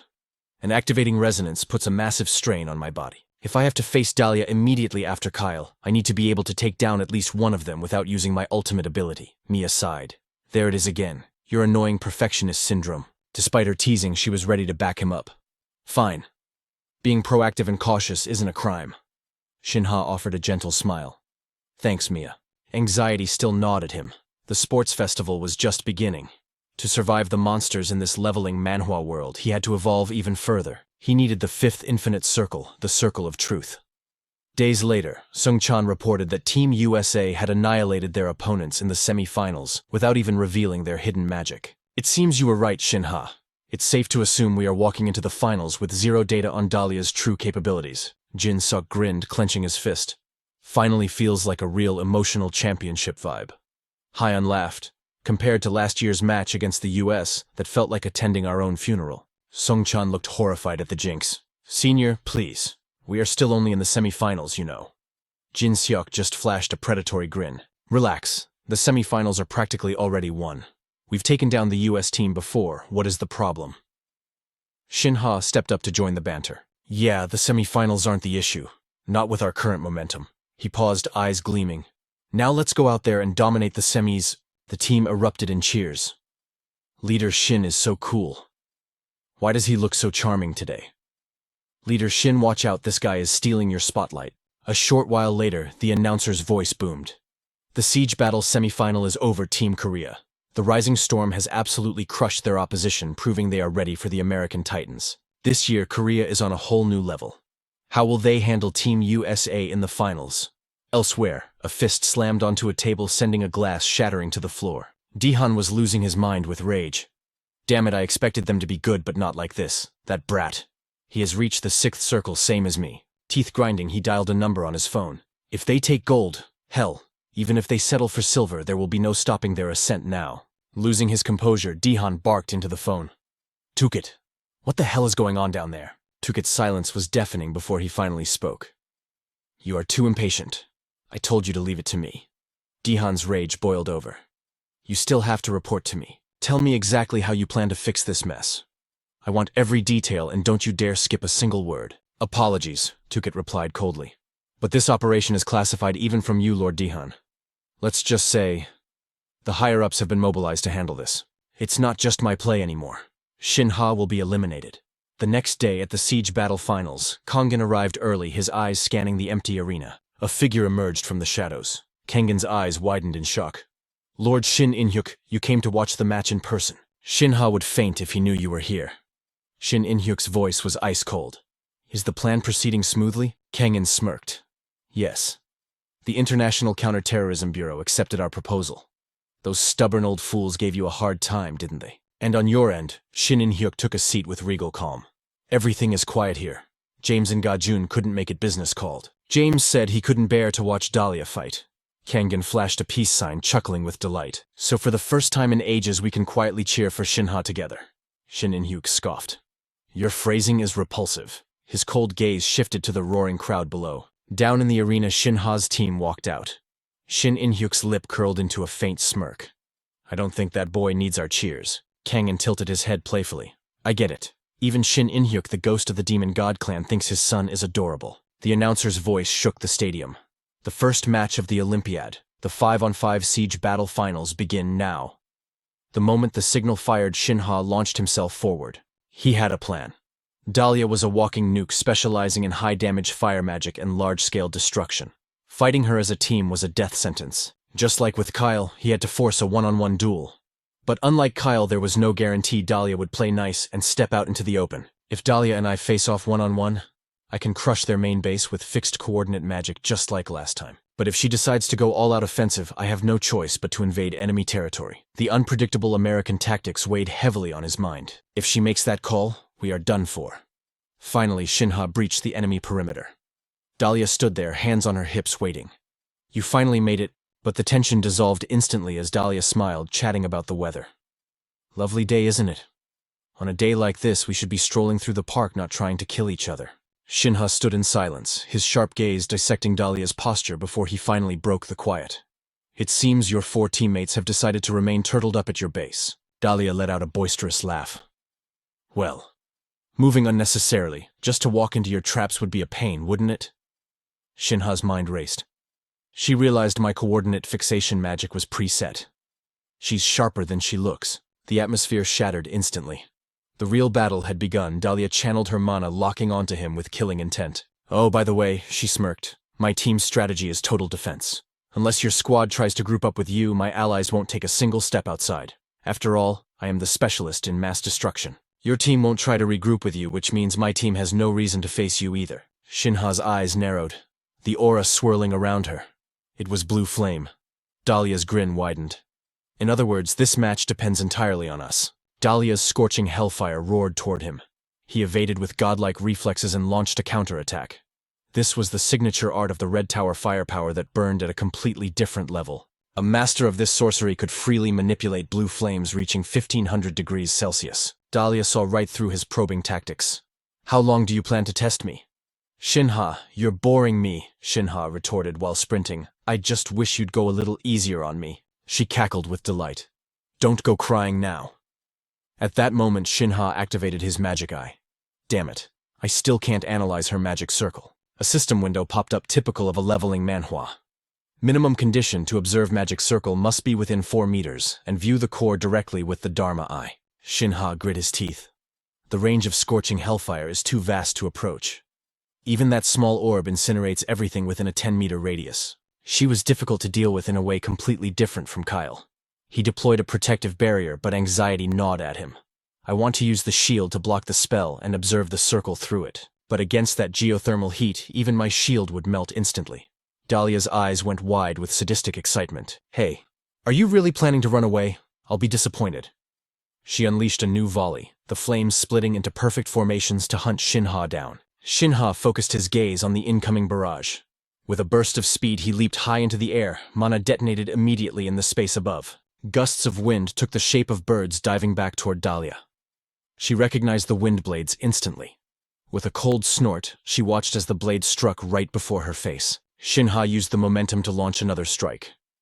A second wind blade slashed through the air. Dahlia's eyes widened. The trajectory was impossible. Yet she remained calm. This level of magic won't work on me. Shin Ha landed back on the ground, but looking at the result, unease settled in his gut. I thought that curvature and speed would pierce her defenses. He sighed. Guess I have no other choice. Shin Ha decided to utilize resonance. Dahlia's jaw dropped. Water attribute magic. With such sloppy spellwork, you can't hope to stop my super thermal hell. The two spells collided in a cataclysmic impact. Boom. The battlefield was instantly swallowed by a thick layer of steam blurring the very fabric of space. The commentator gasped. We can't see anything. What the hell is happening? Even Dahlia froze for a beat, blinded by the sudden shift. Within the misty veil, Shin Ha stood alone, unshakable as a mountain. Dahlia shrieked with glee. You're the first person to block my attack so perfectly. You're still holding back, aren't you? She unleashed a torrent of new techniques. A relentless barrage of destruction rained down upon him. The arena was lost in the white void. The crowd erupted into confused murmurs as the steam rolled all the way into the spectator stands. I can't see anything in front of me. Even Dahlia was blinded by the aftermath of her own power. This steam is blocking my vision. Was this intentional? Suddenly a flash tore through the sky above. Her reflexes kicked in. She spun around. There you are! Her spell pierced the steam shooting skyward, but it hit nothing but air. She gasped. He's not there. Crackling lightning began to materialize from the empty void. Surprised Shin Ha was already behind her, a finishing blow primed. Seeing the lightning surround her, panic finally touched Dahlia's face. Behind me. But this technique. It won't penetrate my defense. Seeing Dahlia rely on the same move, Shin Ha couldn't help but taunt her. Is that really all you've got? He lunged at her instantly. Shin Ha's eyes were cold as steel. A warning strike slashed past, barely grazing her cheek. Terror spiked in Dahlia's heart. This crazy bastard. She instinctively leaped up to dodge, praying to every god she knew. Thank heavens it only grazed me. I didn't think he'd close the distance like that. Fury boiled over within her. She screamed, punching a lady in the face, "You have absolutely no manners." Her expression darkened like a demon. She unleashed every ounce of her power. Yet Shin Ha simply brushed her attacks aside with a wave of his hand. She attacked frantically. He dodged effortlessly. This is fun, she thought maniacally. I haven't felt this kind of tension in ages. Wait. My earpiece is gone.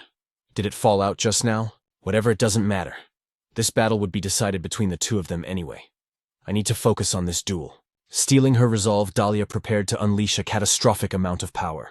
But deep down, she realized the truth. Shin Ha. He is strong. But what is this nagging feeling? Is he not a six-circle mage?